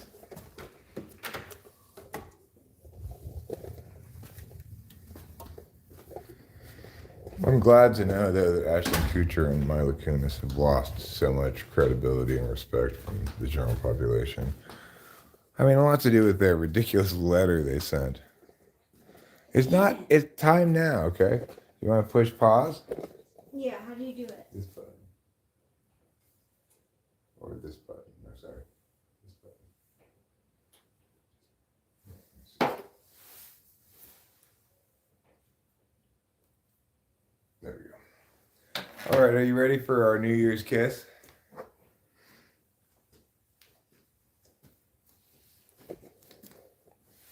We gotta wait till the clock strikes midnight. It's 11:59 right now. 10, 9, 8, 7, 6, 5, 4, 3, 2, 1, 0, -1, -2. We're still not at midnight quite yet. Still 11:59. Now, I love you, darling. I love you too. Happy 2025. Happy 2025. May all of our days be filled with marital bliss. Yes, may they be filled with marital bliss. Woo! Woo! You ever don't have those things you pull the string and it pops out at the top? Oh, I know. I'm kind of glad we don't, because that would have been a mess. Is it my turn?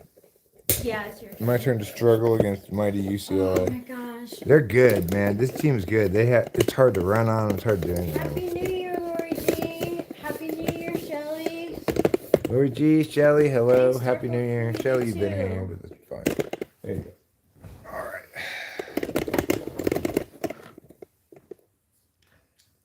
I hope we have a great new year too, Darker Crew. And I hope you also have a great new year. Guess we're kicking a field goal, huh?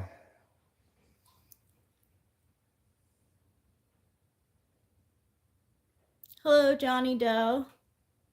Happy New Year, Cindy Prim. Squeaked it through. Thanks, Shelly. Just so everyone knows, my name is spelled Rachel. Were you stressing? Why were you stressing, Shelly? Yeah, I wasn't going to be back in time for the kids. Oh, thank you for keeping him. I was but I wasn't watching.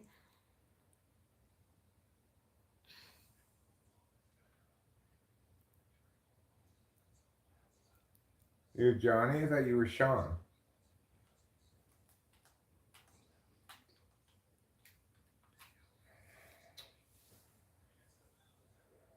I don't like your damn hurry up. UCLA, you can just knock it off.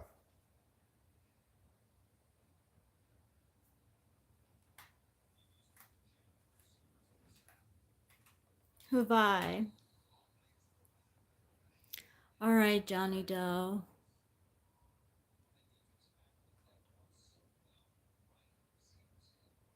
Hello, hello, hello. Who've Who's who've I?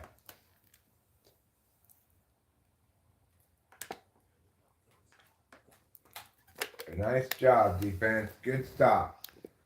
Now I'm going to get my chance on offense here. We're going to put some points on the board. It's going to be a close game at halftime. Yes, we plan on having our Airbnb coming this year. Yep. We already did sparklers, Keisha. We might do them again. We could. But, we have some more. But let's let this football game play out. I think we're going to come back and beat UCLA.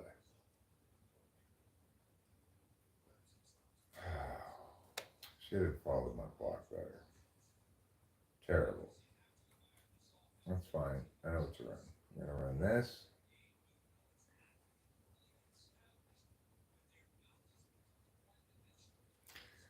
We all know about West Ontario, that no one talks about it. Yeah, but we might do it again, Acacia. Oh, 3rd and 16. You gonna come to Mariposa goals? Cool. Fantastic. You can stay with us. Yeah, you can stay with us.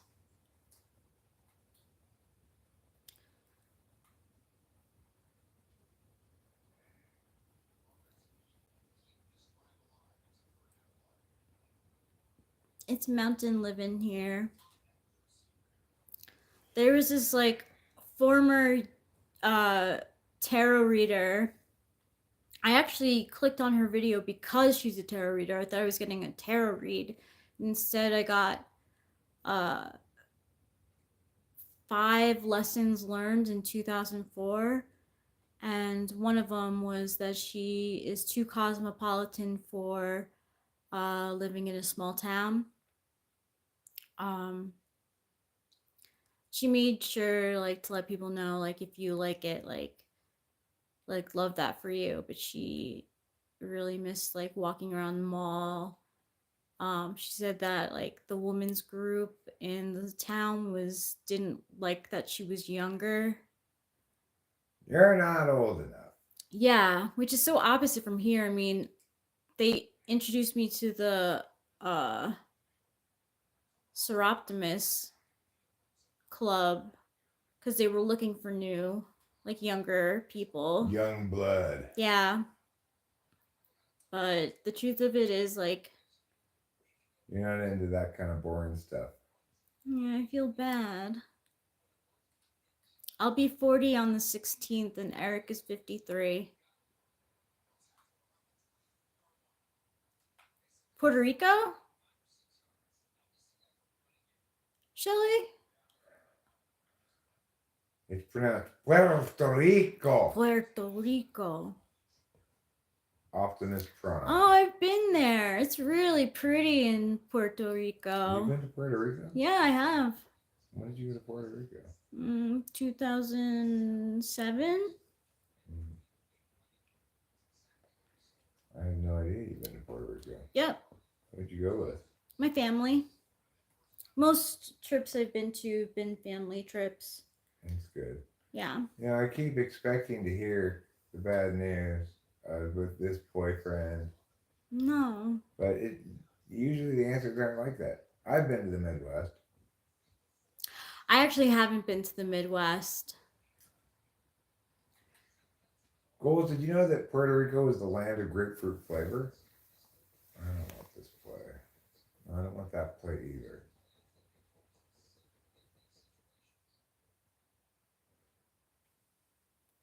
Wow, when you were 5.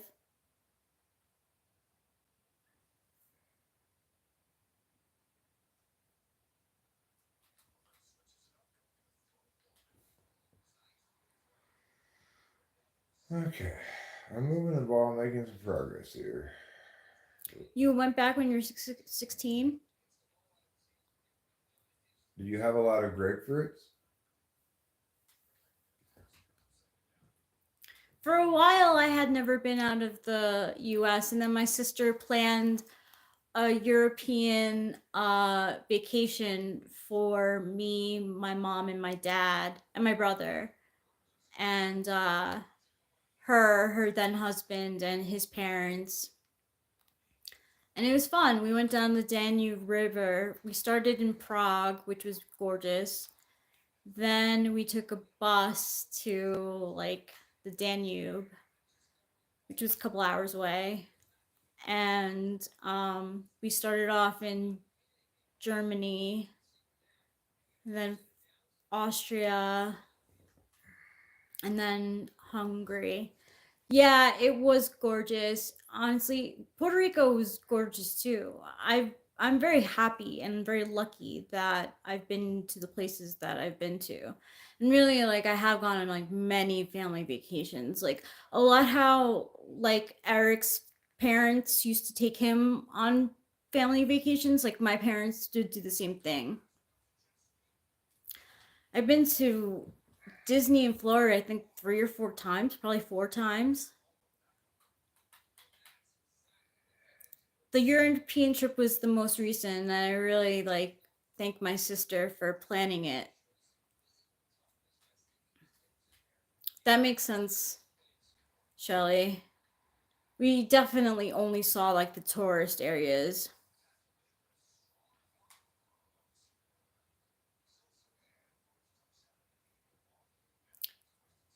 I dated a Pakistani woman. She showed me pictures of lush green forests and waterfalls. The country boy in me always pictured dryness everywhere. Interesting. It shocked you. Wow.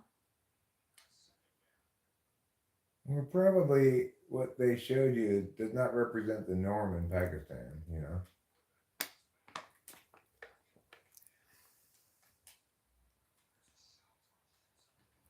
Touchdown. Yeah, nice job. Yes, you can ask a question. Questions are always okay. You can ask me, you can ask Rachel, whatever you want. My sister lives a tourist life. She loves to travel. She moved to Prague, actually.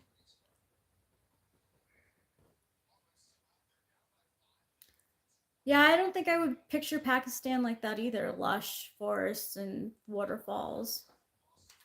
2 points good. We're down by 3. That's not bad at all. You want to play defense and then offense? Oh my god, I'm so nervous. That's fine. You're doing great.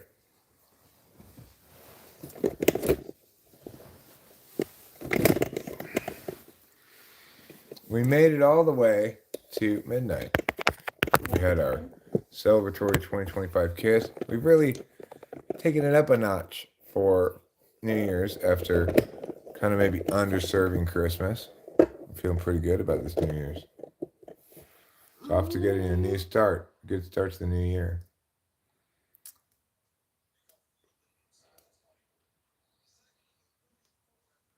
Same with my ex-wife. She told me part of it would involve us having a kid. Go live in Pakistan. That doesn't seem like the greatest thing in the world.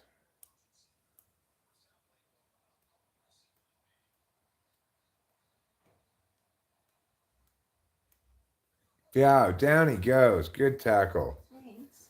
So this is a tight game here in the fourth quarter. SC down by 3 to UCLA. SC is the number 2 team in the country. UCLA, even though they have 1 loss and we are undefeated, is the number 1 team in the country. This is 2031. It's crazy. It's 2031.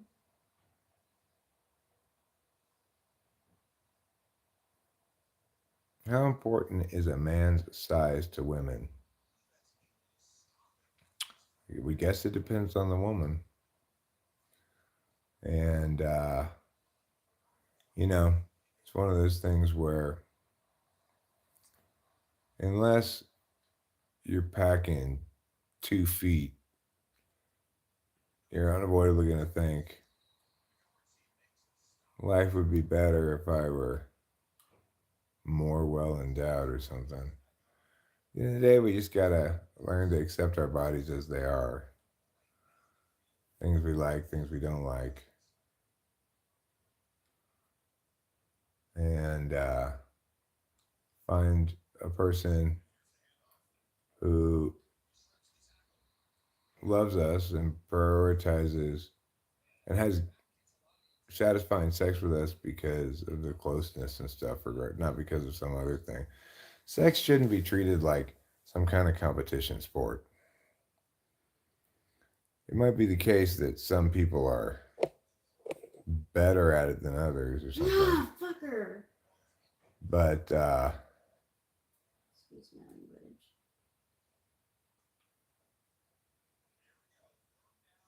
language. well, yeah, you're probably wrong to use violence, but she was definitely being needlessly cruel. Damn. And, I guess you could argue that her line of work has made her callous. But,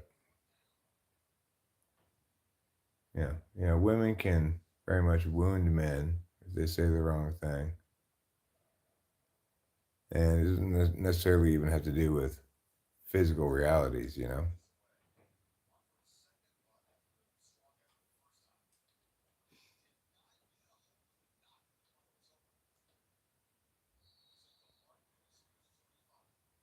Did you play defense and offense yet, or just? Yeah, it's your turn. Okay. Hi, Glock baby.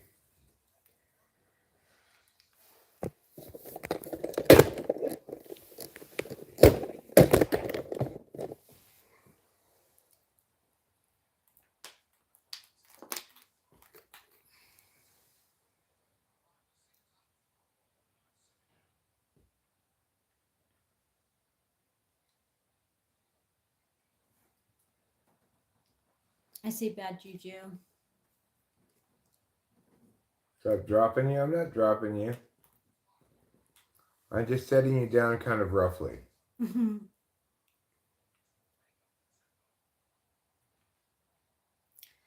I think it's okay that we didn't have much of a Christmas because I was sick. I needed to sleep.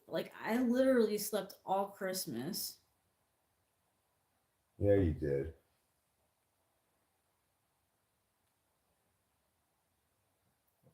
Trying to chew clock. You say, listen, you didn't get this first down. There's gonna be plenty of time left. Wow, Darko Crew, that's terrible. Yeah, do you be careful with us? What do you mean, Oglok baby? It means don't drop them on the tripod and stuff. Oh. Happy New Year's, Oglok baby.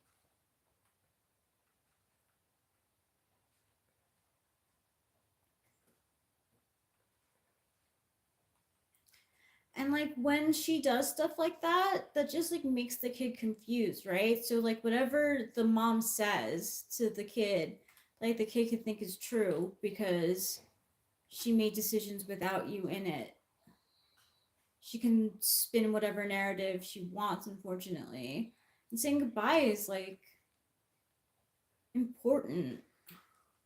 Know the truth, I am not a cuck in any sense of the word. Oh, you had repairs on Christmas?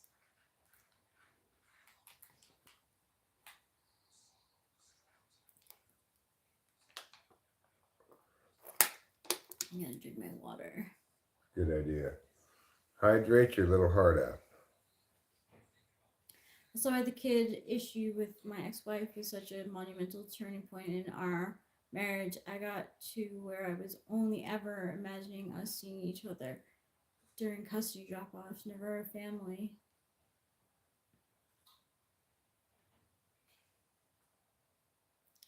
That's confusing, Oglok baby. Can you all believe 2030 is in 5 years? We're closer to 2030 than to 2019. That is crazy. Oh, that stinks, Shelly. Honestly, you made it really look very festive, I have to say. Like every time I saw your shorts, I'd be like, "Oh my gosh, it's so like nice for the holidays."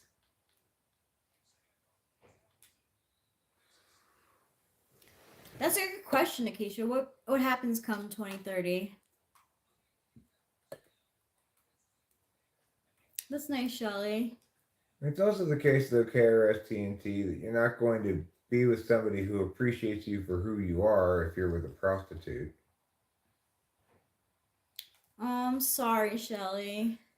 It didn't feel like Christmas for me either, but like I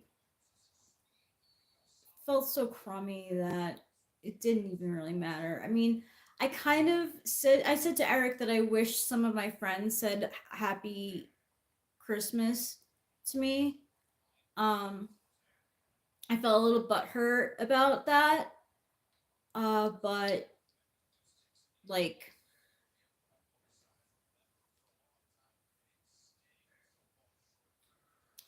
thanks, Oglock baby. She does have good vibes. She has the kind of vibes that you might see emitting from a big pile of goodness. Thanks. Merry Christmas to you, Shelly, as well, and yours. Darko Crude assures us that working in the adult store for 6 years, 80 to 90% of women did not want a huge penis. I mean, you could kind of determine that by how large the dildos they buy are, I suppose. The bottom line is every individual gets with another individual. And, you know, they find out whether they're sexually compatible as they get together and stuff, and that really has a lot more to do with who they are and their feelings for one another.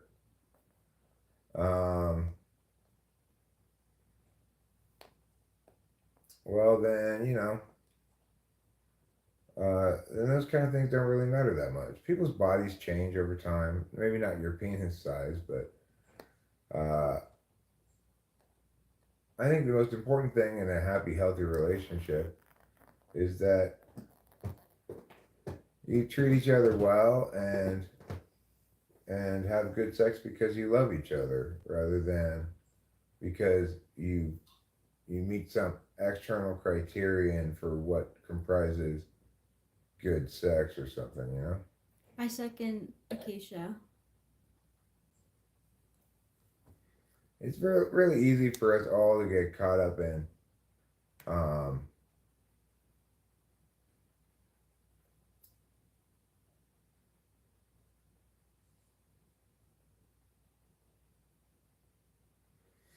I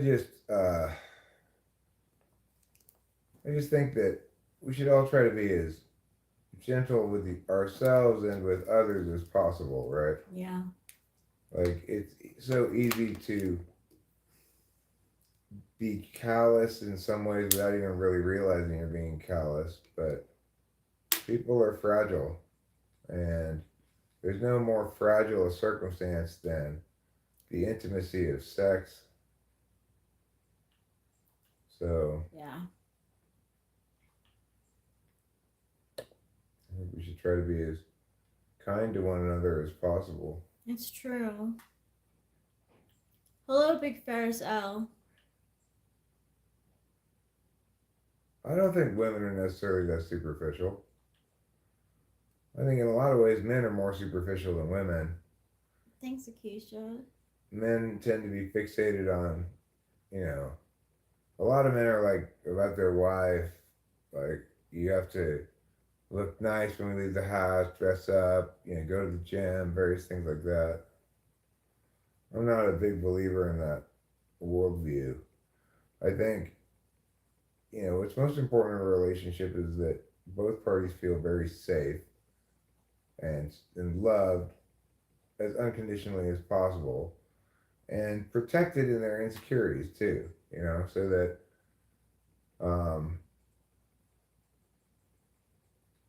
your insecurities depend on what kind of person you are, right? Like, as a very metaphysical person, my insecurities tend to be physical. Same. So I want, I want those physicalities reassured. I want to be reassured that, that, No, the sex with me is better than it with anybody else because she loves me more. If for no other reason. I don't need her to say like, you objectively are superior in these specific breakdown skills or something, because it's just not how sex works and how love works. It just doesn't work like that. That's a good point, Acacia. Jesus' pee size was a scapegoat.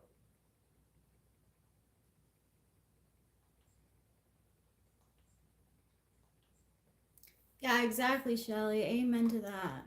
Jesus was known as a pancake penis. He had a very, How? very wide penis. It was like 6 inches wide, but just an inch long. Wow. Yeah. That's why the Bible says in that one place, the pancake penis will inherit the earth. Oh, the pancake penis will inherit the earth. It makes sense. It's pretty unique, I guess. Yeah. Well, it happened in an accident at his carpentry job. See, that carpentry job, just like it was not made, Jesus was not made to be a carpenter. He hit his wiener with a hammer. Ow. Yep, flattened it out. He was an INFJ, that makes sense. I mean, his inferior SE, like he was probably like making chairs for a while and doing okay. Don't feel bad for him either, because truth is, for a while during Jesus' time, pancake penis became the hottest trend. All the chicks wanted to get with somebody with pancake penis. So, don't feel too bad for him. Yeah, he did. Acacia, he did hold things in place with his PP. Yeah. It was like an extra hand until he flattened it with the hammer. Then he regretted it from that point forward. Did he? Well, because, now his penis was a pancake. It's understandable that he would be a little bit, regretful of that. Wow, I didn't think that Jesus would have regrets. Well, he also thought, this is going to help me stay abstinent. And I'm not supposed to hump because I'm Jesus. Yeah. So it wasn't all bad. Let's go to the next week. Mm-hmm. What am I watching? We're watching your chat on the big screen TV. Yeah. And I'm watching the football game here that I'm messing around with at the same time. Thanks, Shelly.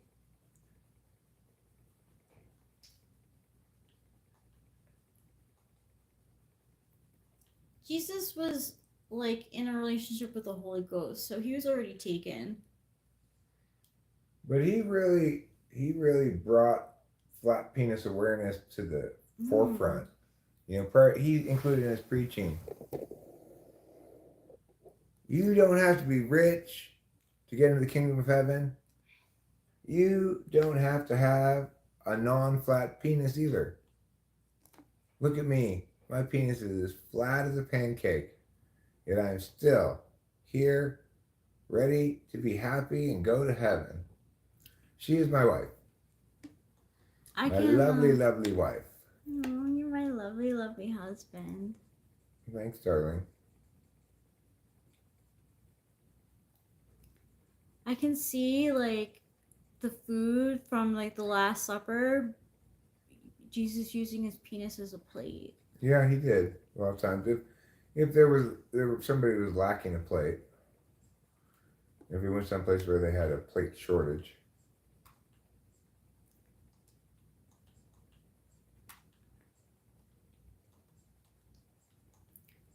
Thank you, Cypria.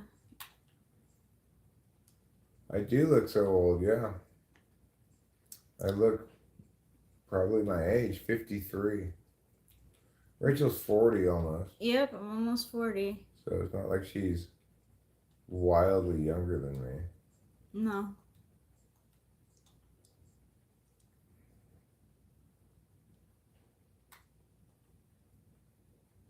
Cannabis will stop those shakes. What shakes? My knee shaking? I'm just bouncing it up and down. Well, something I like to do sometimes. Thanks, Shelly. I'm sure you and your husband are a perfect match too.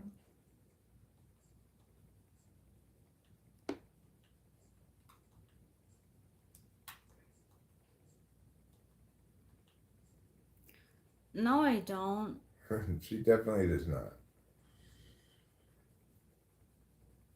And Oh, yeah? You got yourself Good to timed know, out the Shelley. truth.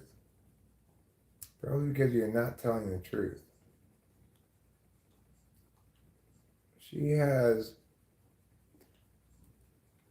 all any woman can be expected to handle just dealing with me.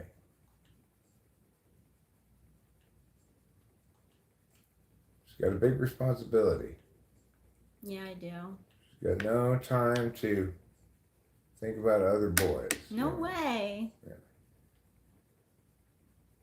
Yeah, more like the fibber. Yeah. Because of your lies, liar. I said 12-0, number one in the country.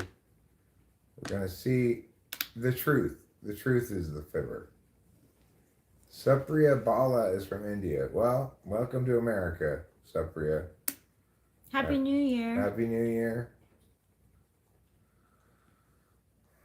I think you're going to enjoy every minute of this life. People from now on. assume I don't think about we were saying no thinking about other boys. Because of what the truth put down, but Winston's mom removed the comment. Yeah. Appropriately, she did. Because it said that Rachel looks like she needs attention from multiple young men. Yeah, and I definitely don't. No, we don't roll like that. We roll like a normal, monogamous, happily married couple. Yeah.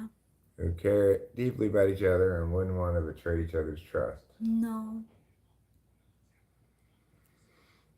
Nevertheless, I asked Rachel periodically, like, you aren't talking to strange boys, are you? She'll say no. No, we're not talking about you. We're talking about the truth. The guy's name was the truth. Excuse me. We are not Catholic.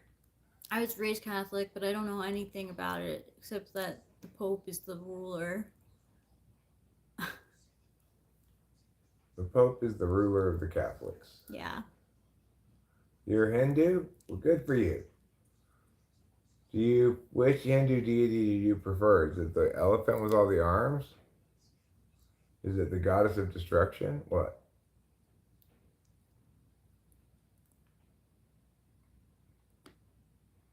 Yeah, I don't blame you, Winston's mom. He was obviously creepy. You know. slobbering, trying to slobber all over my life. In the Bible, adultery is punishable by death. Should that biblical rule be upheld? No. Adultery is not a crime. It's not rights violating. It's a wickedness, and it is very damaging to people, but it's not a crime because it doesn't violate rights. Puerto Rice. Puerto Rico.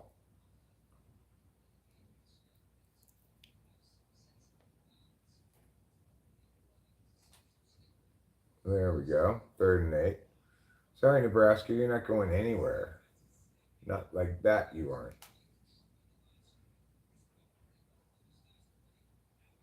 That's good, Acacia. Who are teen kids? Teenagers? They are. I think when I think of slobber, I think of like dogs, like bigger dogs licking you. Mm-hmm. That's like very slobber. Yeah. I wouldn't want to get a dog that's slobbered. That seems like somebody did a poor job in the breeding, right? Like, why are we breeding dogs that slobber? I don't know. Eyebrows are on point, Rachel. Your Thanks, eyebrows are on point. Big Barzell. They've been like this since like 2002. No, I didn't see your laundry pic. You took pictures of your laundry? You must really be fond of your laundry. Come on, kids, get in this picture with the laundry. Can I be next to the sheets? No, you're next to the pillowcases. Let's see.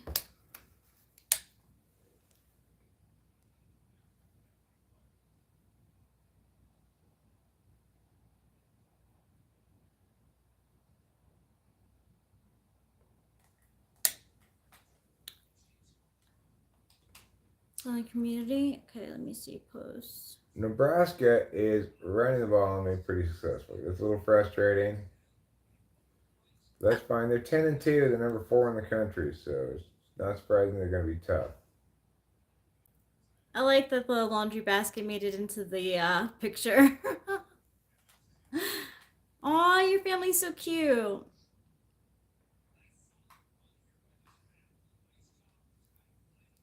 Yeah, it's a picture of her and the Pope.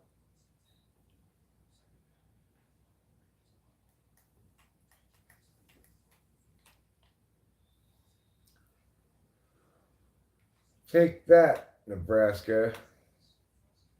You scoundrels.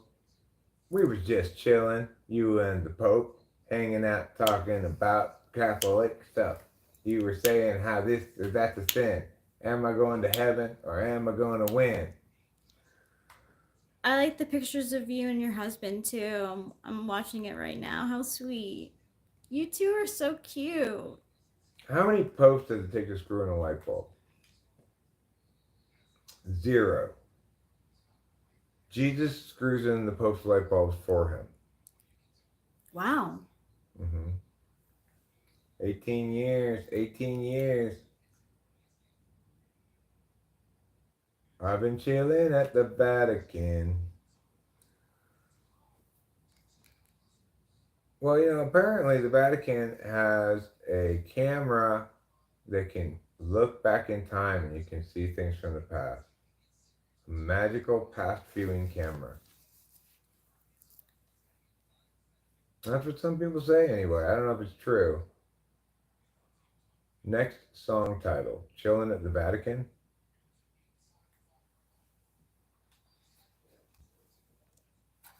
This Pope also raps.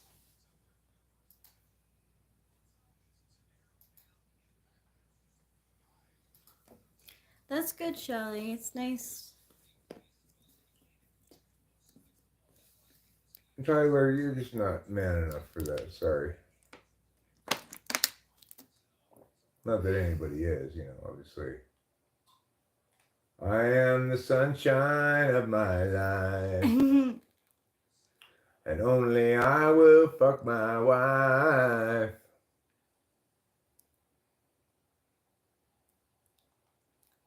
featuring the Pope.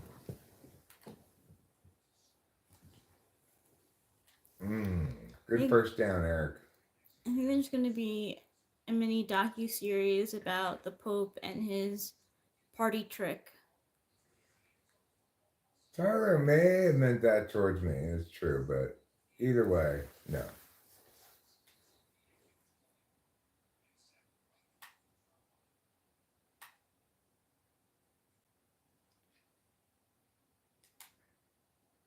Churches got big observatories all over the world, even at the poles. Wow, I wonder what they're observing for. Aliens? Tesla coils. They're observing for Tesla coils. Okay. What's his party trick? Freestyling? You got hit by the Pope? Who are you talking about?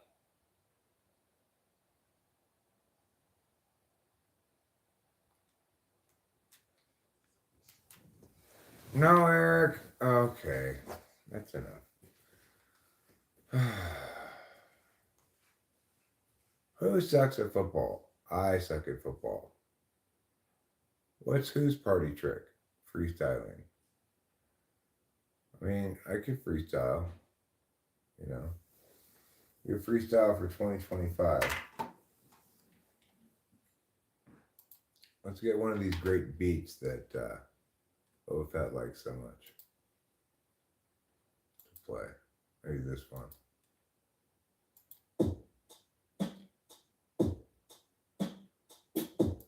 Could make it faster.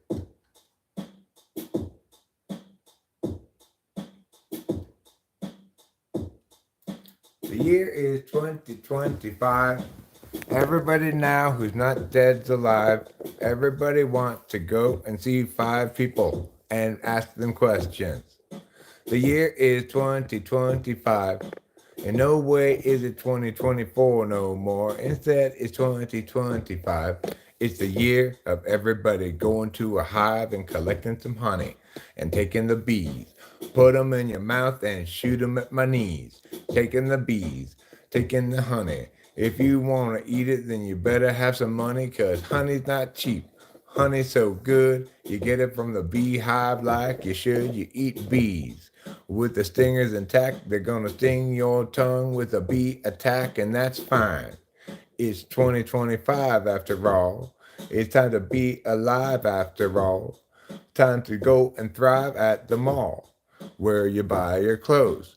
2025's a lot different than 2024, which is over now, man. Prepare yourself for the year to prepare, because Manu John tells us all to beware. In 2025, hello, how are you doing? 2025, it's nice to see you stewing up a stew for all of us to eat, a stew that is filled with 2024's meat, because 2024 is dead and gone now.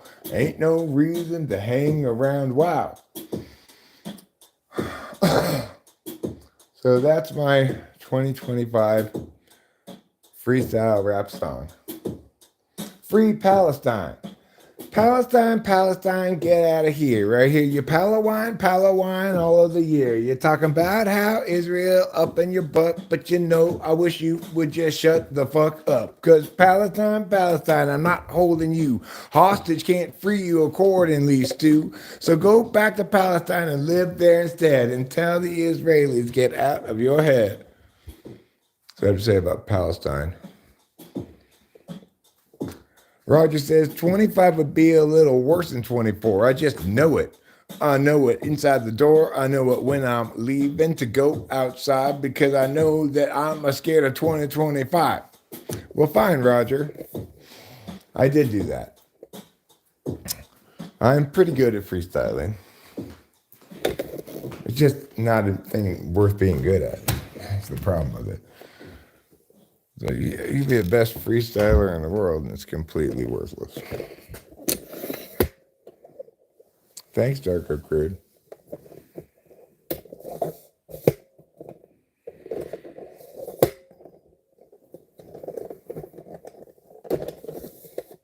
If I had to choose, I'd rather be good at beatboxing.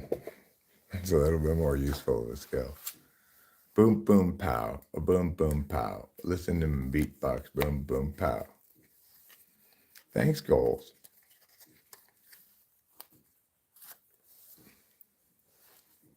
Skull, tombstone, skull.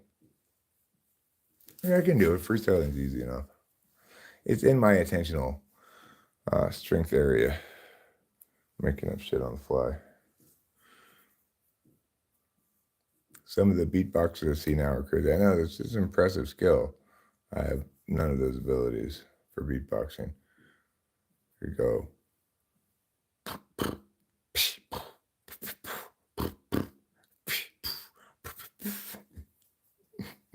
I don't know how to do that. It's like World War III over here. Fireworks left and right. Wait, like everyone, every not even like a second, not even a second goes by, like bang, bang, bang by fireworks. Shitting on flies.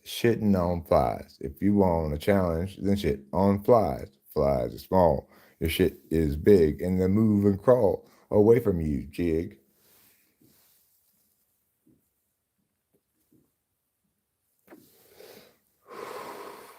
I can shit on lots of flies, yeah. Am I doing something for Rachel? Like what? Like, am I doing the chores or something? Or for her birthday? Oh, yeah, we'll do something for her birthday. I don't know what yet. There was talk about trying to have a party, but it's kind of a tricky time of year to get people to come to a party, middle of January is just after the holidays and stuff. Last year we went to a fancy dinner, which was a preset menu dinner. So it was pretty pricey. It's like fine dining. A little less pricey for us because we didn't get the corresponding wine. Like it's one of those things that if you do the full dinner thing right, you get the full 5 courses plus the corresponding wine that goes with each course, but we save some money there because we don't drink. How about a square dance? I don't know how to square dance. I don't even know how to circle dance. I can only rhombus. Are you cool? I'm super happy to hear it. If you and Ruben come up around her birthday, that would be a lot of fun. We can get the neighbors. Party of 6 people is still a party. And you know what, Keisha and Ruben? Now that I've got a PS5, if you think there's a game you think I should buy in anticipation of your arriving, let me know. I can pick that game up and then we could play it on the PS5. I know you guys are fond of games.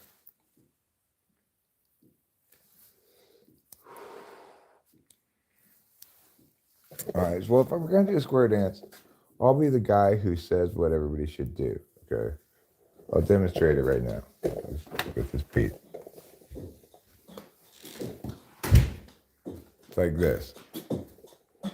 Grab your partner by the arm and swing her around inside of this barn. And then grab your partner by the leg and give it 1, 2, 3 tugs and say, Peg, hey, listen.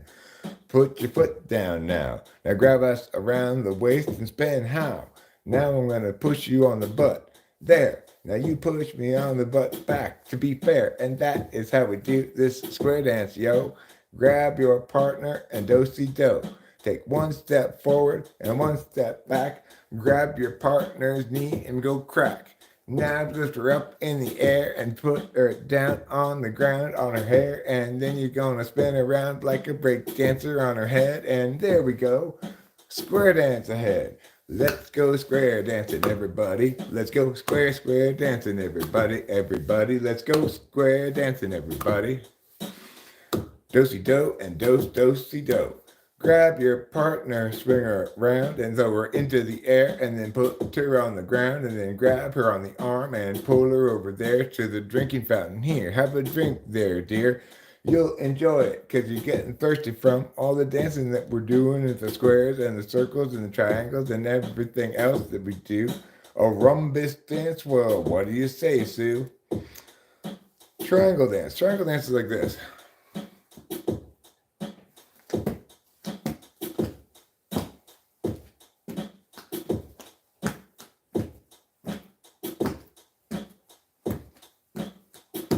It moves in a triangle. Octahedron, I'm no expert dancer. Gee. You think I can do an octahedron just off the top of my bat? Off the top of my head? No. That takes years of practice. Years of practice. Years of beats. Years of stomping your hands and your feet. Years of eating a salad made of beets. And when you're done, you're just in defeat because all of those efforts did nothing.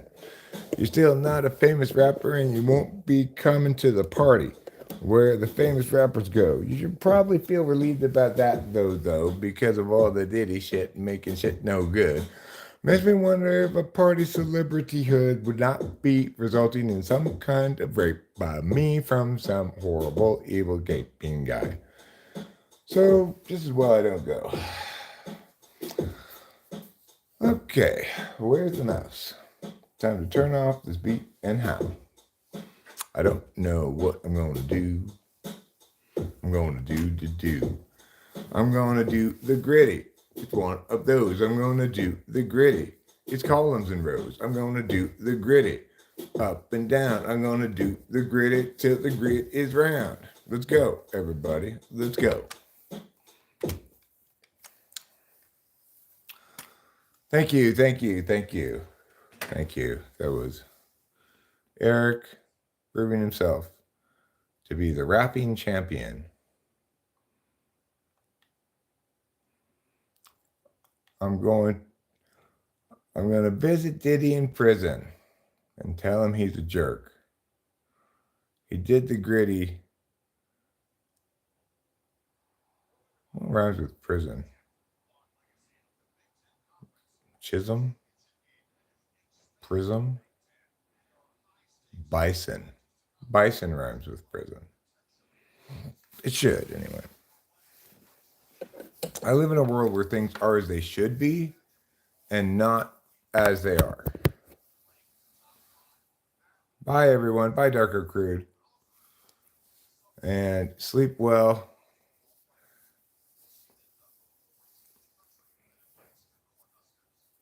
Your music is gritty, and yet it is shitty because your name Diddy and you suck. You are a homo, but also a hetero. You rape everybody that you fuck.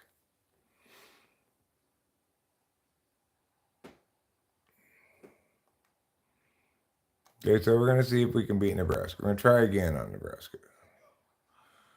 Cornhuskers, Schmornhuskers is what I'm normally going to say in this kind of circumstance, understandably. Let be the ones to start the gig and know we will always win. Fair enough. I know I win because I believe the children are our future. And for people who think the old people are our future, I just have to question their reasoning.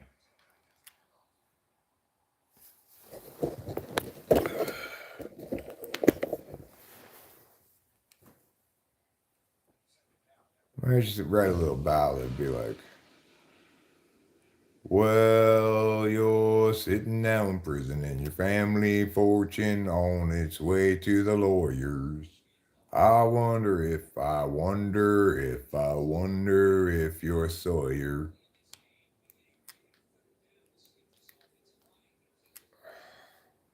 Fourth and 6. Come on now. I just need to run the ball more. You know? Don't tell me Nebraska's going to score here. Come on. Fine, I'll play defense myself then if you're going to be sucking at it. Press those motherfuckers.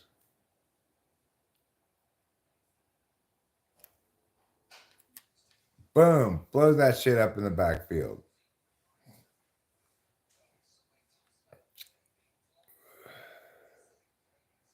Entitlement. Run amok, right? Like, these celebrities are just an example of entitlement run amok. And it's kind of the damaging effect of fame on people when they're too young, especially. All right. 4th and 14. Let's see if I can block this field goal. The computer kicks field goals a lot better than I do. It's kind of unfair. He tends to make his field goals, whereas I rarely make mine.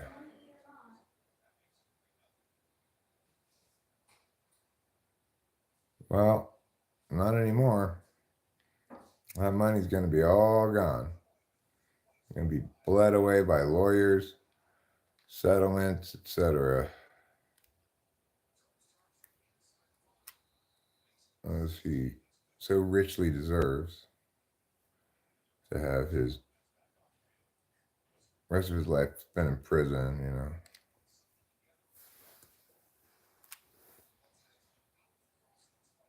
And his family not having the wealth they've been accustomed to. Because his sons are shitbags too, you know.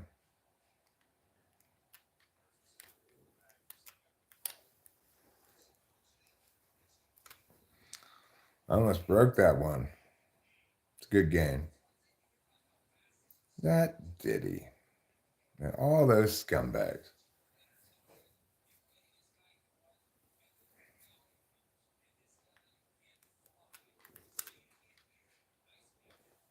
Ooh, I had a step. Not enough of a step though, I guess. I'll try this halfback slip screen.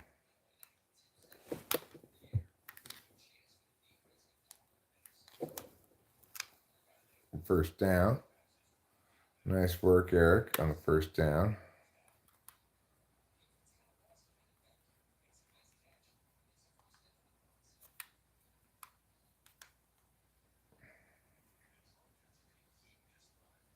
I'm try this little flip pass.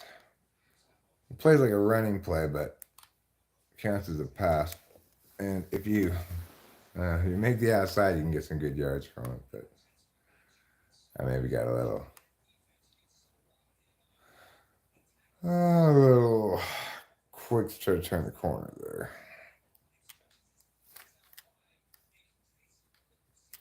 There we go, triangle, gets us to 3rd and inches. Now we're gonna go to the goal line formation and quarterback sneak this.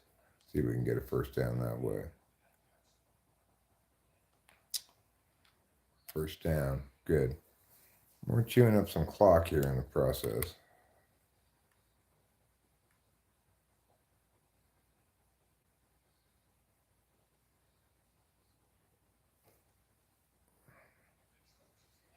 I'm gonna call this zone fake jet. So it's faking the end around, but he's actually just a handoff to the halfback at the middle.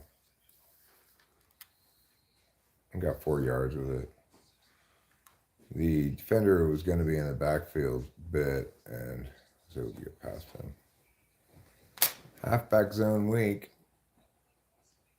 Gave up 3 points to Nebraska, but I'm hoping to at least tie it up here. We're basically in field goal range.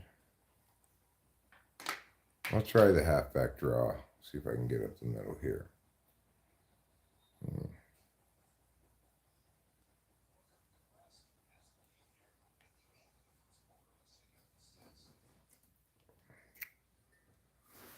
That's pullable. That's a good idea. Do you want the camera? Do you want to do any cards or anything? No, I Okay. wasn't doing it for the cards. I mean, for the camera. I see. I guess I'm going to call the passing play after all.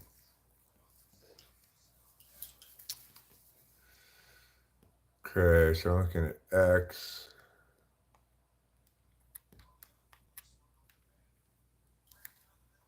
Nice. Excellent. Hi, St. John's, Newfoundland. Is that different than regular Newfoundland? We're from California, Mariposa, California,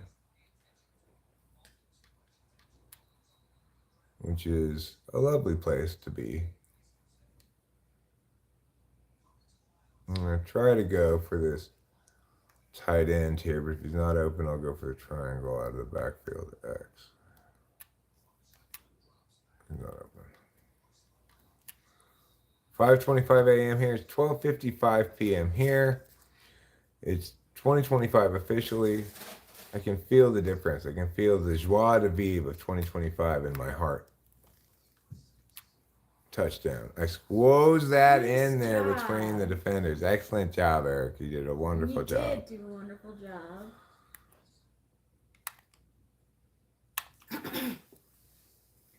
Oh no, no. Don't worry about it. Push circle, circle now to get back to where. There you go. Mitchell on defense. Nebraska's got the ball, but we've got the lead 7-3. And let me move this out of your way. Just that's in your way. Nebraska hands off, gets good 4 yards out of that run, no problem. What kind of work did I do? I was a professional debate coach. I both was a coach and the director of a debate school that was specialized in debate. And I had my own such school for a while too. No! Oh. That's all right, darling. You make it up on offense.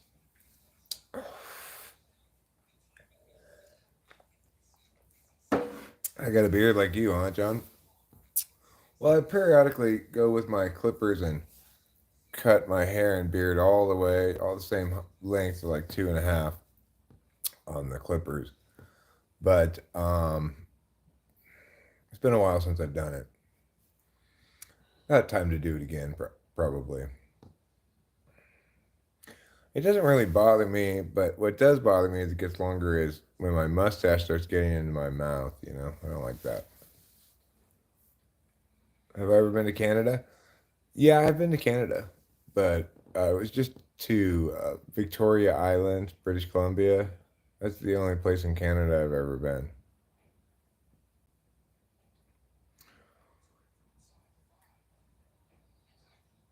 I was in Detroit, top of Michigan, and thought about crossing the border into Canada, but I didn't have a passport or anything, so figured they weren't going to let me.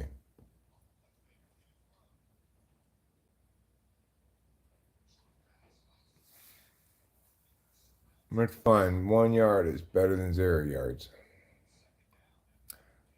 Italian inventor Guglielmo Marconi received the first transatlantic wireless signal in St. John's. Its history and culture have made it an important tourist destination. What do you know? Canada has gone down. I've been hearing a lot of people just talking about how Canada is fucking up these days, making lots of bad policy, bad laws, stuff like that. It's unfortunate.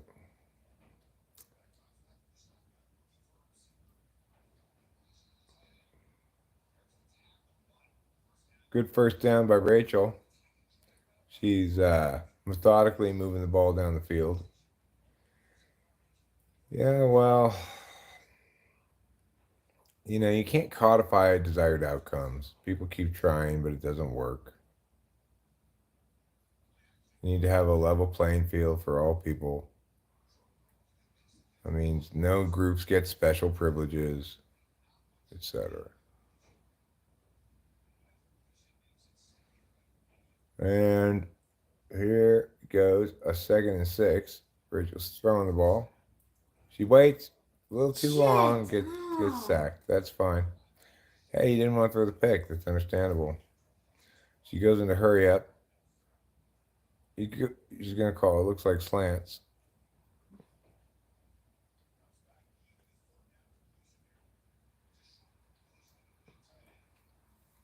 Okay. What yard line are you on? 36? Yeah, I guess you should probably punt.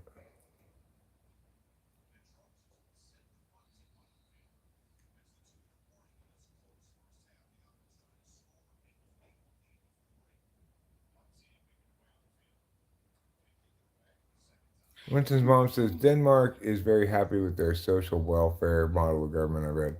Well, it is the case that you have some Scandinavian countries who more successfully, who are more robust against the harms of centralized decision making. Yeah. But just because they're robust in some ways that allow them to experience fewer of the harms. Doesn't mean there aren't only harms. There really are only harms, and their satisfaction with it doesn't make any difference. I could be satisfied with the kick in the face. It doesn't mean it's good for me.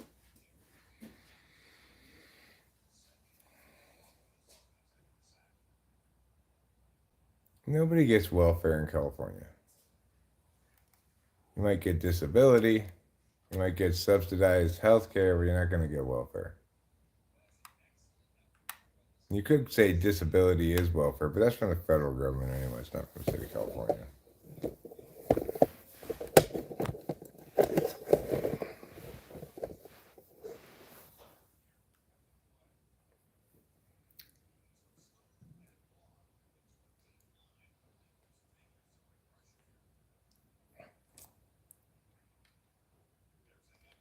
I don't need help gaming. I'm playing the game I like to play.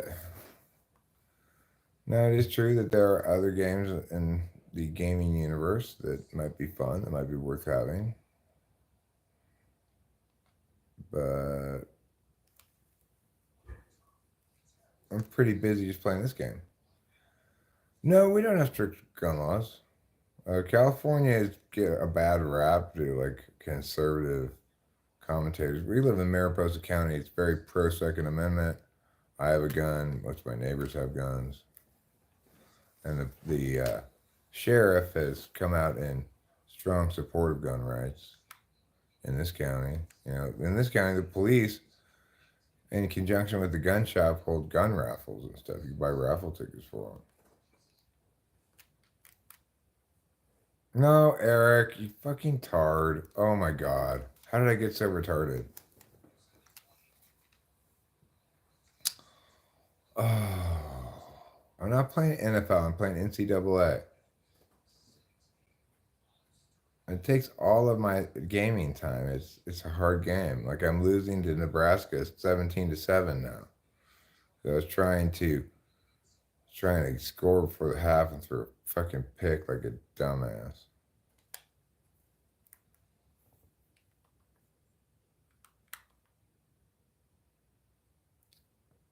Yeah, whatever, huh? Yeah, I'm losing to the computer. If I was playing against real people, I'd lose even more, I'm sure. I will eventually get a PlayStation thing so I can play online, but why, G? Like why do I need to get a different game? What is the purpose of getting a different game?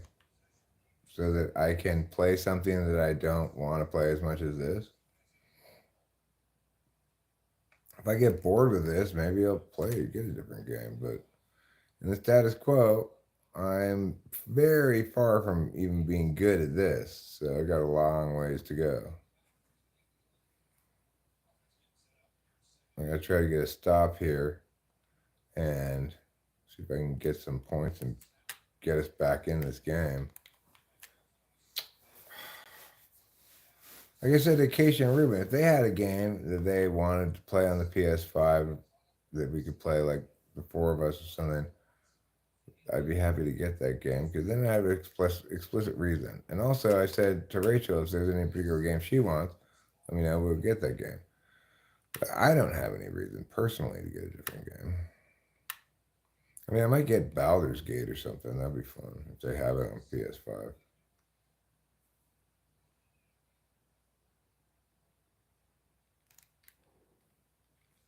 Yeah, that's right. That's me making that tackle. So you're not going anywhere, mofo. Baldur's Gate is tough. Can you sing your favorite song for my friend Dakota? My favorite song? Gosh, I don't know what my favorite song is. But I could sing a song I like, I guess. Like,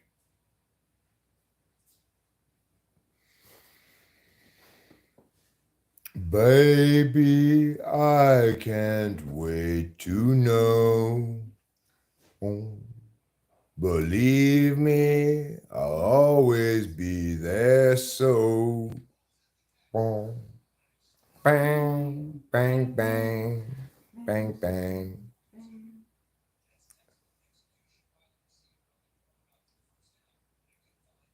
I don't know the words to it. I can't sing that song all the way through. I didn't look for the words. I could sing a song that I like to sing. For example, might not be my favorite song, but I'm writing a song all about you. A true song as real as my tears. But there's no need to fear it, 'cause no one will hear it. Sad songs and waltzes aren't selling this year. It's a good thing that I'm not a star. You don't know how lucky you are. For though my record may say it, no one will play it. Sad songs and waltzes weren't selling this year. That's an excellent sack by me. Nice job. Thanks. I spun around that guy and I just got right in the backfield, sacked his ass, 4th and 23. Now let's go. Let us go.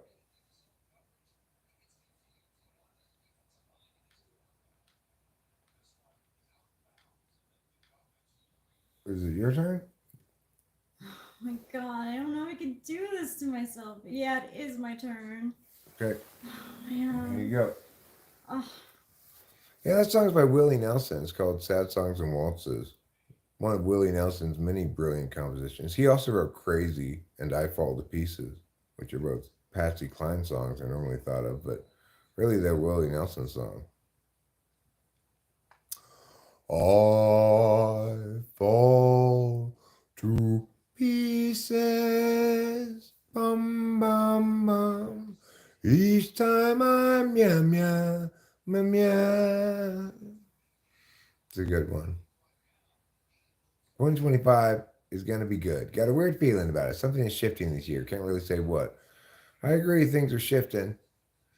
We're moving into a new reality, a world in which people are more aware, smarter than they have been in the past, and also more confused because there's a lack of clarity, uniformity to understanding how the world works and so forth.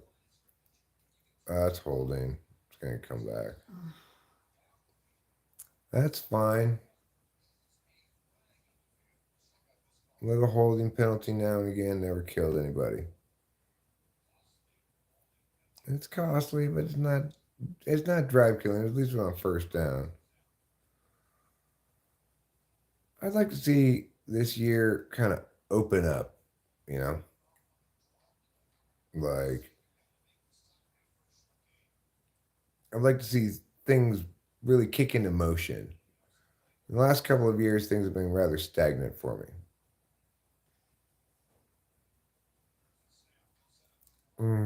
damn it. Oh. He's going to have to try to hit somebody deep.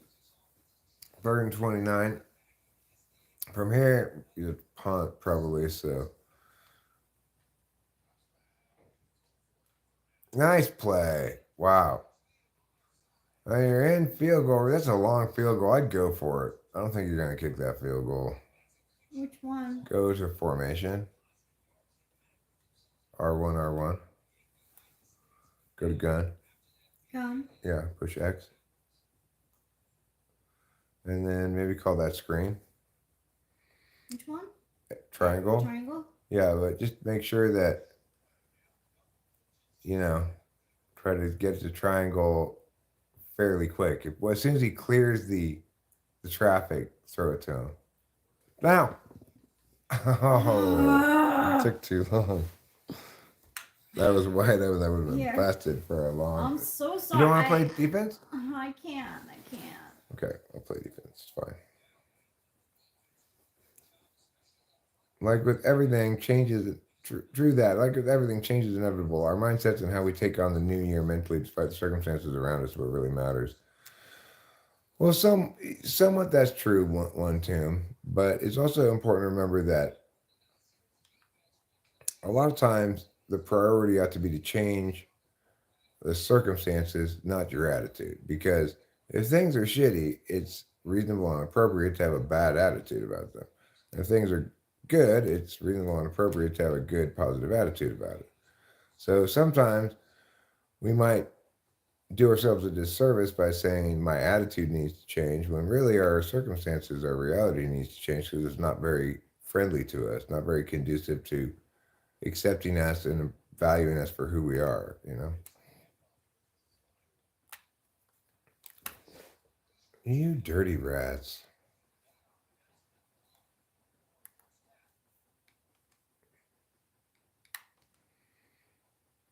I smoke meth and I beat women. My name is Technocrat US.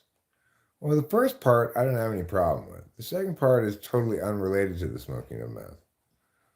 You know, your domestic violence problem cannot be laid at the feet of meth. That's you, not meth. I smoked meth for years and I didn't beat any women.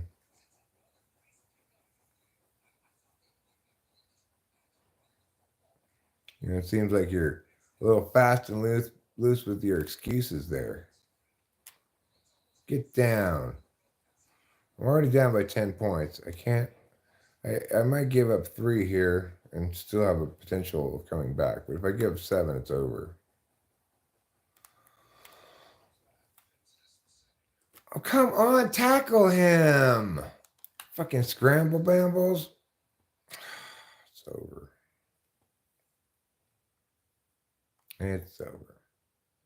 I've tried caffeine and I've tried weed. I've tried therapy and I've tried speed. I've tried fentanyl and I've tried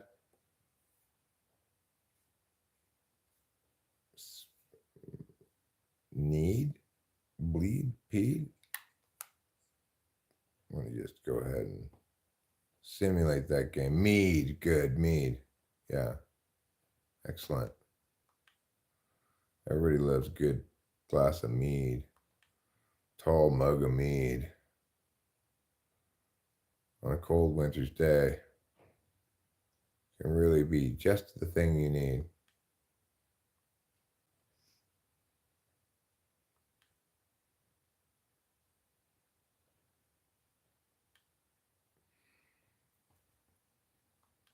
Let's go. Enough for the awards.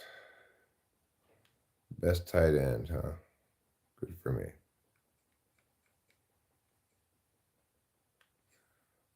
I don't know you, but I do hope this new year brings you lots of good impacts, and I hope it carries the role of the best year of your life in it. God bless you, love you. Well, thanks, Just MK82. I also hope this new year serves you well. I believe that this new year is going to represent a time of getting back into the flow of life after kind of hunkering down for a few years, frankly. And I'm feeling, you know, excited about continuing on with the project I'm currently working on, which is painting the rental house and getting that done. Moving forward on getting it actually rented out. I'm going to have to do a little bit of like, get the bedrooms ready for visitors, make them cute or something. If you're into cuteness. But, you know, the nice thing is, the projects I have in the works, they're not too overwhelming. I can do them on my schedule and spend as much time as possible when I feel like it and not so much when I don't. My first 2 lines are actually teaser from a song that's yet to be released. Huh. True as well. You have a good point that you shouldn't be complacent with these surrounding circumstances when there's actionable change on your part to be had, but there's still something to having a positive attitude. I mean, I agree. Look, nobody wants to be teamed up with a nonstop complainer who's just looking for problems to admire and is going to be mired in a bad spot accordingly because they don't really display a respect for their own agency. So that's true. I just remember when I was in this hotel after my parents died and I was trying to sell their house.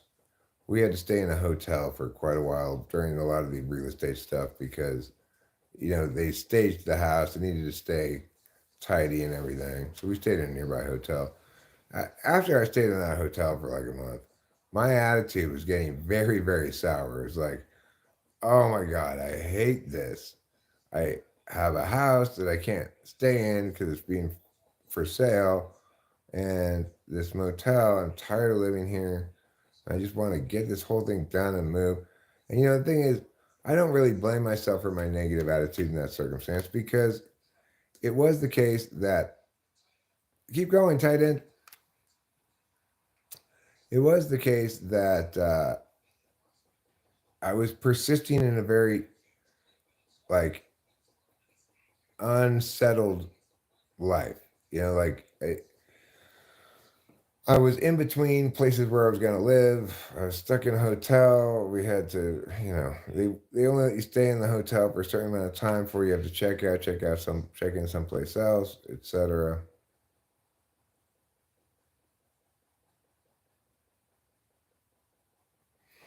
Oh, I think we'll get more than $50 a night.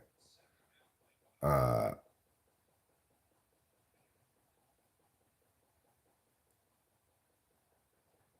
I mean, I've gone back and forth about it a lot. Um, what we're gonna do is we're gonna try the vacation rental thing first. There are certain various advantages to both things, but if in fact the vacation rental doesn't bring in more than, oh God, I almost threw another pick. Doesn't bring in substantially more than I think we get for monthly rental. If it's more work, etc., we may switch it over to monthly. But we're going to try the vacation thing first because it does have an additional amount of lucrativeness to it. And depending on the time of year, we might be able to get more of a premium cost for it. Like in the middle of the summer, it's in the middle of the summer when it's at the peak season, it can be quite difficult to find a place to stay around here, and prices go up accordingly. I don't mind charging $50 a night if that gets it full in the off season, but probably even if we wanted to fill it up in the off season at a low price, we'd still be at like $89 or $90, something like that. It's a 3-bedroom, 1-bath house, so we're gonna end up getting more than $50 a night for it. But we'll just have to let it see. We'll have to see it play out. I just can't know in advance exactly how this all is going to work out. I was homeless and struggling with addiction for almost a year before landing on my feet about 4 years ago around the boom of COVID, so I can relate a bit. Yeah, well, I've just been in kind of isolation, hunker down, rest, low expectations for myself mode since my parents died. But it's I'm segueing into more responsibility, doing shit more successfully, accomplishing more things.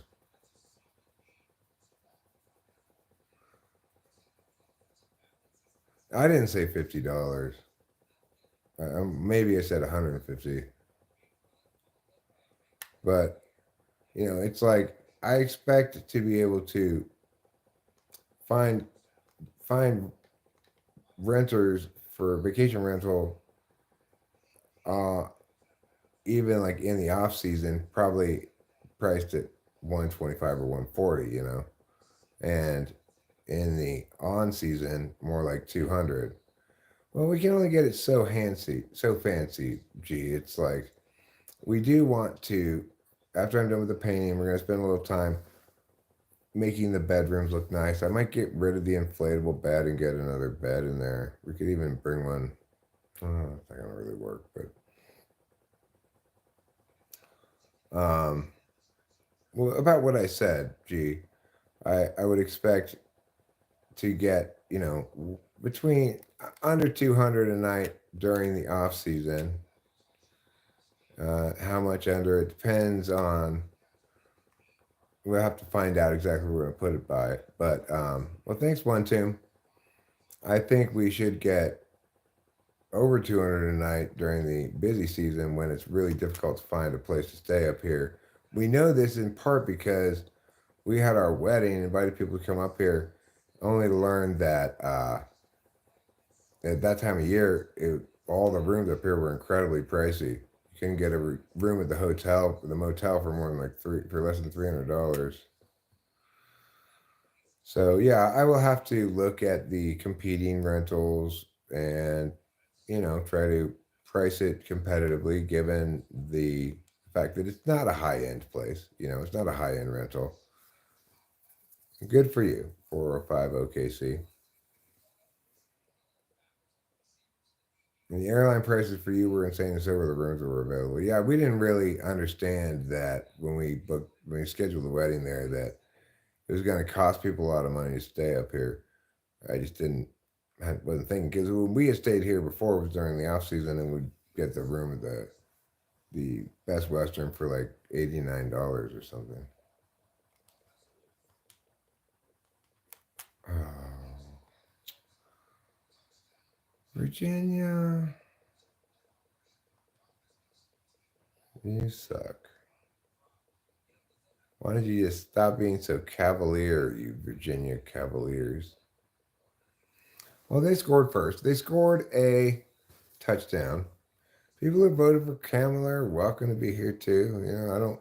I didn't vote for either Kamala or Trump or anybody else.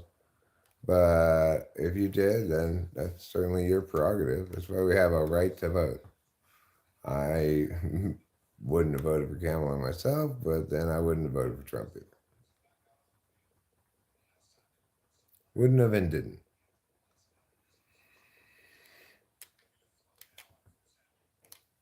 There we go. Oh. Well, maybe I was going to bust that all the way. Yeah, Virginia, you got a touchdown on me. Sure. Don't get cocky. Don't think that that's how it's going to go every time. Because it's not. You got the jet touch pass. Oh, good. Get out to the edge. Oh. Horrible.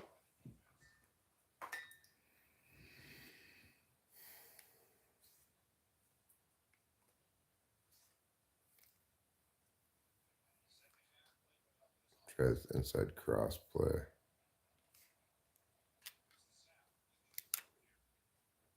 Oh, that's for a pick. Okay, that's enough. I'm done playing this stupid game.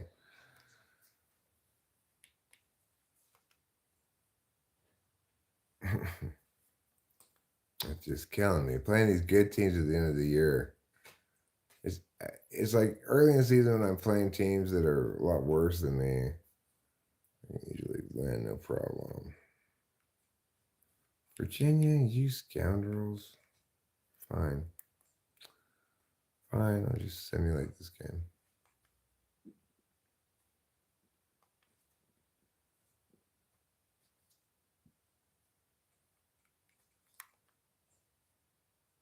The next 4 years are going to be fantastic, says Sean Twed.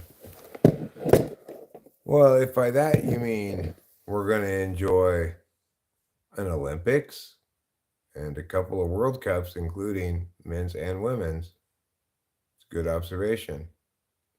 Who doesn't enjoy the Olympics?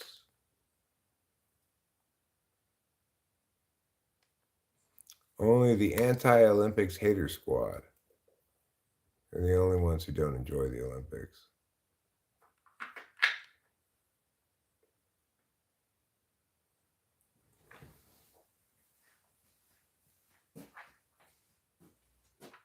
I should be able to beat this team. I really, really should. Let me give it another shot. They seem to not turn the ball over. That's the key thing. If you want to be successful in football, number one rule, do not turn the ball over. Do not. It's a bad idea. Just don't do it. If you can match up avoid throwing interceptions, you can stay competitive in this game against any of these teams. I have a very excellent dynasty team that I've been recruiting well with for years now. It's 2031. And my team's beast mode. Virginia is not as good. They have lower scores on everything. I should be able to beat this team. They're not bad. They're close to us. But I have faith in you. okay, cool. Thanks, darling. Of course.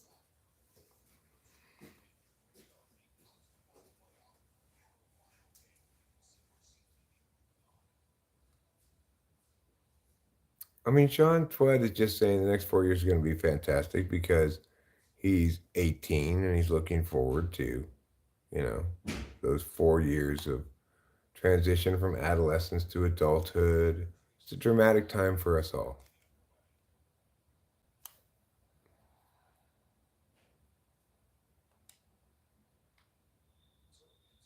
What I'm hoping is that after Trump presidency, that we get Biden again. Because he hasn't had his second term. And he did such a fantastic job.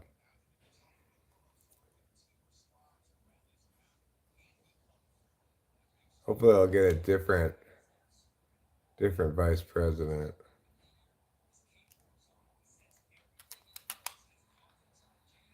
All right, stopped him for 1 yard. The next Olympics, I predict, President Trump will win the diving competition. Finally, taking it from the Chinese after all these years. You're not going anywhere with that, motherfucker.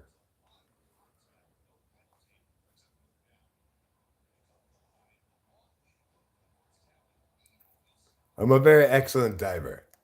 I dive like nobody's ever seen before. I set the standard for diving. It's the classiest diving you're ever going to see. I don't even make a single splash ever. Oh, fuck. You've got to be kidding me. I'm not calling punt block ever again. Every fucking time I'm roughing the kicker.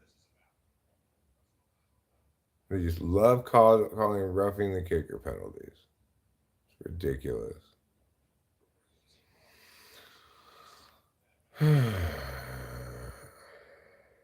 No more trying to block any punt. Always punt safe. Reduces the chances of me roughing the kicker dramatically.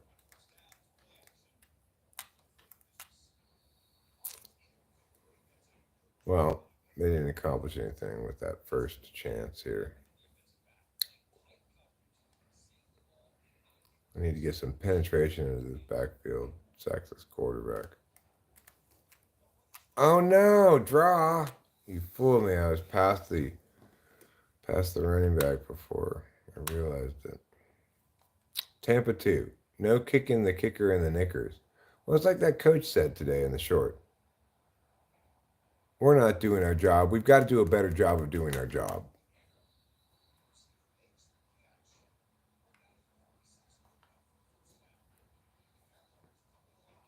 My battery died. What were you saying? I was saying that there was a coach today. I made a short of him. And he said, we've got to do our job. No, we're not doing our job. We got to do a better job of doing our job. That was the quote he gave to the sideline reporter. That was a good quote. Very coach-esque. Kind of the kind of almost nonsense kind of talking that coaches seem to invariably fall back on. Anyone dive like this before? Dive like what? Like deep sea diving with scuba gear and stuff?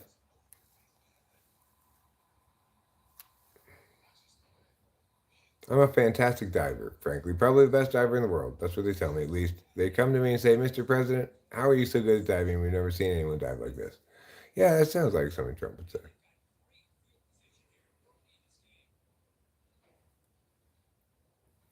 And there are those people out there who are my political enemies, and they might want to pretend like I suck, but really, I'm the best.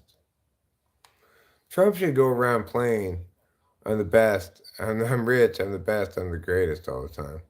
Seems like it's an ideal theme song for him.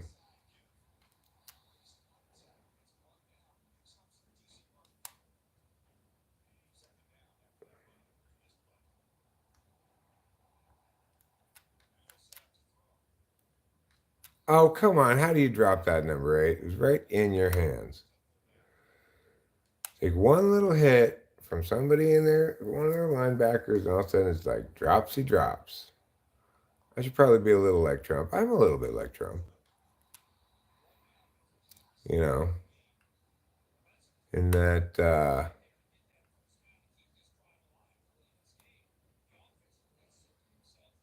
I'm a very stable genius. Hi, Duca. Catch that! How are you dropping everything? Oh, the drops. Oh, the dropsy drops. Your name is Duca. You live on the second floor. I am saying hi to you. Yes, I think you've seen me before. He owned a league at some stage. I don't know what kind of league he would own. A diving league, you mean? When you're the best diver of all, why wouldn't you own a league? I always talk shit about myself, though. Maybe if I always told myself I'm the best, I would actually be better. Bro, Trump is a horrible person. He is?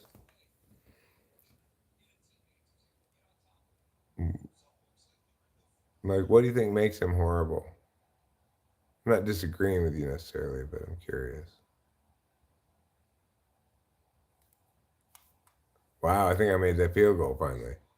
I kicked a field goal, everybody. I successfully kicked a field goal. Amazing. Trump became the team owner of the New Jersey Generals in the USFL and led the league in a lawsuit against the NFL that attempted to force a merger. That sounds like a Trumpish move.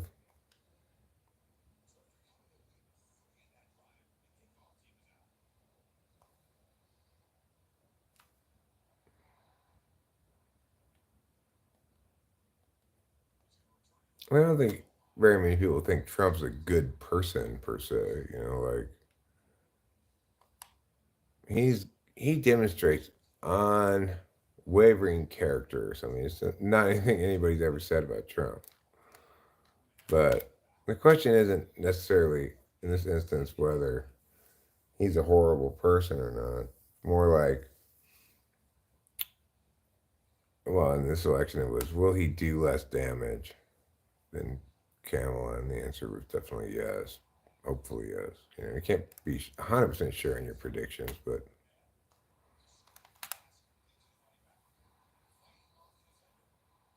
I did a few concoctions of things tonight. Is that why you're a little bit intoxicated? Because you've been drinking alcohol, sometimes known as the devil's tears. Get him. Good. You didn't get it, motherfuckers. You're going to have to punt. Deal with it. No more wars, more money in your pockets. What's not to like? I mean, I certainly don't oppose either of those things. I'm all in favor of cutting taxes. I'm all in favor of reducing spending, making government more efficient, etc. But, you know, we shouldn't be pleased with Trump. Obviously, he's not a good candidate for president.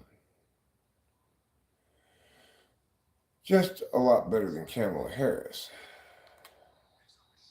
We want to have a reasonably high bar, right? We want to have reasonably high expectations for our electoral process. And that means we want to find somebody who is effective at communicating with the American people as a whole, who justifies his behavior with good, reasonable, logical explanations and stuff, rather than just his hunch, who's not just a mindless populist who thinks every institution and habit of democracy is just something in his autocratic way. You know, there are a lot of things to complain about regarding Trump. I never dreamed I would I would even consider voting for Trump until they wheeled out Kamala Harris. Boy, oh boy, talk about a sack of shit. That woman is absolutely horrible. She's a horrible person, a deeply horrible person, because she doesn't seem to care about, like, she doesn't think the voting public needs to hear any answers about what she thinks or anything, right? Trump, you might not like everything he says, and certainly he's got some terrible fucking ideas, but at least he tells you what they are in no uncertain terms, even if they make him look bad.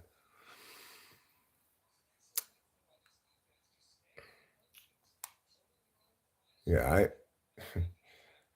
the idea that what I got from Kamala Harris in no uncertain terms is she thought she was smarter than me and every other American and would just fool us into her way into presidency with bullshit, non-answers, and just this relentlessly intuition-free favoring of increased taxes without even anything specific to spend it on. Just like, oh, the devil incarnate. Just so non-intuitive, so stupid. I mean, Trump is a fucking moron, but Kamala Harris was mind-bendingly stupid. Like one of the stupidest people I've ever encountered. I never dreamed we'd have anybody that intuitively bereft running for president. And not like it's not like Trump's got any kind of good intuition. His intuition is crap too. But at least he has some intuition, unlike Kamala Harris, who was just operating in the complete absence of a notion of things that are relevant, ought to be weighted more than others, or care for the truth at all. She made claims in her ads that she had to know were false based on the fact that she's a lawyer about the nature of the law and federal government's role in meow, meow, meow. And she was just blowing complete smoke out of her ass and must have known it since she's a lawyer. You can't just overtly lie to me like that and expect me to have any respect for you as a political candidate. I like transparency. I like that aspect of Trump. He's a lot more transparent than most presidents. But remember, he is not principled. He will be autocratic where he feels like it, whether there's any justification for it or not, and just think that's totally appropriate. This is a man who asked for personal loyalty oaths instead of expecting people in his administration to, adhere to the normal oath to uphold the Constitution and stuff. It's completely crazy. He had the worst turnover of any president in any administration ever by a huge margin because he was impossible to work with. He didn't listen to other people or involve their insight in his decision making at all, even when he really should have. He trusts his own intuition because he's got no objective deliberation function. The only redeeming quality about him, really. I mean, he's got some fine enough policy notions. He got us out of some international agreements we shouldn't have been in, and he's not coddling the career bureaucrats and their nonsense. And that's good, but at the end of the day,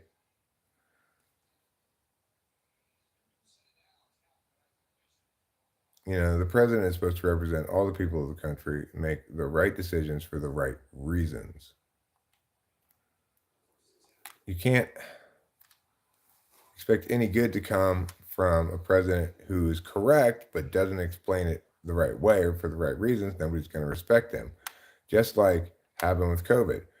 He wasn't wrong. He was correct about the fact that we should not collapse into alarmist nonsense over COVID, but he had a responsibility, and a good president would provide a justification for such. Something like, we need to prioritize principles ahead of this, and every person has the right to make their own medical decisions and decisions about what to put on their face and stuff. There's no conceivable world in which a quarantine lockdown thing could persist for anywhere close to the amount of time this one has without comprising an overreach of emergency powers. It's no longer an emergency. So, like sensible explanations like that were required. All he had for us was, I got a hunch. So President Trump and his idiocy is less of an idiot than Kamala Harris, who presumably is somewhat more educated or something. But they're both still borderline retarded, and we shouldn't support either of them.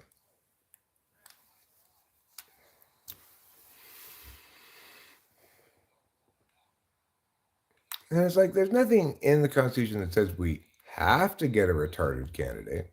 We could get people who don't have Down syndrome. Just a thought.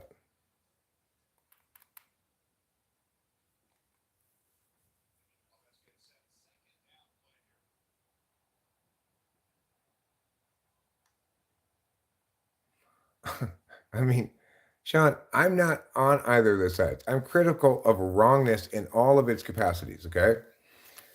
When it manifests on the left, when it manifests on the right, obviously there's generally more to be concerned with for ideologues who are left leaning, because the damage done by creeping overreach of government and by this weird fixation with taxes that they have, like taxes are good somehow, that's horrible, obviously, and it needs to be shut down. But the point is, what's worse is that you're talking about them as libtards, right?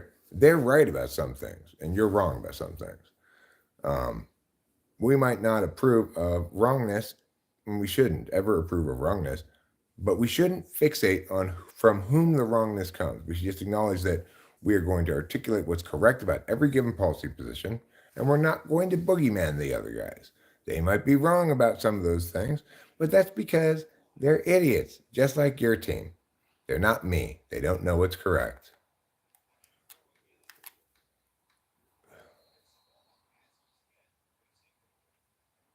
And, you know, I've dealt with a world full of idiots saying stupid shit for decades.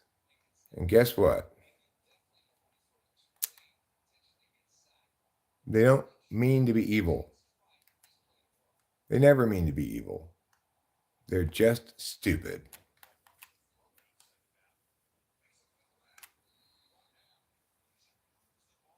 This guy had some good cocaine. I had no cocaine. Hey, would you blow me? You know, where were you when I was looking for cocaine? I was waiting. You said you were going to hook me up.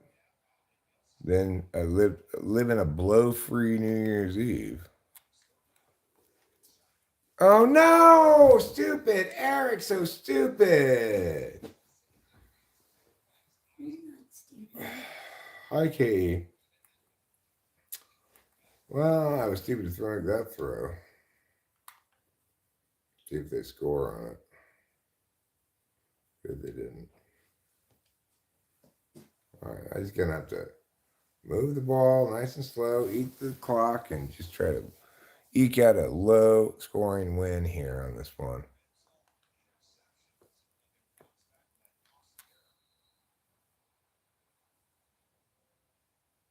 So we'll just put it on chew clock.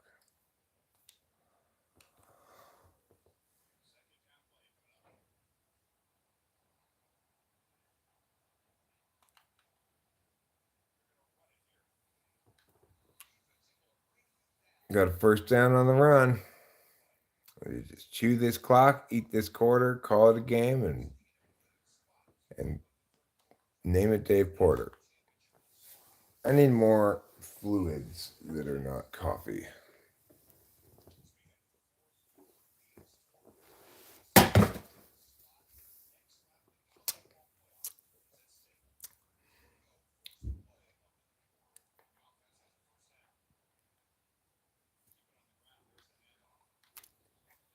Got 3 yards on that. We'll run the ball again. Got chew clock on. I have royally fucked my day at this point. It's still the brand new day. The brand new day of the brand new year. How can you have fucked it up already?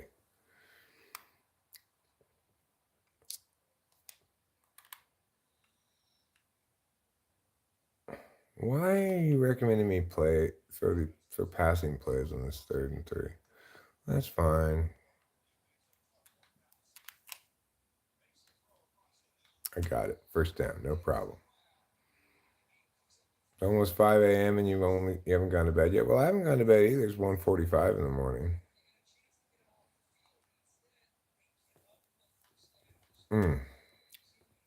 2 yards on that first play. Good for 26 duo. It's a little bit of a strong side power run. And I got a good number of yards out of his 3rd and 2 now. I'm going to try to halfback dive my way to a first down. We reached the 2-minute warning, and I am within field goal range, although I don't normally make my field goals, but still. Oh, touchdown. Forget field goals. Touchdown, Eric. Take that, motherfuckers. Take that, Virginia Cavaliers. You're going to pick up running in 2025? Well, you better find something to chase you.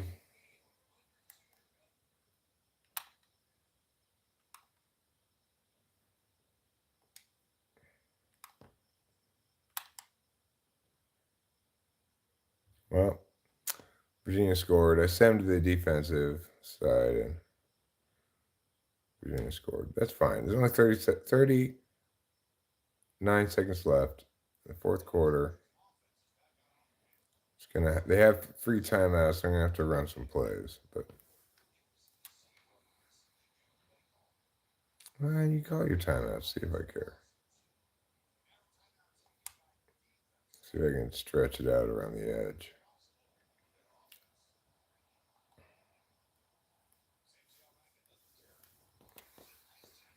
Got a few yards. Guess I'll run again, or should I pass the ball here?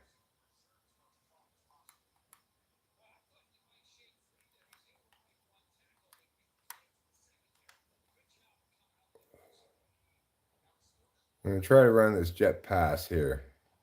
What do you think about quantum physics? I know you know.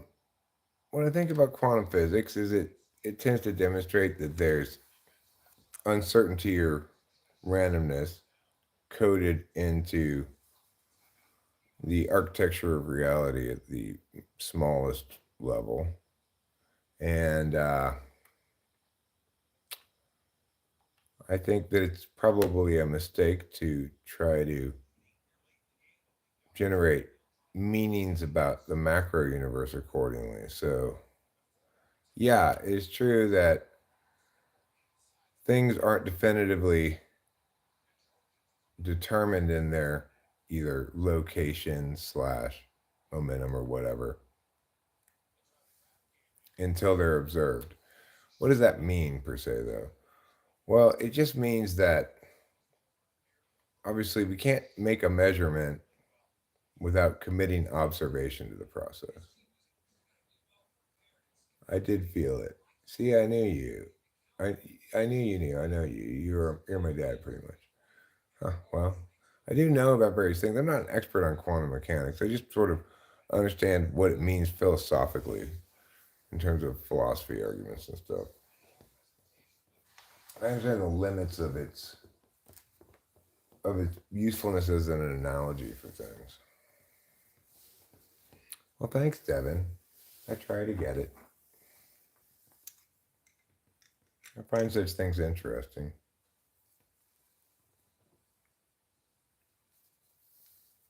You know, I think I've been saying for a long time, and I was pleased to note that recently I've been reading more and more in like the Google News that dark matter and dark energy are bullshit. I said that from the outset. I was like, this is not how you do science. You don't go, our prediction said this.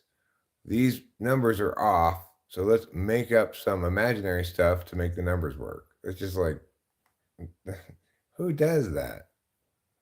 Evolution does that kind of shit, but not real science. Dark matter and dark energy. Just because we cannot, with our current measurements and astronomies and so forth, determine exactly why the numbers aren't crunching out, doesn't mean there's imaginary stuff that makes the numbers crunch out better. Math, imaginary numbers.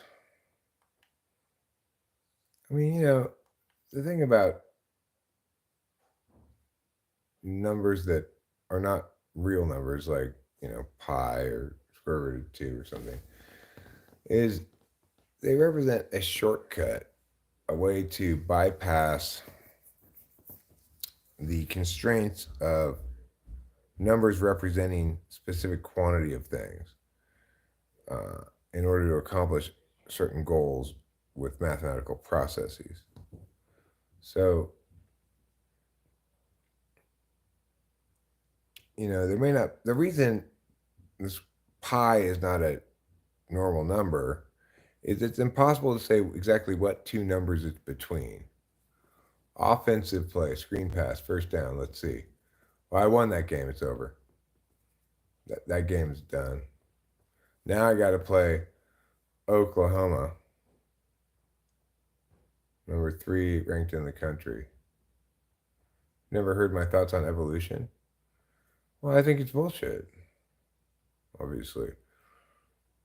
It is the case that there's genetic variability within a genome and that situational pressures can reward some variants of that genetic variability over others, so that you can imagine a population of bears trapped on an island with smaller food resources, that only the smaller bears survive, and you end up with a smaller population of bears. But you will note that does not involve any mutation, and that in a return to normal conditions, the bears return to the genetic mean, the genomic mean. All the things we understand about evolution push against the idea of change over time, as deviations from the genomic mean are, the further you deviate from it, the more likely it is to kill you.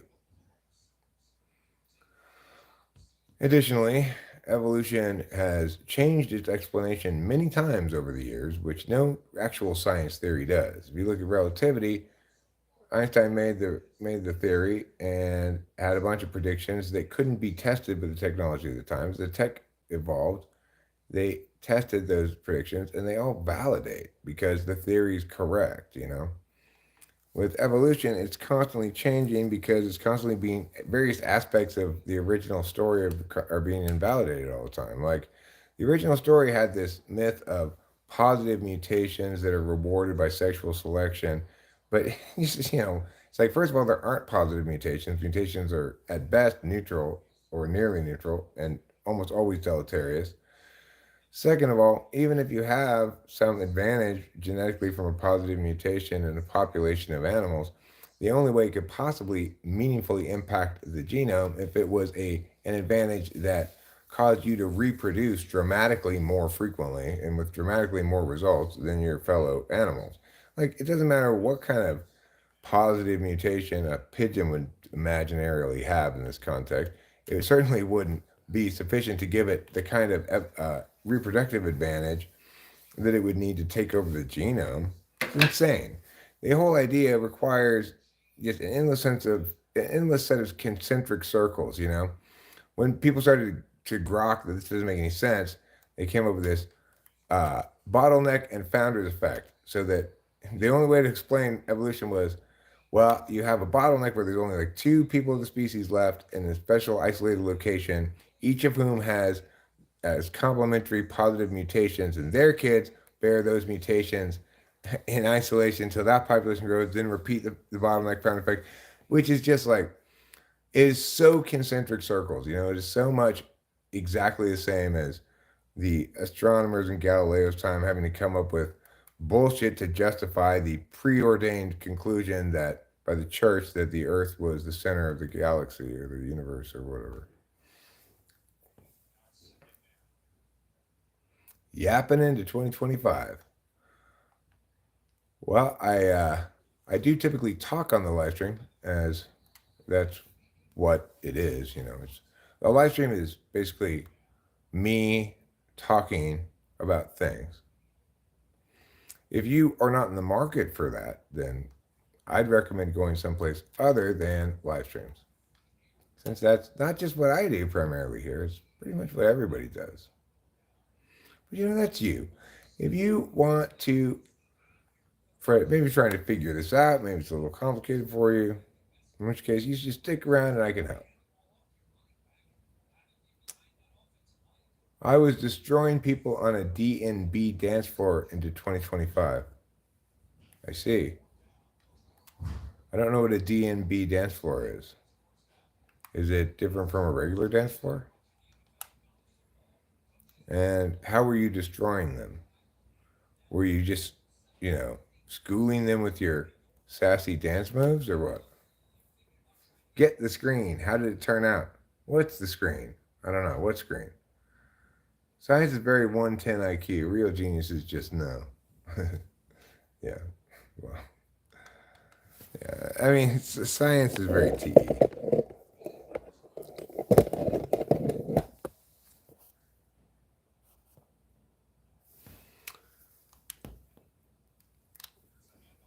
Get away from him. Good job. He's pretty quick. People always talking like their IQ is not average. It's an average because most people be there. I'm not saying my IQ is smart or dumb, I don't care about being smart or dumb. I'm right. I'm correct. So it doesn't matter if I'm smart or dumb. Correct matters. Yeah, I could call a screen here, but with 3rd and 3, I'm going to run for first down. If I don't get it, then I'll go for it on 4th down because I'm on their 45. So, all right. Unfortunately, I don't see the screen in my coach's suggestions, so not sure where that screenplay is that I'm looking for. All right, there. All right, I'll call the screen. Let's see. Hopefully it works. Let me turn this around so you can see what happens.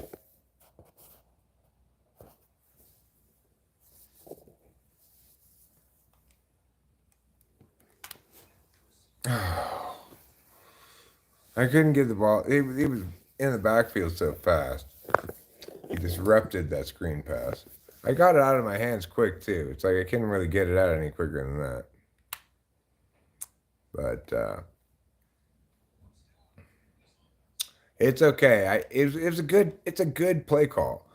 My offensive coordinator said, let's run that there. I would say, good play call. Let's do that. But it just didn't work out this time. I might have been better served with a little drag route or something. But hindsight's 2020. Cover three.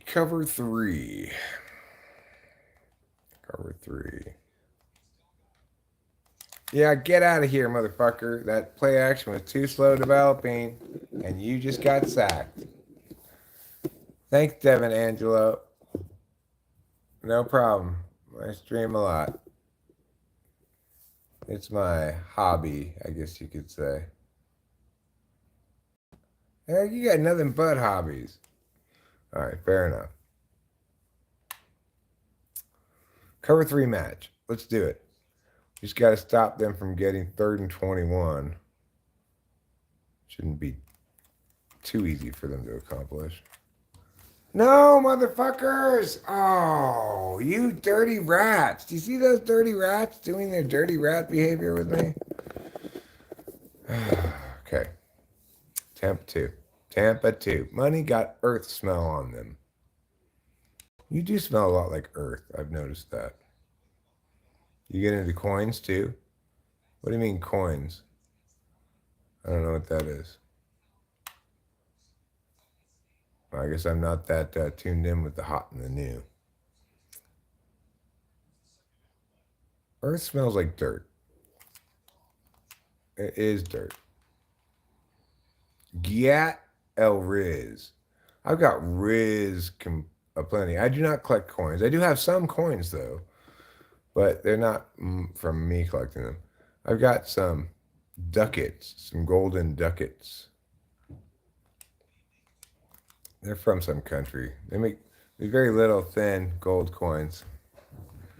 I can show you one. They don't have a lot of gold in them because they're very small, thin gold coins, but they're called ducats. He missed it.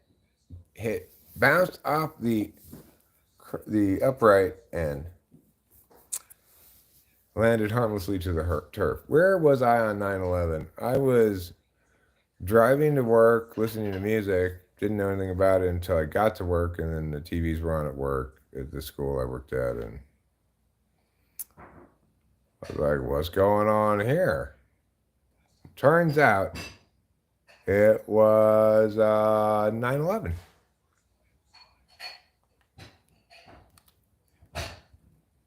And I said, "Well, that sounds kind of exciting." So, some plane ran into a building? Wait, a second plane is now running into another building? What's going on here? We got some shitty pilots on duty today. And it turned out it was no accident. Cheney, Bush, and his various cronies put it all together on purpose. I want to buy you a present. And everyone forgot after we said we wouldn't. After we said we wouldn't what?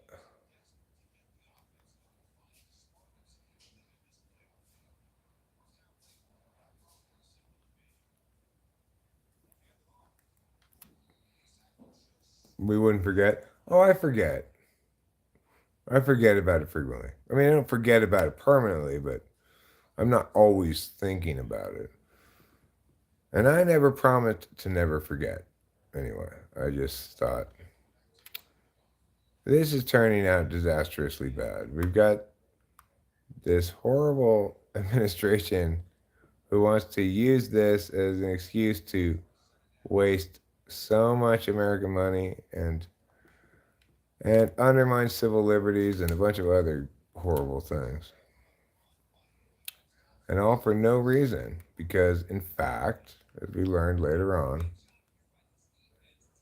not only did Iraq have nothing to do with 9/11, but they didn't even have those darned weapons of mass destruction. Just terrible. I didn't get it on fourth down. You know what, Oklahoma? I'm tired of you and your ways. Your defense is a little stout for me. I got to calculate this. What are you going to calculate? Tell me what my fate is then. Go for it. You charge $1 to tell me what my future is? I don't have $1 handy at the moment. $1,000? Okay, you can't be that good at telling me what my future is. $1,000.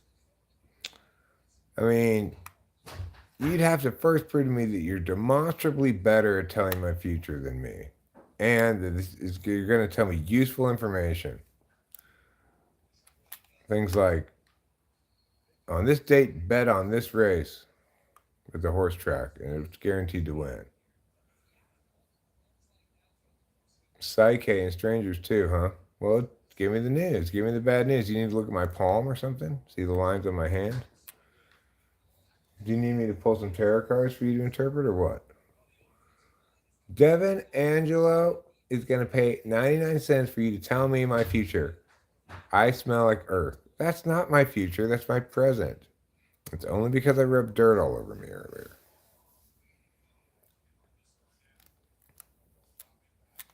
Oh, thank God you dropped that. Better. No. Don't drop the kicker. I shouldn't have called block the field goal. I'm sorry you wasted that $1. KE thinks that if she can tell me I smell like dirt, then she's predicted the future. You're just describing the present. That's not the future. Don't you even know the difference between the present and the future? This fucking guy is kicking that long-ass field goal. Oklahoma, where the wind comes rushing down the plain. Get out of my way. Get out of my face. You know, I think that you're lame. Would have to know the present to describe it, which I don't until you told me. Okay, well, the truth is, I'm going to be honest, okay, I don't actually smell like dirt. I was lying. That's why you can't trust me to help you tell my future or present. Because I'm full of lies.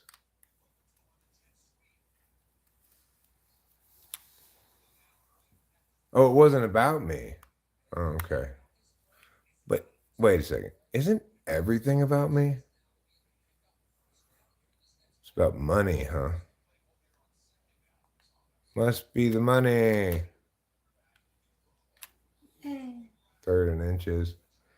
How'd that be for an upgrade from your old Atari game? How would what be?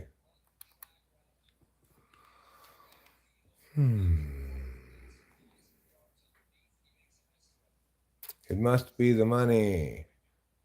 Do be Sean, do be. Do be Sean. Do Sean B. Ooh, do Sean B. Okay, Sean B. Your future is this. I see in your future a Prius, a Toyota Prius. I see a fender bender.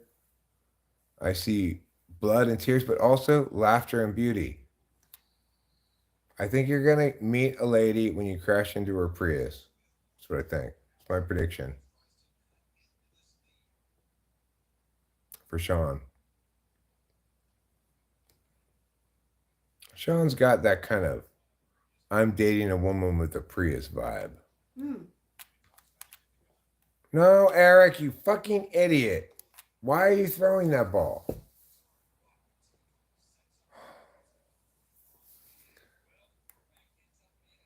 Horrible. Horrible, horrible.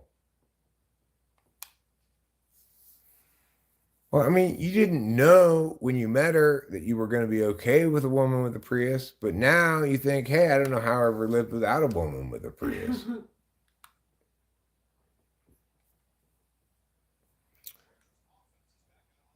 Your wife drives an F-250? Okay, well, maybe she's going to get in the crash with the lady with the Prius and become a lesbian. That's possible, too. All I know is I feel like this man is me in the future. I might be you in the future, Devin. I very well might be.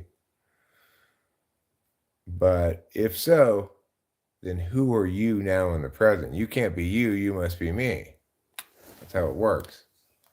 Oh, that was a nice screenplay. That was a nice screen pass. It got me first down and more. With 32 seconds left, I got out of bounds, too. Congratulations. Thanks.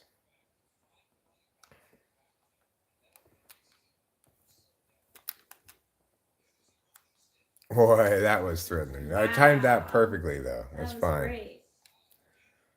Are you going to... The clock's still running. That's fine. I got 3 timeouts left. 22 seconds. Oh! He had nothing but green in front of him, too. Nothing but green in front of that motherfucker.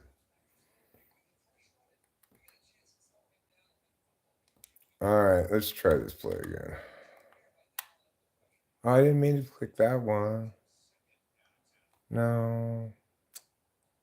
Yes, this one. That's what I want. Good. Let's see if we can get this jet touch pass to get to the edge. Oh. Timeout. 15 seconds left. I'm down by 10 points. Am I in field goal range? No, I'm at the 44-yard line. I'm going to need to have a good amount of production here on this pass play.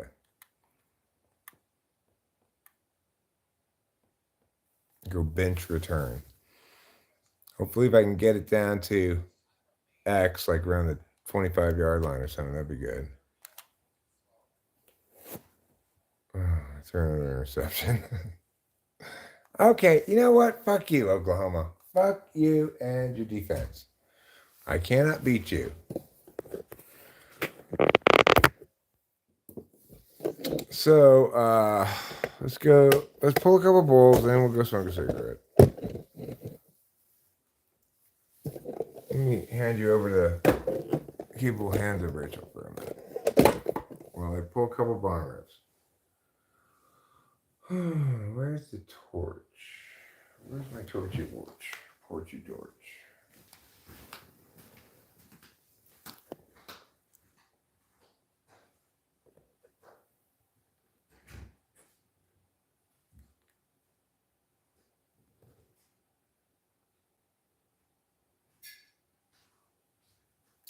Sean, are you trying to get KE to be psychic? KE is psychic, yeah. Oh. I want KE to tell me when you close your eyes, KE, and visualize the most important moment of the upcoming year for me. What's happening in that moment? Where am I? What am I doing? What's the takeaway? I like this.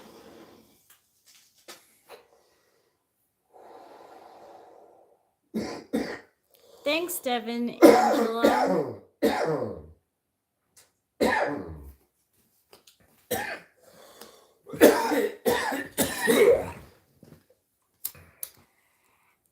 Bong rips for Bonzo. Eric wants to know what the future holds for him. Yeah, I want you to use your psychic powers to visualize an important moment for me in 2025. What's it going to be? What's it going to involve? Where am I going to be? What's going to happen? The whole 9 yards.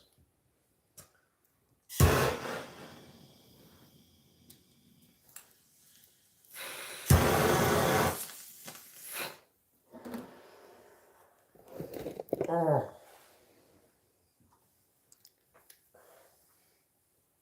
That's a saucy bong rip. Oh, it looks like one. He's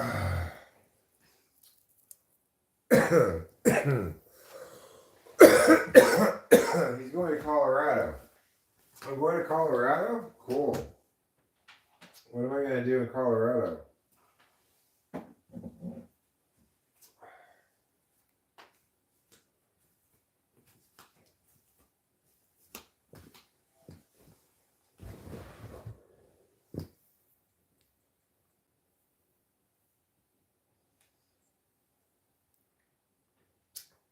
Yeah, we're throwing bong rips at a fire crotch here.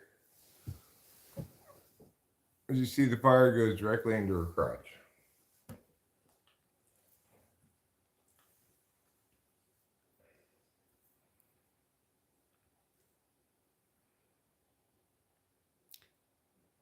That's good, KE. That's good, NI. Potentially a job, or at least opening up to the external world. I think that's feasible, Winston's mom. You know, I mean, I don't really have a super clear expectation for KE, except that I believe we'll make more as a vacation rental than as a monthly. If it proves to be not much more or not even more at all, then we'll just switch it to a monthly. So I don't really have clear expectations about how much we're going to make from it a month. I was thinking it'd be nice if we averaged $3,000 a month, because we should be able to get close to $2,000 a month as a monthly. So it's going to be a lot of extra work. We should ideally get a little bit more money. But if it doesn't work out that way, we'll just switch it to monthly. You know, I don't think it's going to lead to a lot of frustration. I know our neighbors get very regular people staying at their space they have underneath their house, which isn't which has a host living in the same building, although, you know. So I think we should be able to get the equivalent to that. Rachel actually wrote her an email today. Yeah, she sent us a Christmas card.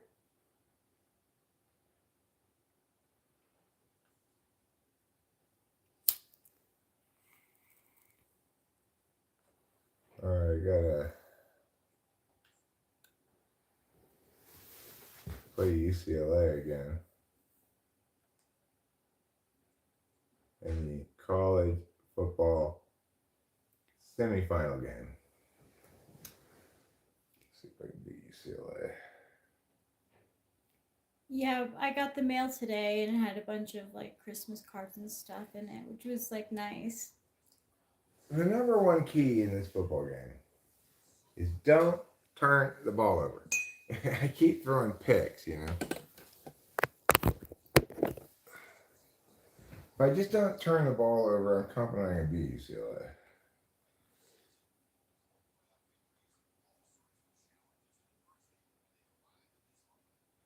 Can you do palm readings without looking at palms? No.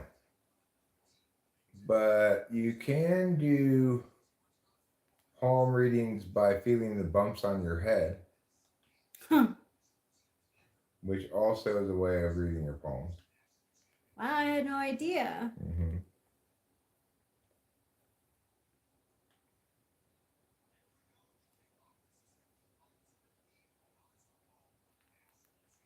Nicely done. Why am I wearing my road uniforms? Yes, I switched their uniforms to home, but I wanted my uniforms to be home too. Oh well. So it goes. I do tarot, but to be honest, people I do it for get more out of it than I do, so I don't do it often.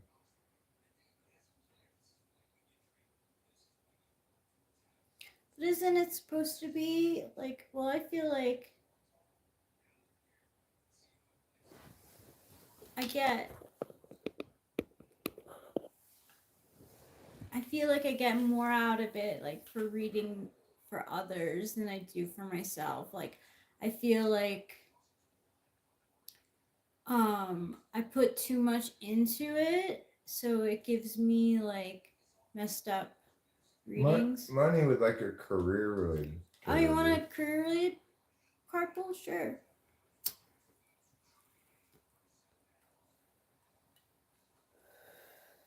Osteopaths can read your head with their hand. I wonder if anybody who claims to be a psychic who can tell your future by reading the bumps on your penis and insists there's nothing sexual about it. The various wrinkles, veins, and other irregularities on your penis let me tell your future. Oh no! Well, that was a quick touchdown to give up to UCLA. Okay, money. Why is UCLA so No. good this year? Their numbers, their scores aren't very good, but here they are in the national championship game.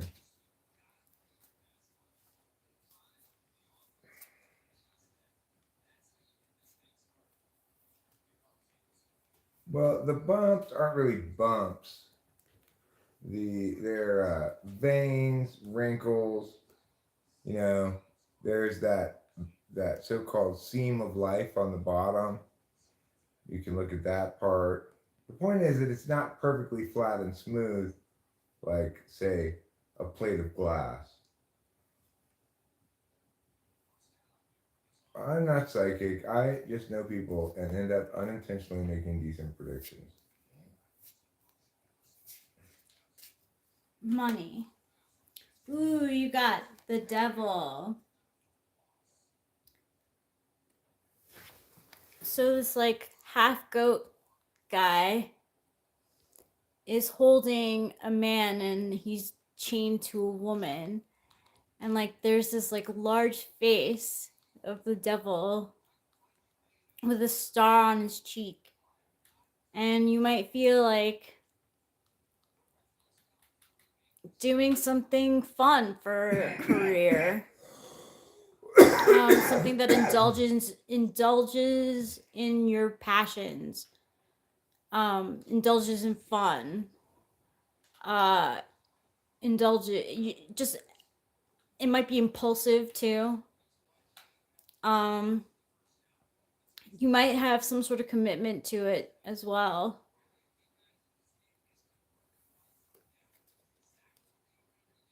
Sounds like the devil card, money. Devil is Capricorn. It is. Are you concerned that might have been a poor decision, money? Are you worried about the risk? What made you decide to do this? Is it because there's specific things about the opportunity you believe in, and you really think it's going to pay off? If so, I'd say, trust your intuition, and if it's wrong, at least you took the chance and didn't play like half-assed life. I feel thick. Oh yeah. I said already, the one thing about this game is you cannot throw an interception. And that's exactly what I did. These things are very devilish too. It's like mwahaha, mine. Rachel, your eyes look like an angel's eyes. Okay? Thanks. Not like the devil. I don't Thanks. know what that guy's thinking. He's just trying to hurt your feelings. Yeah. I'm used to it. People do try that.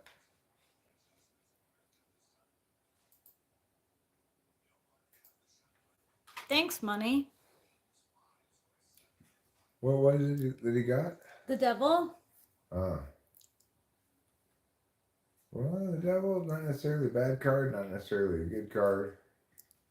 Depends on where you are and so forth. Would anyone else like a pull? I should have Eric do a pull for me. I pulled like not good cards for myself. I'd be happy to do a pull for you. Cool. Thank you. Happy New Year's, these shorts. These shorts, they keep getting pulled up into my butt crack. Okay, KE. Come on, guys. KE 2025. What's your thoughts on the saying, once you go white, you always stay tight? I think it's ridiculous.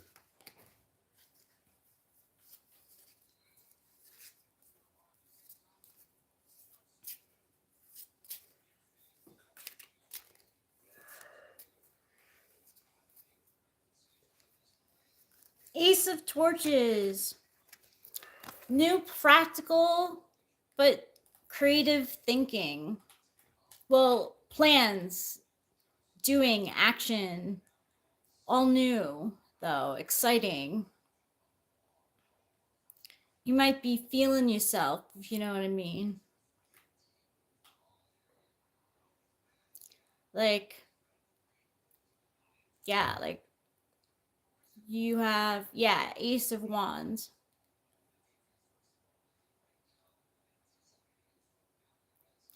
I think it's torches in this deck.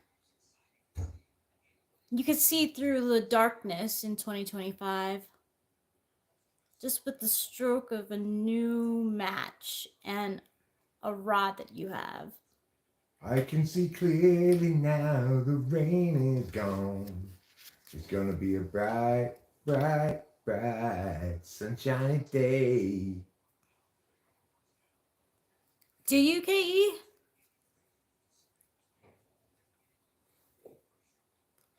I struggle with because I pulled the devil for myself, and I also pulled the Seven of Swords for myself, and I was like, oh geez, I'm just stopping now. Well, I will do yours. I can do yours right now. I just pause the game.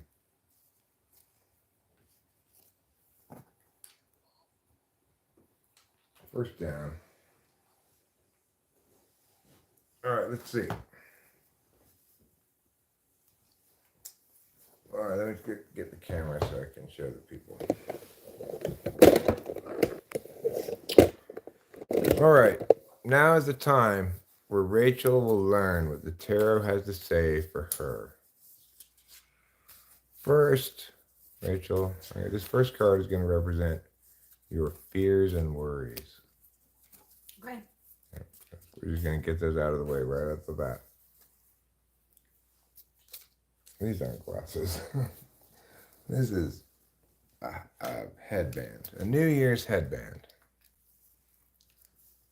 So your fears and worries are about the Prince of Cups. I would say you might be worried about your own capabilities when it comes to dealing with my emotions. Yeah. Oops. This is your fears and worries. New Year's Eves are no longer fun. Now, this is going to represent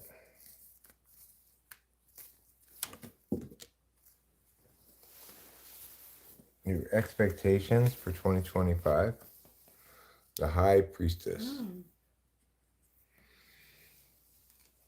So you expect 2025 to be a year that empowers you more in your intuition, probably.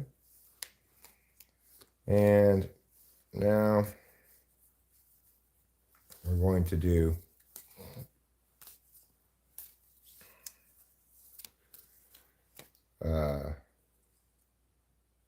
this one specifically about your relationship.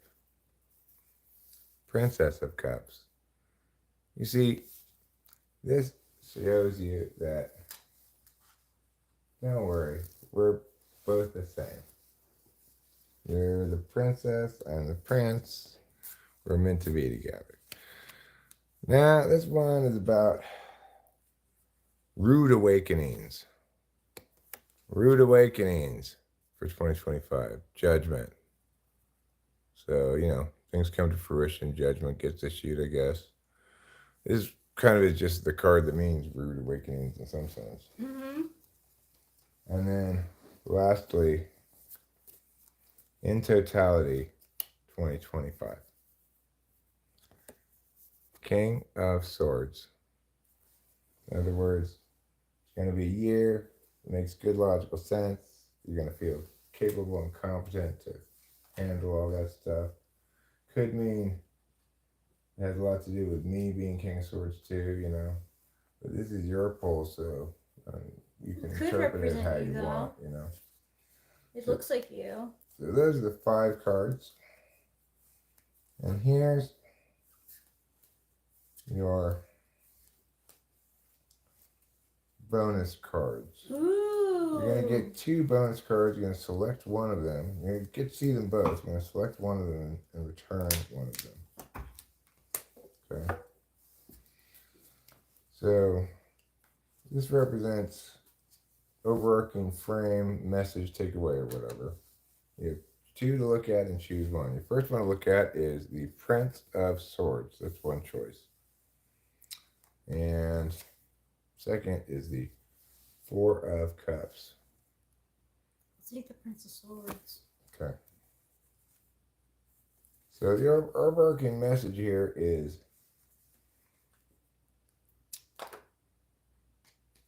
we're armed, we're willing to kick ass. There's already blood on the sword. It's true. And we can fly. That's pretty cool. That's pretty good. And that's your reading. Thank you. Matt Van Leer says the future is frightening. I don't fear nor worry about my future. I love black magic. It always works on me. My life has been cursed from the start. Would you like a reading? Matt Van Leer? I will give you one. Okay. So Matt Van Leer, this first card is about your thoughts and feelings, reflections on the past year, 2024. This first card is about the year that was, 2024. You got the Hierophant. That means it's a year of either being a conventional kind of boss character or going, meeting the criteria of such a character, following the rules, being conventionally successful. That's 2024. Now, coming into 2025, this is going to be your fears. You fear the Prince of Pentacles. You fear being too childlike about money. Now, your hopes for 2025. Prince of Torches. You hope to have adventures with a dog through fire, in a fully engaged and effective way, but perhaps a little underdeft. That's what your hopes are. Now, we're going to give you this.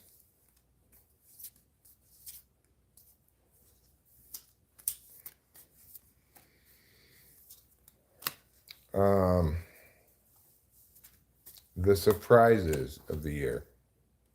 The surprise of 2025 is going to be crying over spilled milk. You're going to be like, oh, I had these feelings in this cup back in January, and they were great. And I got these other cups here, but it's like, but it really sucks that I spilled this cup, you know? That's the surprise. Now, here is the overarching outcome for the year. Basically, like, on balance, your total 2025 will be 6 of Swords. It's going to be a year busy spent climbing up a hill with somebody on your back, and the only thing you can grab onto is sharp. So you could do it, but it's going to be just like, how did I get this job? And then lastly, you get the 2-card theme, pick one. So this is your overarching frame of reference. It says, like, what basically, under what kind of conditions or questions are we answering these questions about 2025? You got to choose between the 10 of Swords and the 9 of Cups. You get to keep one, throw one away. I would throw this away and keep this one, but it's up to you. Which one do you keep? Which one do you throw away, Matt? Do you keep the Swords or do you keep the Cups? You're either kind of awash in cups, you know, they're spilling liquid all around you. You keep the Swords. Okay. So the overarching theme of this, I guess, is you are both concurrently stabbed by a bunch of swords and stuck in one place, but also flying above them as though the swords themselves produce some kind of anti-gravity power shield that pushed you up off the ground and carried you away. I like that. That's your reading, Matt. That is your reading. For me, I've got... I'm going to do a 3-card pull. It's called Why I Suck, 9 of Pentacles. Because I'm bad at picking pentacles or something? I don't know. It's like you're good at picking pentacles, but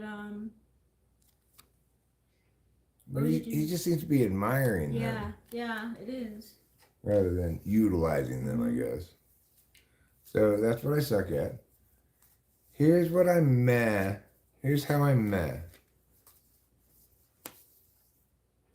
The Fool. The Fool makes me mad because I'm already not that careful. And then what makes me great? What makes the greatness of Eric? Me charging out with my stick and my dog into the fire, saying, "Get out of here, you wrong person." Yeah. Well, there you have it. Kind of shitty with money. My childlikeness is kind of mad. Both good and bad, I guess. But my willingness to fight is great. That could even be a big cat like trouble. Could be. There could be trouble. Might not make right, but might makes right mighty, right? Good point. That's a good 3 pull for people. Yeah. Where you suck, where you're mid, and where you're good. I almost want one, but I'm I'm scared. gonna give it to you, All right. Rachel. Where you suck. If the deck's being honest, it's gonna say Ace of Swords. Namely. No, that's not my responsibility. The Ace of Swords is your penis. I know, that's what I'm saying. Where you suck. Why would it? Oh, literally. Where you suck, death. Huh. So I guess you suck at change, maybe? Transformation, yeah. Okay. I suck at change. Where you are mid. The Emperor. So you're imperious, but you don't necessarily want to lead. Right? That seems Yeah, fair to yeah, say. that is fair to say. Where you kick ass? Where's Rachel Great?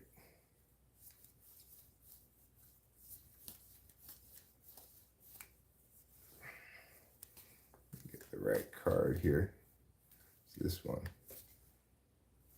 The Hanged One. You're great at waiting. I mean, I guess that's true. It's not false. You're bad at change means great at staying the same. And you're imperious like an emperor, but don't necessarily want the responsibility. Yeah, Yeah, it's pretty good. it is good. Let me They're all major arcana too. Oh yeah, you got 3 majors. Wow. Big doings. I wish I didn't suck at change. This isn't black magic. Katie, This- you like a 3 card. This is the magic of intuition. I don't paint with my eyes. I paint with my ideas. I'm Raul Diego. But this is where you suck, Kay. Pop right out. 10 of Pentacles. Looks like you suck at...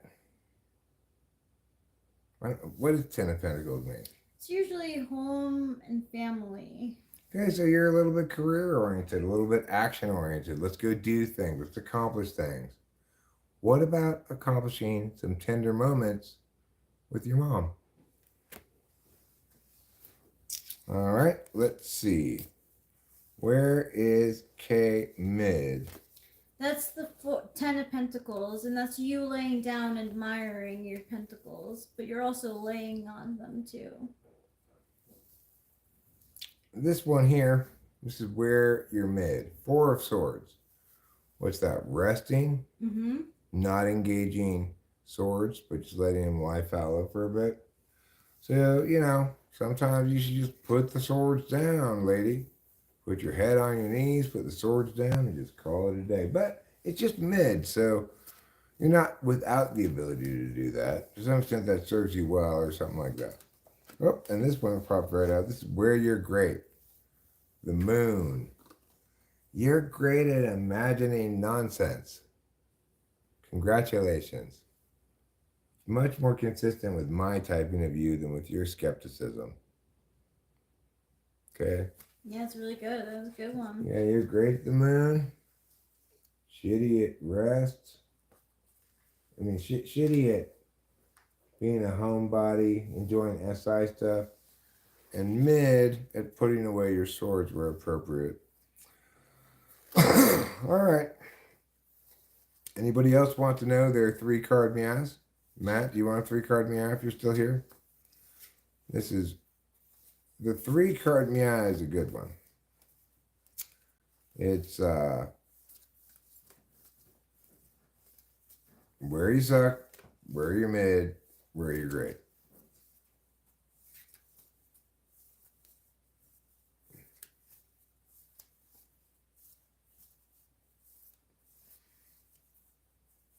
Okay, Katie. That's fine. You know what? Why don't you just put your 4 swords behind you and just rest your knees on your head.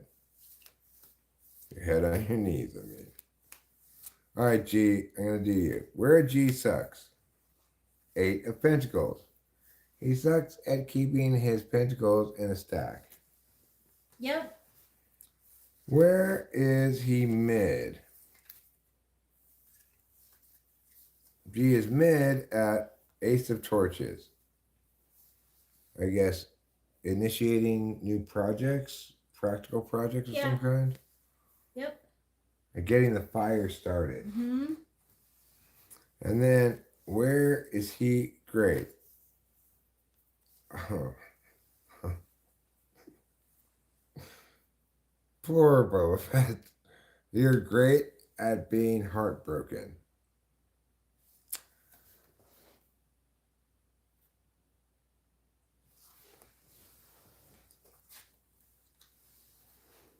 Or maybe you're great at overcoming heartbreak. That's a good. Yeah, it could be interpreted like that. It could. Maybe you're good at overcoming heartbreak, at dealing with heartbreak. Yeah. The agony of separation. Okay. Mallory Nino says, what is the purpose of these cards? Well, Mallory Nino, the purpose of these cards is for me to tell you the real dark secret truth about yourself as revealed by the tarot. Here's how you suck, Mallory. You suck at Six of Pentacles. I think that is charity, generosity. Yep. You suck at being generous. You're a greedy greeterton, Mallory. Now, let's look at what you're medium at. Death. So you can handle change pretty medium, but you're not great at it, but it's not terrible. Now let's see, what are you great at? What's great about you? Temperance. Congratulations, Mallory. You're not prone to, being a drug addict and stuff. Good for you. You are temperate like Susan B. Anthony. Or some other lady who was in the temperance movement. There was a temperance movement? Yeah, that's what led to Prohibition. Really? All these women were like, all of our husbands are drunk all the time, and we're upset about it. It's crazy though, it had such an opposite effect, Prohibition. Yeah, well, we didn't seem to learn anything from it. As we attempted the same thing again with drugs.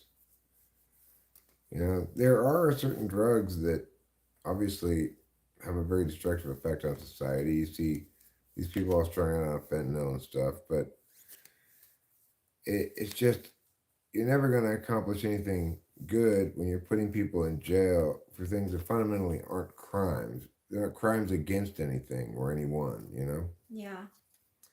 Two of Swords. Remember, everybody, life's about making choices. Sometimes you can choose wisely, and sometimes you can make poor choices. By choosing wisely, you ensure that wise choices guide your way through a wise path, while ignoring unwise choices, which unwisely and foolishly may lead you astray. Don't play with those cards. Yeah. I'm going to play with these cards. Yeah. I'm going to pull you a card in GP, and I'll tell you what it will see. Here I'm going to say what sucks about you. It's the first card that I'll pull you to. Nine of Torches. What sucks about you is Nine of Torches. I'll go over it more in a second. Let me just get the other ones. What's medium about you is the Five of Swords. And what's great about you is the Queen of Torches. So you're not very good at figuring out how to make 9 torches stretch as long as possible. But you're medium at figuring out how to build a bridge between 2 levels with just 5 swords. But you're great at Queen of Torches. This isn't a game I'm playing. This one means you're great at accomplishing projects and stuff. Whatever you think about these cards, that's not what I think about them. You think there's some black magic devil thing or whatever. You're absolutely wrong. These cards have archetypes on them that represent part of the human experience.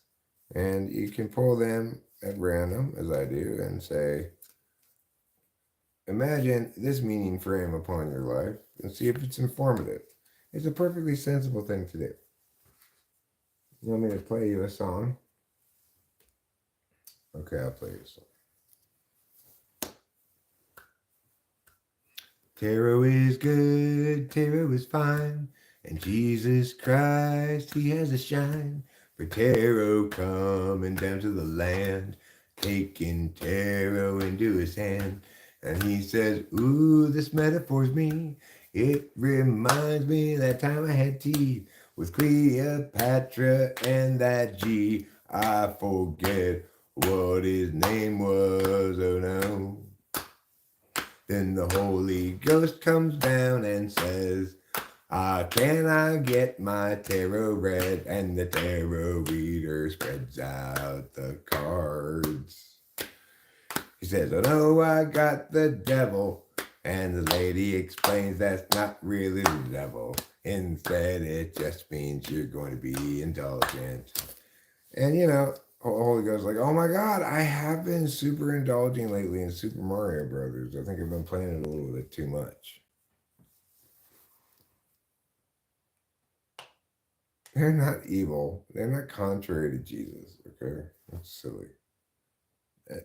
Jesus could not, in any conceivable universe, be so petty as to object to people playing around with cards that are imprinted with the archetypes of so-called the hero's journey or the human experience. Can we play? I actually meant to, but I forgot. Of course, to play with the Kiki's Delivery Service cards. Sure. Want me to bust out the guitar? I might bust it out here at some point, but it's not on my list of things to do at the moment. I'm going to get a different beverage. That's my primary goal at the moment.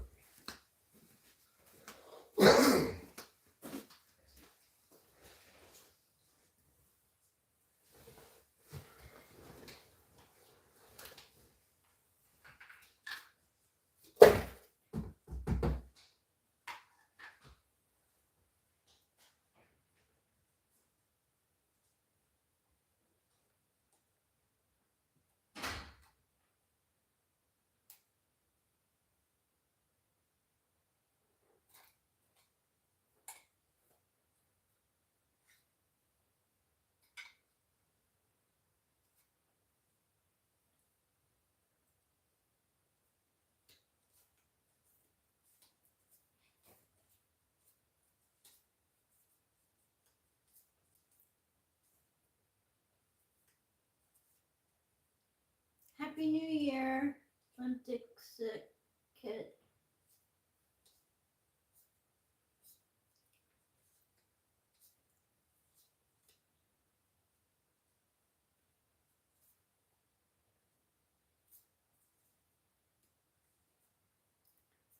I got myself a set of playing cards with pictures from the movie Kiki's Delivery Service because I love. Hey, Limp Dixit Kit. Sorry, I keep on messing up your name.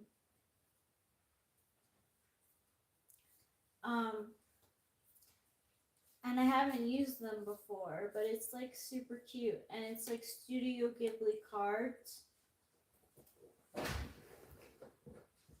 They have My Neighbor Totoro cards too, and I've thought about getting them for Delilah. Ooh. The star fell out of the other box. I put that box away. So this represents the community.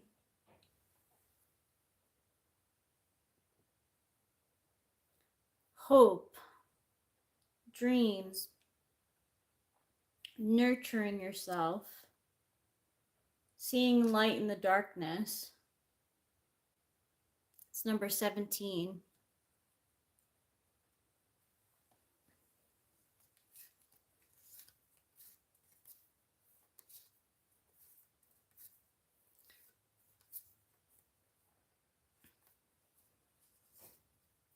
So yeah, I got these. This is Kiki and the lady she stays with to help. I forget her name. She owns a bread store in town, and she hires Kiki to be her delivery girl.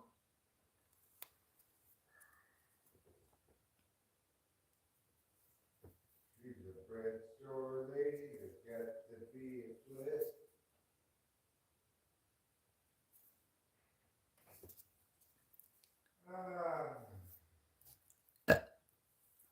So like gassy. You want to take that Then that might help.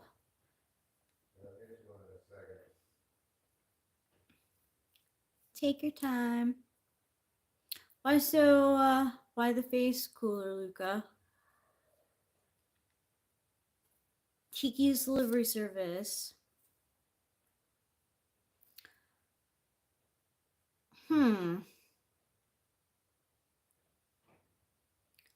I forget if this is. I don't know what scene this is. This is a girl who's gotten a delivery from Kiki, and I think she's like surprised about it because like Kiki went out of her way to bring the delivery to her. It's not an essential part of the film. I mean, it definitely adds to the plot line, but I don't remember it very well. She's startled though. She's surprised, that's for sure.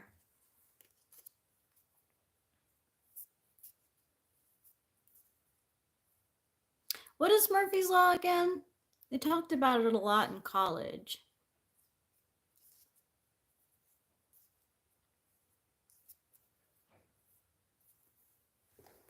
Or I knew people who had a poster about Murphy's Law in college. So that everything that you think will happen does happen, something like that. If it can go wrong, it will.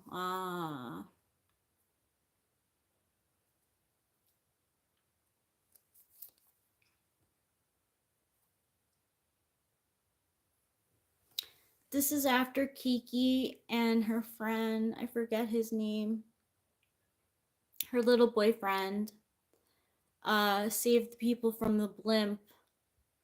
So she's like, she got on her broom and she saved these people who were hanging from a blimp in town. So all the reporters want to talk to her. And Gigi, her cat, is like, what's going on?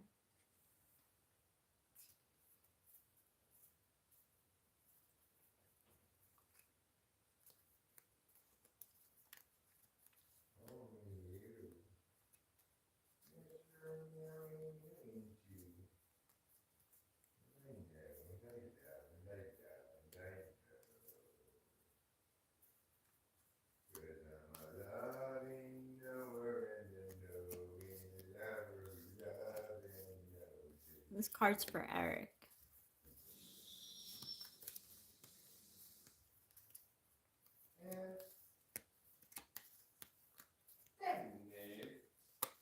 Yeah, it's Eddie knows.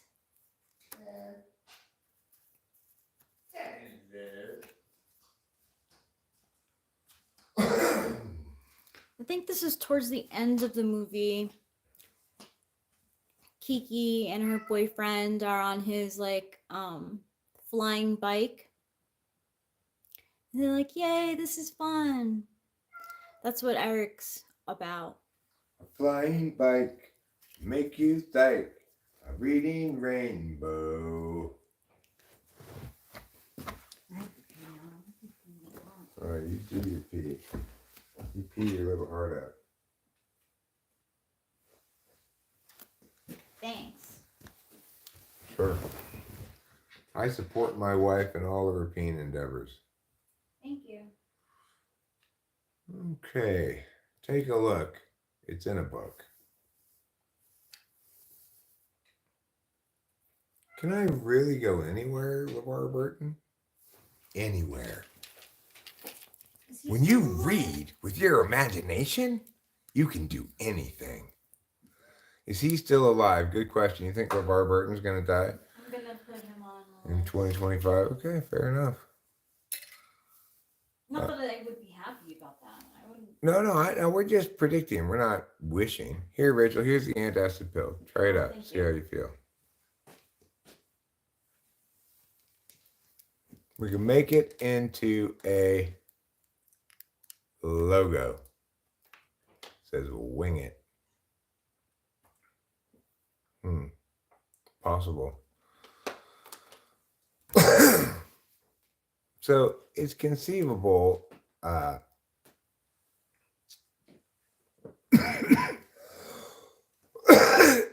then I might want to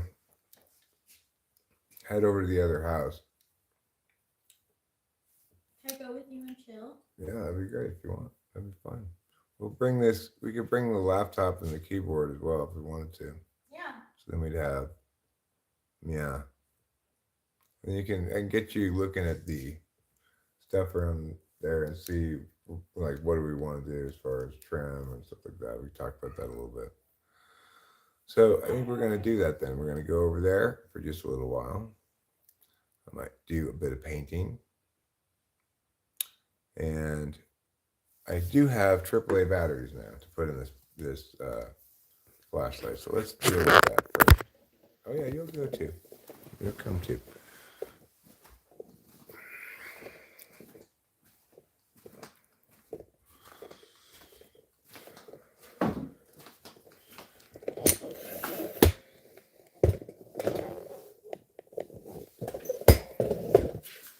Alright, so AAAs.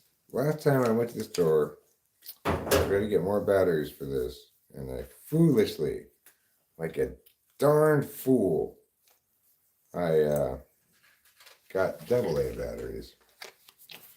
Needless to say, they didn't fit. Now I got AAA batteries. Hopefully this will solve that problem. These are AC Delco batteries. They were on sale, good price for them. As a consequence, they might be shitty batteries. I don't know. Put that in there. Put this over here like so. With the pew and the chow. There we go. That's what I'm talking about. A nice bright light. Alright, so as we're getting ready to go do that, I'm gonna need to bring a couple of things with me in order to fully enable the experience of over there. I'm going to bring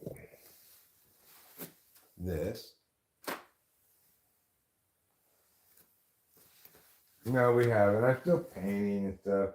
Yeah, we dragged our feet on this a lot, but I'm not currently dragging my feet at all. I'm deep into a painting project over there, and we just need to get it fully ready for a rental, and we'll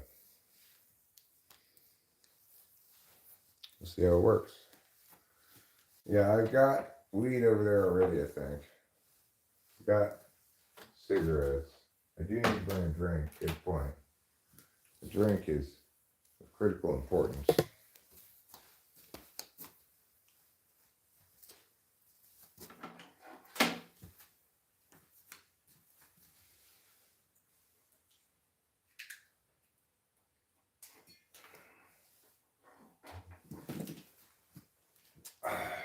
All right.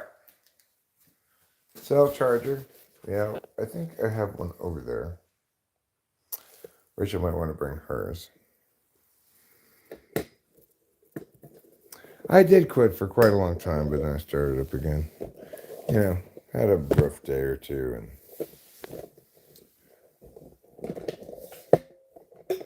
I started smoking again.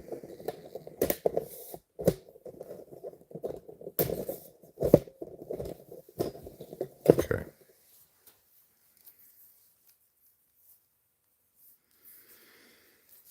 You see my cable?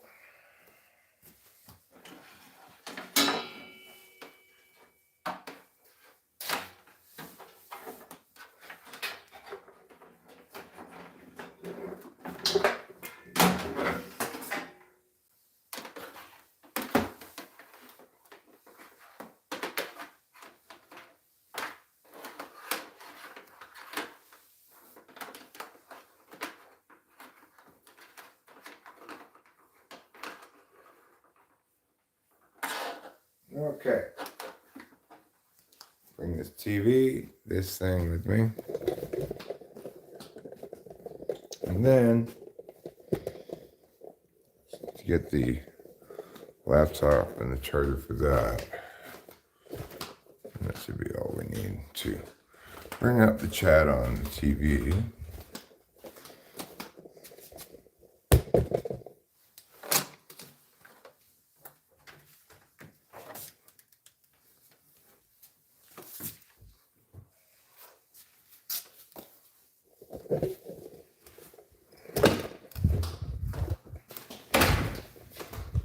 So I'll just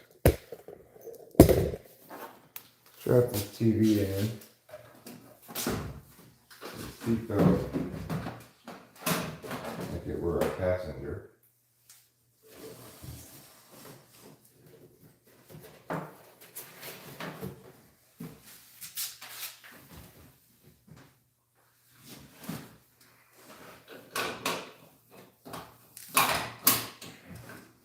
I'll put this back there behind it. That's good. There we go. That's fine. Can you ride it front? Yeah, you can ride it front. We've got some bottles of water here, so let me just crack one of these. Drink something from it.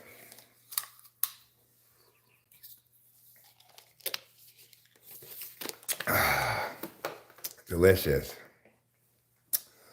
Delicious flavor of yesteryear. However, if you gotta pee, go pee now before we leave, okay? Because it's not very far, it's just a minute there or so. But, you know, I don't want you to have to stop midway, get out and pee then. I'm gonna bring this torn up pants as a wiping cloth. Since my other wiping cloth over there is getting pretty caked with paint. It's a good wiping cloth. You know, for when you make a mistake or something, you gotta wipe it away. Okay, good. It went away, huh?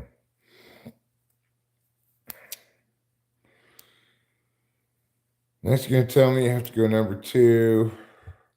Then no, it went back up inside, never mind. But then what happens when you get to number 3? Then fix it. Then fix it. Then what happens?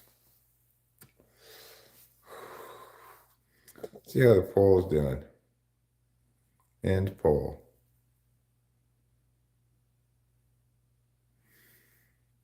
Going to be better, according to 57% of people. Only 17% say it's going to be worse. Well, that's encouraging. People generally seem to think we're on the moving in the right direction, you know.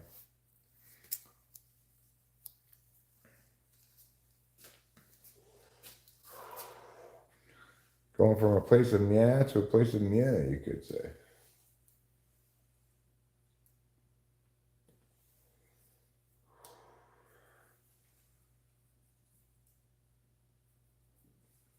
I'm not going to finish that cigarette. Let's go finish packing up. We just need to get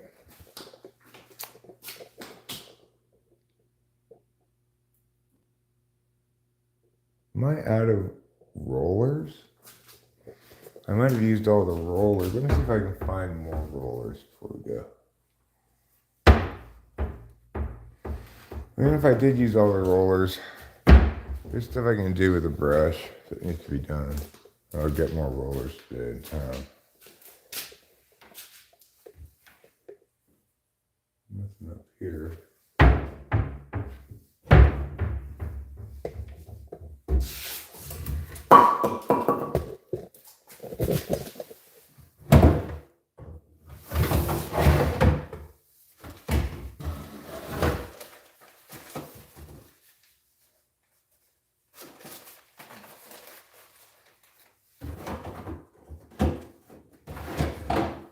Got several rollers here.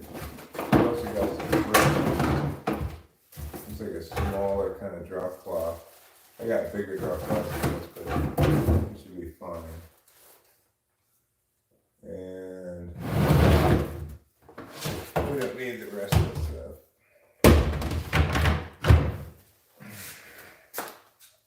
I'll just put this in this bucket here. Got some rollers, some brushes, a little drop cloth. Easy squeeze.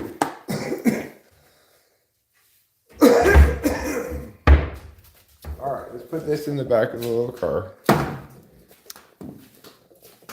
And now we'll go get the laptop, which will empower us to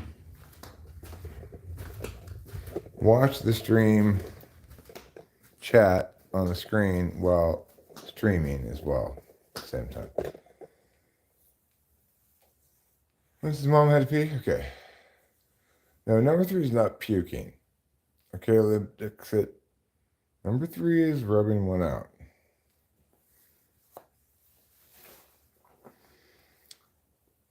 Puking's number 4, and nasal blow is number 5. And all your snot comes out of you. Sweating is number 6, and crying is number 7. So, now that you know all the different ways to go. Number 1 is pee, number 2 is poo. Number 3 is ejaculate. Number 4, puke. Number 5, sweating. Number 6, crying. And number 7, bleeding. Hey, a man's got to eat and sleep, Mr. S. Who am I to judge his means? I don't know. Man's got to eat and sleep. That's true. It's good. That's some good wisdom you brought to the table here. I think we've all learned an important lesson today. All right, so I'm going to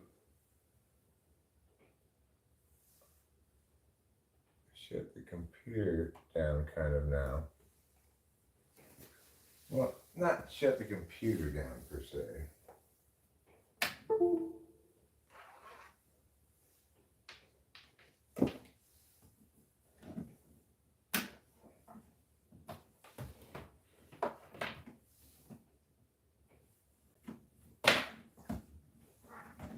So we're going to unplug it. And then I'm going to find it over here. There it is. Unplug it here. Pull it through. There. Now I've got the laptop and the charger for the laptop right here. I'm going to turn this off and put this in the little car.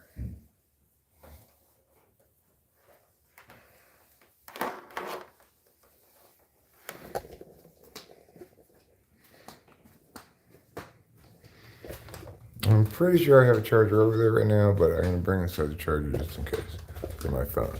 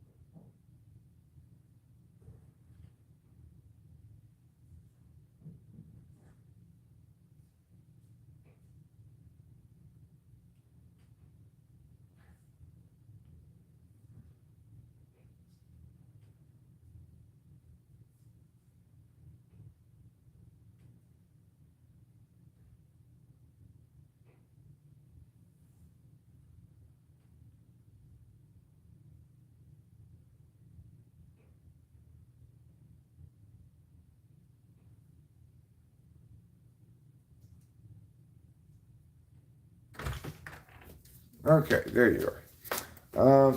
We are ready to go. I have a water or two in the little car.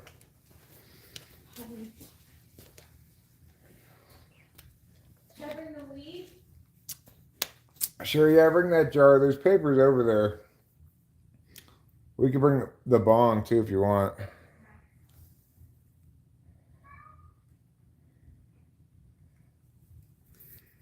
It's going to be pretty exciting. You guys ready?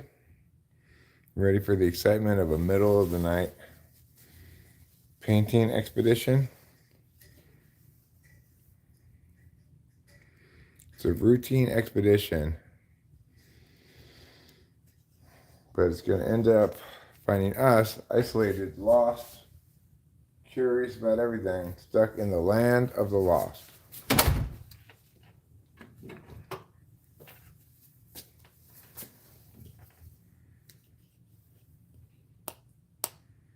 We're just waiting for Rachel, I guess. She's getting weed, maybe the bong. She's getting her purse, getting some stuff.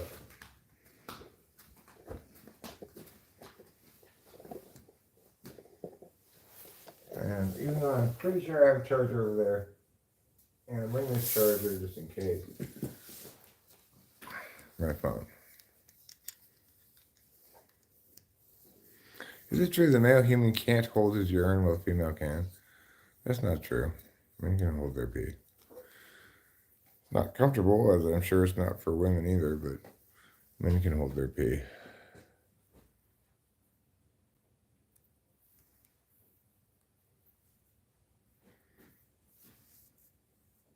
I mean, I can only hold so much of it because it starts spilling out of my hand.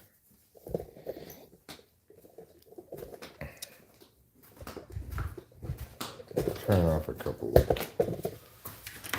Actually, we'll leave some of these lights on, but no reason to have the hall light on.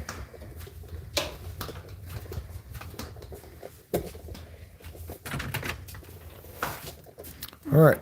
Thanks.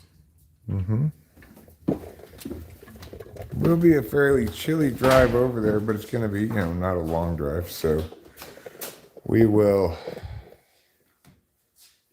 be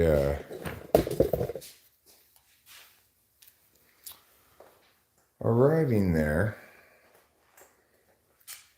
in a little bit, maybe feeling slightly chilled. I need to go get the keys, obviously. Can't drive the little wilderness car without the keys.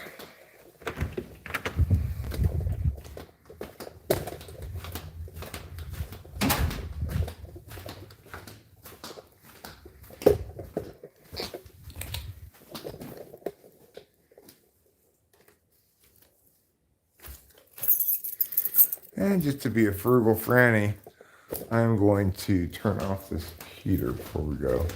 Turn it back on when we get back. I have to turn on the heater over there, obviously. I think it's just been, basically, I haven't touched it in a couple of weeks at least. It's been chilly and we don't like to be cold.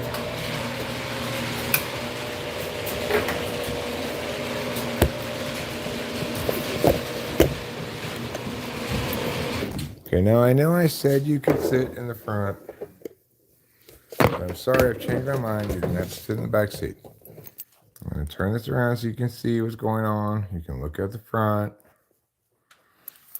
But I just don't trust you in the front seat. I'm sorry. Can you grab that bottle? This one? Yeah. It's empty, basically. That's okay. I'm gonna fill it up with water when we get there. I don't mind It'll be drinking. these ones. Oh, cool.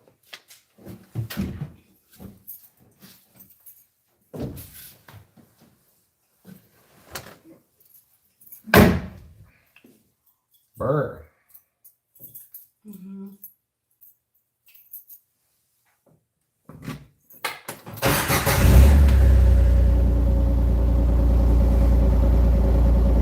Doing okay back there? You went to the back of my head. Well, don't worry. Remember, we'll be disconnecting briefly for about 90 seconds between the two houses, between the Wi-Fi. Don't panic. We'll be right back.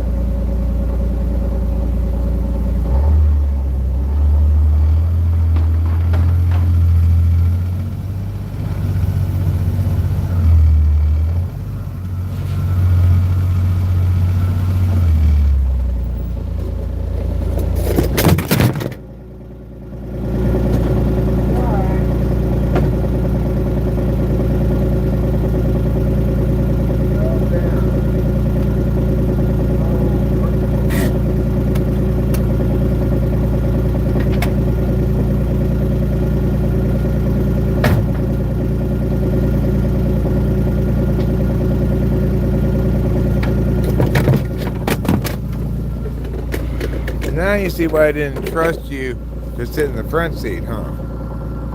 Well, obviously, I'm going to have to seatbelt you in a bit or something.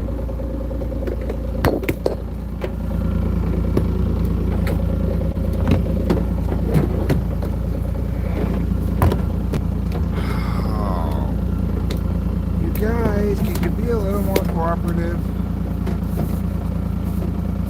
Fine. I will fix this. You'll be fine. You get your way, you get to sit in the front. I hate to reward your bad behavior, but I guess I have no choice at this point.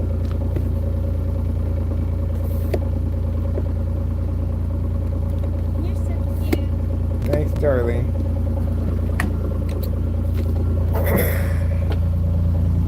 Can you just hold out there? Thanks. Sure.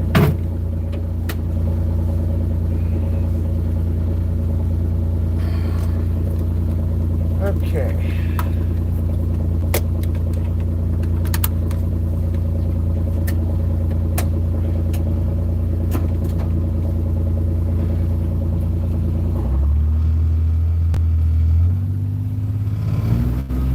Remember, we will be separated for a moment, but don't worry.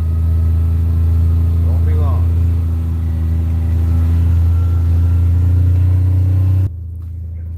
Because I know you like that a lot.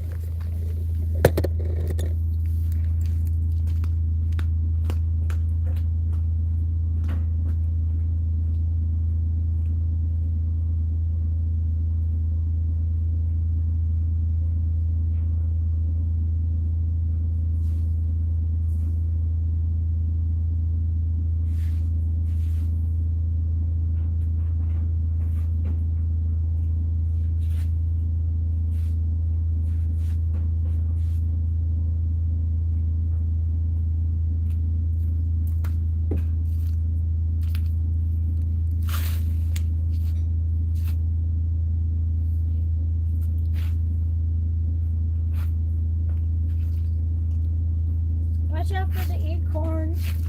Hmm? Watch out for the acorns. Yeah, I know. I gotta squeeze this. I gotta put the lights down here. Obviously, these steps are like a death trap.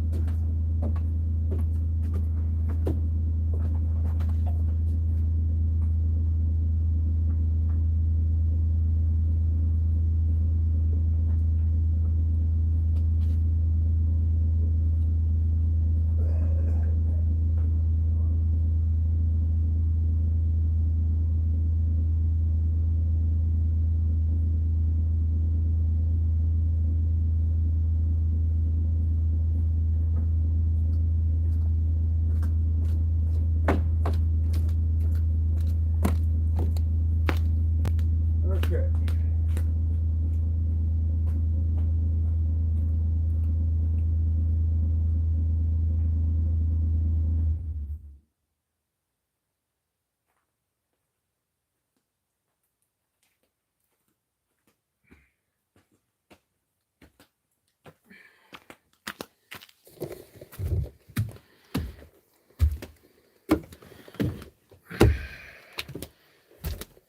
That's really nice. Thanks. It'll warm up in here in a second when the heater kicks in. Put some more lights.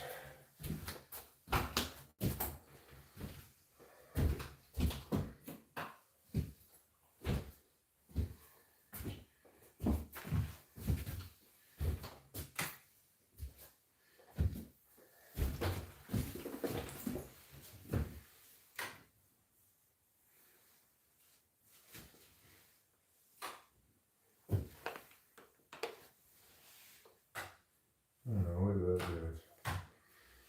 do? Okay. Turn this light on. The heater takes a little while to kick in, you know. I'm gonna get the TV set up.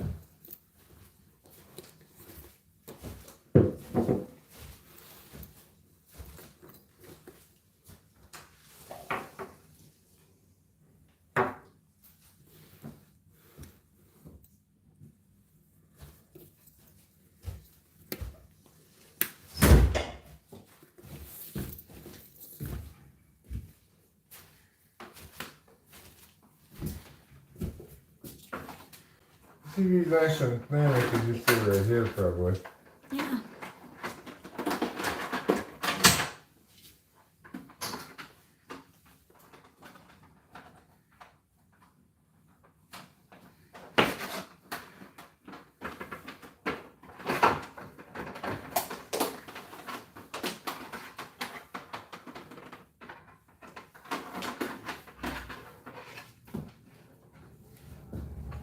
There comes the heater. That'll warm up nicely. Okay. Now we'll get the laptop.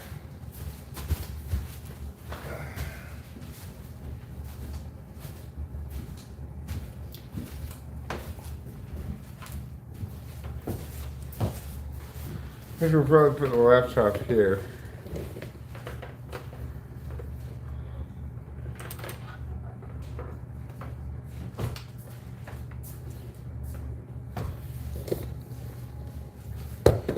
I guess we're gonna put the laptop here. We might as well put the TV here too. You can take one of the chairs out, that's okay. Yeah, sure.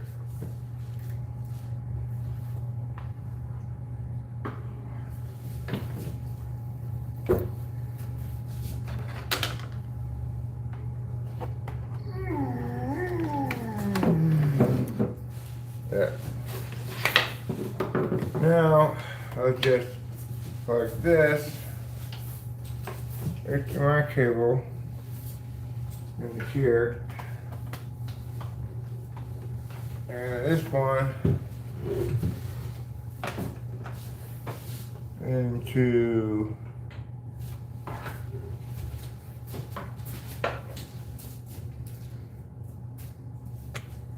there.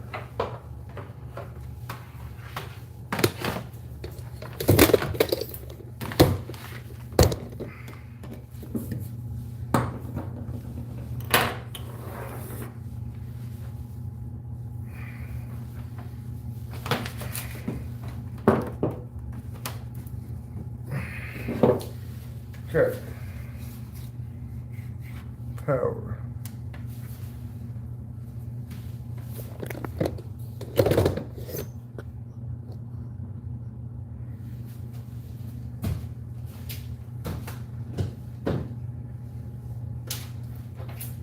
Now we need the power cord for the laptop, which I brought, but might have left in the wilderness car.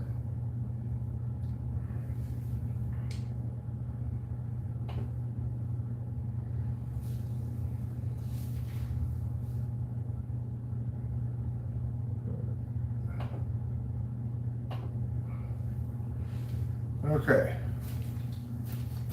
What do we have here? It looks like we're back up. I'm going to refresh this to make sure.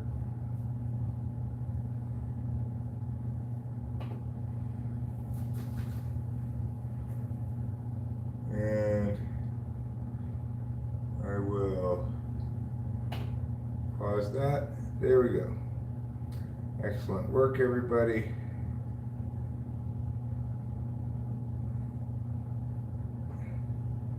Pop out this chat.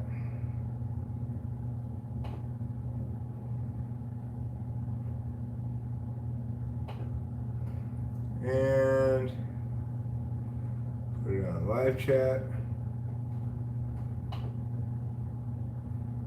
And make it big.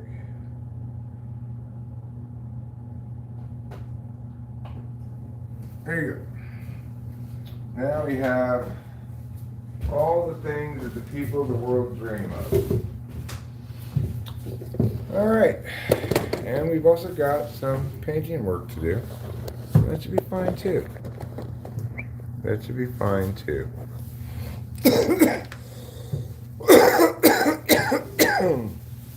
See, this camera's got dust all over it from when I landed on the floor in the wilderness car. Let's see if I can get rid of that dust somewhat. Is that a 3/4 roller nap I see there on the couch, Mr. Strauss? A 3/4 roller nap? This thing? Let me see it. This is a drop cloth.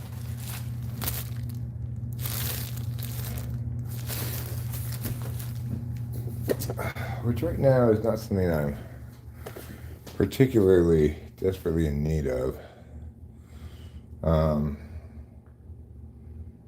What I need to do is finish up in here any spots that need going over, and some back here that I really didn't get to, you know, very much. Same with behind the stove. I didn't do an excellent job there. I'll probably come at this first with a brush and a flashlight and try to spot all the spots that I need to get. I also need to get underneath the window over there. Right down on the bottom over there. A few different spots. Fortunately, I brought this flashlight and it's working because I got new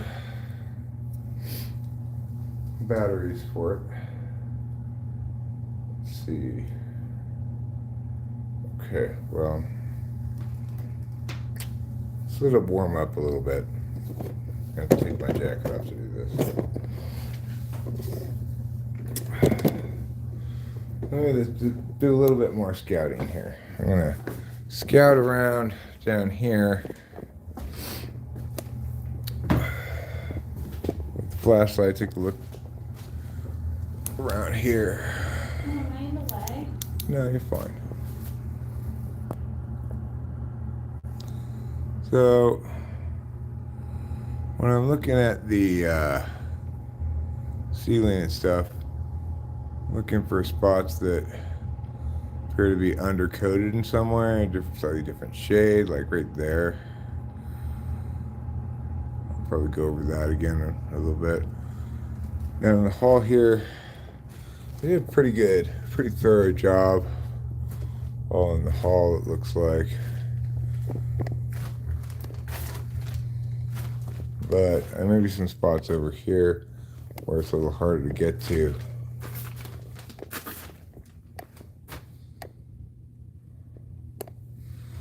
Like, well, that looks fine actually. They did a pretty good job. Maybe a little bit up there in the corner. Looks like I did a pretty good job. So, I really don't have that much more white here to get. Some more ceiling there. I have to look across the ceiling. There's probably more spots, but I need to get a little bit more back here. I kind of half-assed it. Granted, it's behind the stove, so maybe it's a little more acceptable to half-ass that. Okay. I've got to get under there. I think what we're going to do is go with a brush and some paint left at the in the can. It's not quite finished yet.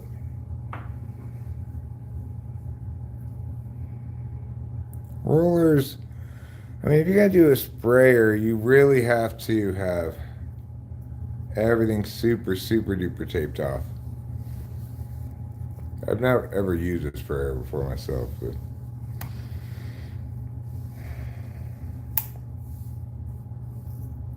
I get the idea of it.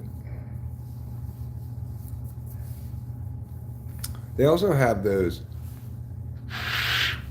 what you might call them, spray rollers, I guess, where it automatically puts up into the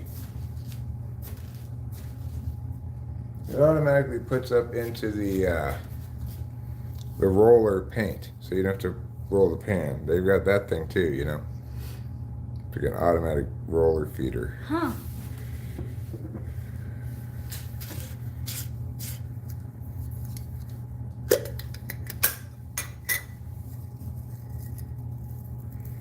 Spraying is something I might consider doing if I were painting the outside, you know? If you're doing the outside, Well, maybe it makes a little more sense. But by and large, I think rollers are the way to go. My sister and her friend from college. I see.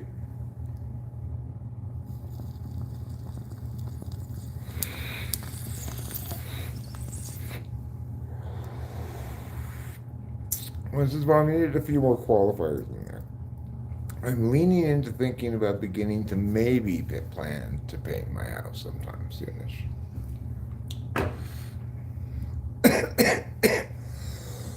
That's a spicy bong rip. Alright. So we're going to start tackling this with a brush. I'm going to do that an extra roller. Mistake. We're going to start with a brush and the remnants of the can of paint. Let me turn this way for you. Cool, thanks.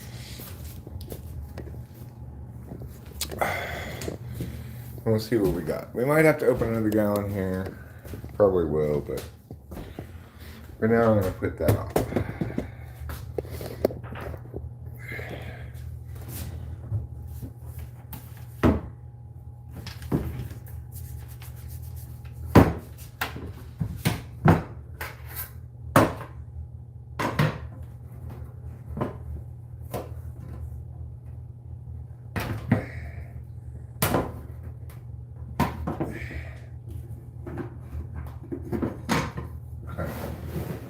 This is the one that still has paint in it a little bit.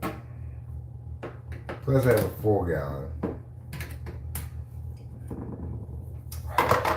So we're going to get that with this brush here. And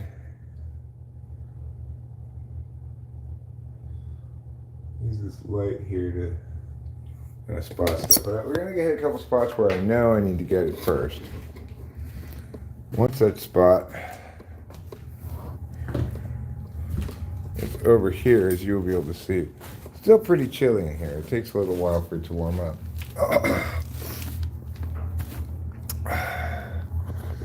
But hopefully it'll warm up for too long.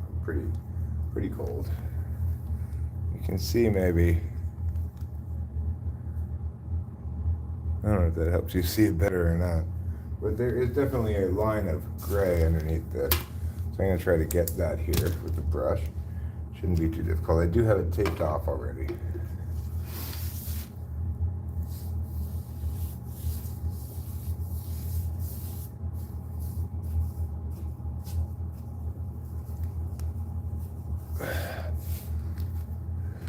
Okay.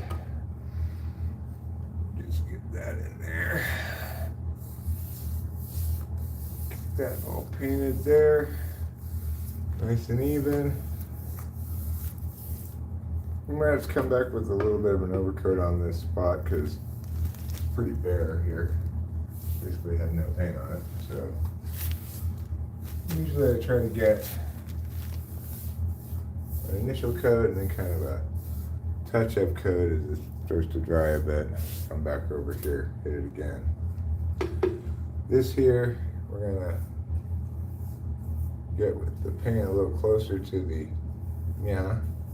took the plate off so there's not really any reason to get to the edge. I want to avoid getting on these things, but other than that, we're fine. Okay, so that was gotten pretty good, but it looks like I could use it a little bit more. There, like spilled, so that's fine.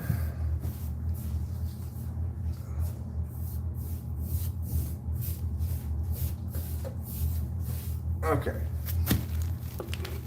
we got that spot, that's good. Now let's get this spot over here. Right over here we need to get, as you can see,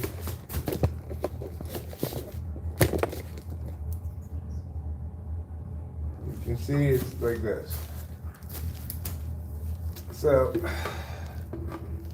get this spot with this brush. A little too much paint for this, but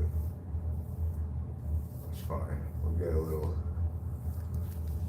extra coating.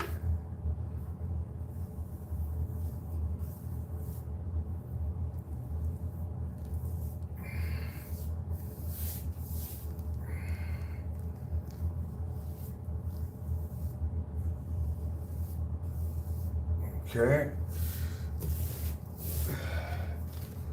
Looking good. Probably a little bit of a spot down here to get. Oops.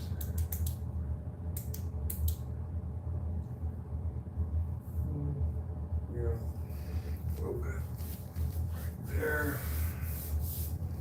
There we go. All right, looking good. That looks fine. Need to get along the bottom over here. Kind of a like difficult place to get to a little bit, but it'll be fine. So we're just going to come right along here. Some nice amount of paint. It's going to get all of that covered all the way down to the ground.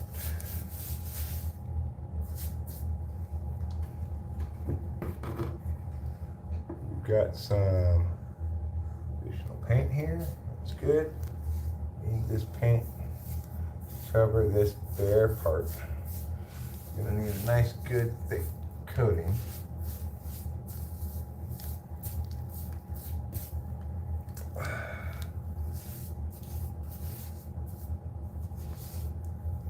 All right, now let's come at it from the other side.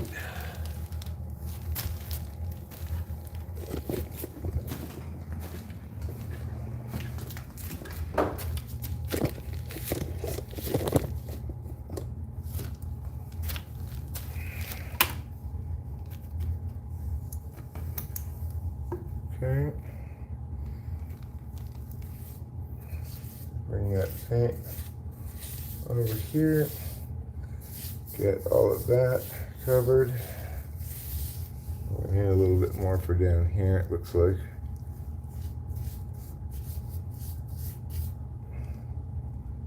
Just a touch. There we go.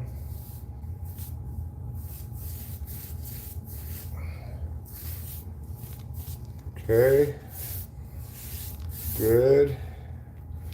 We need to get around this. I should have taken that thing out. This is the internet, so I never have an opportunity to unplug it and paint around it. Well, I would do my best here to paint around it without getting it on that thing. No.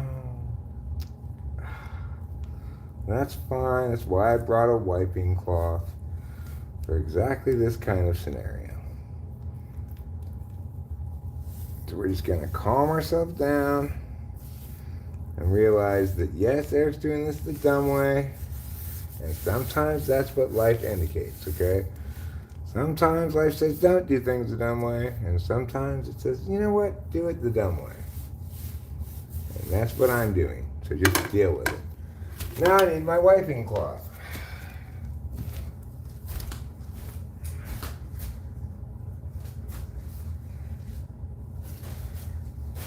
I made this fabulous wiping cloth with an authentic old pair of pants. Wow.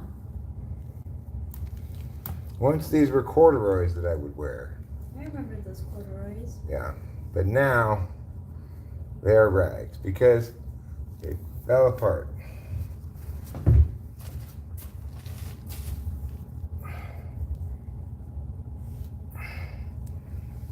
Well, maybe it's not the all-time greatest wiping cloth. But you know what? I'd like to see you do better. I'd like to see you make a better wiping cloth than that. Maybe I don't have your level of expertise. That doesn't mean I can't try too. What's your point? All right, we're gonna get this here. that, and that.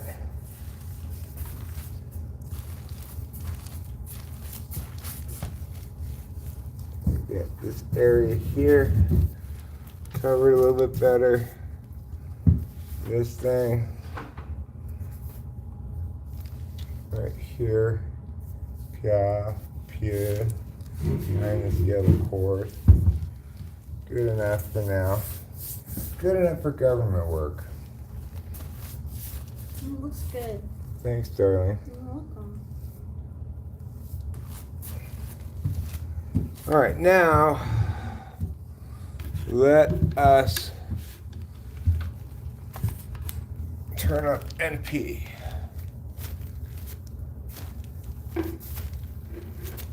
Let's go in here to where we know we have additional stuff to do.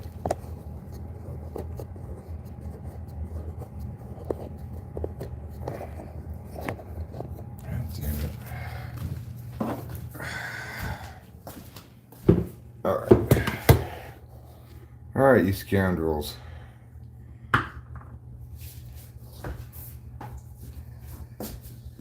Now you're seriously causing problems.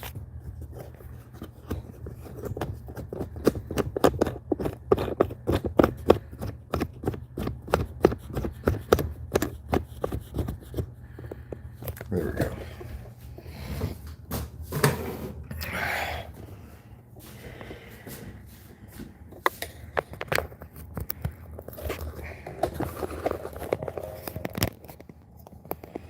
Okay.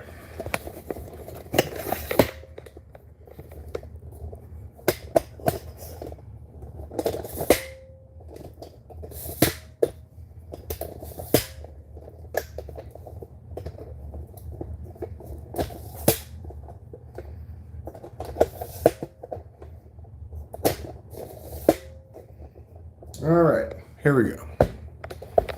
So, we're dealing with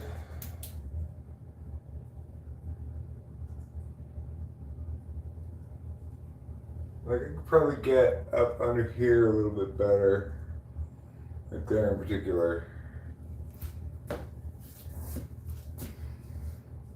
Down here seems gotten pretty good. I could get up around here. I kind of need to tape the edge of this. Maybe I don't though. The ceiling, I tried to get it all before I left last time, but it probably has a few spots that need more paint on them. Ceiling's kind of hard to see. Ceiling's more of a roller thing though, so I'm gonna try to hold off on the ceiling for a bit.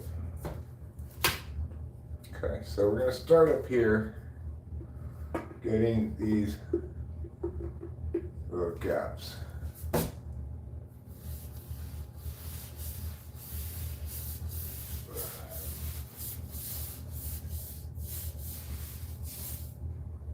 Okay, that helps. Now we gotta get over here, like behind this thing. This helps scoot it out a little bit more, but it's never gonna be easy to get to.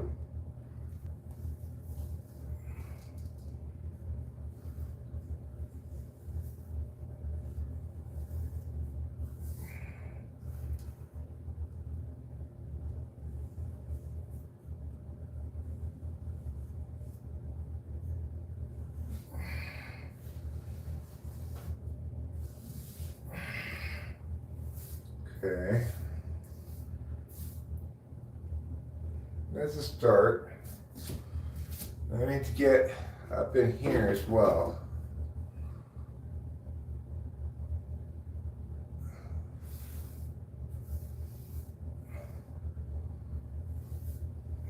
Okay, good.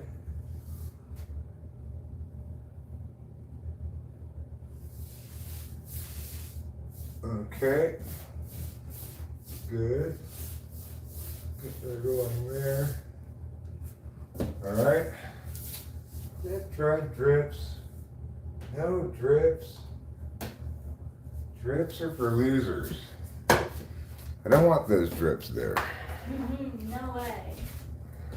You've never been into drips. No. No, man, I'm a serious painter. I don't believe in dragging drips on the wall to make it look all amateur out. I think my grandma and my great aunt used to use the term, oh, she was such a drip. It's possible. I don't know if that was in reference to painting though or not. I don't think so. Could be a drip like on a faucet.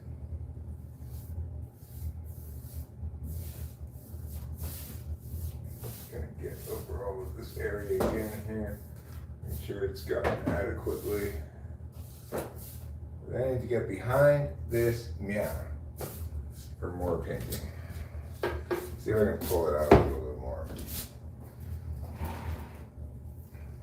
Okay. Well, we're back, but we could end the stream and start another one. This one, my phone died is what happened. I wasn't charging it, I guess. I think I'll end the stream, start another one.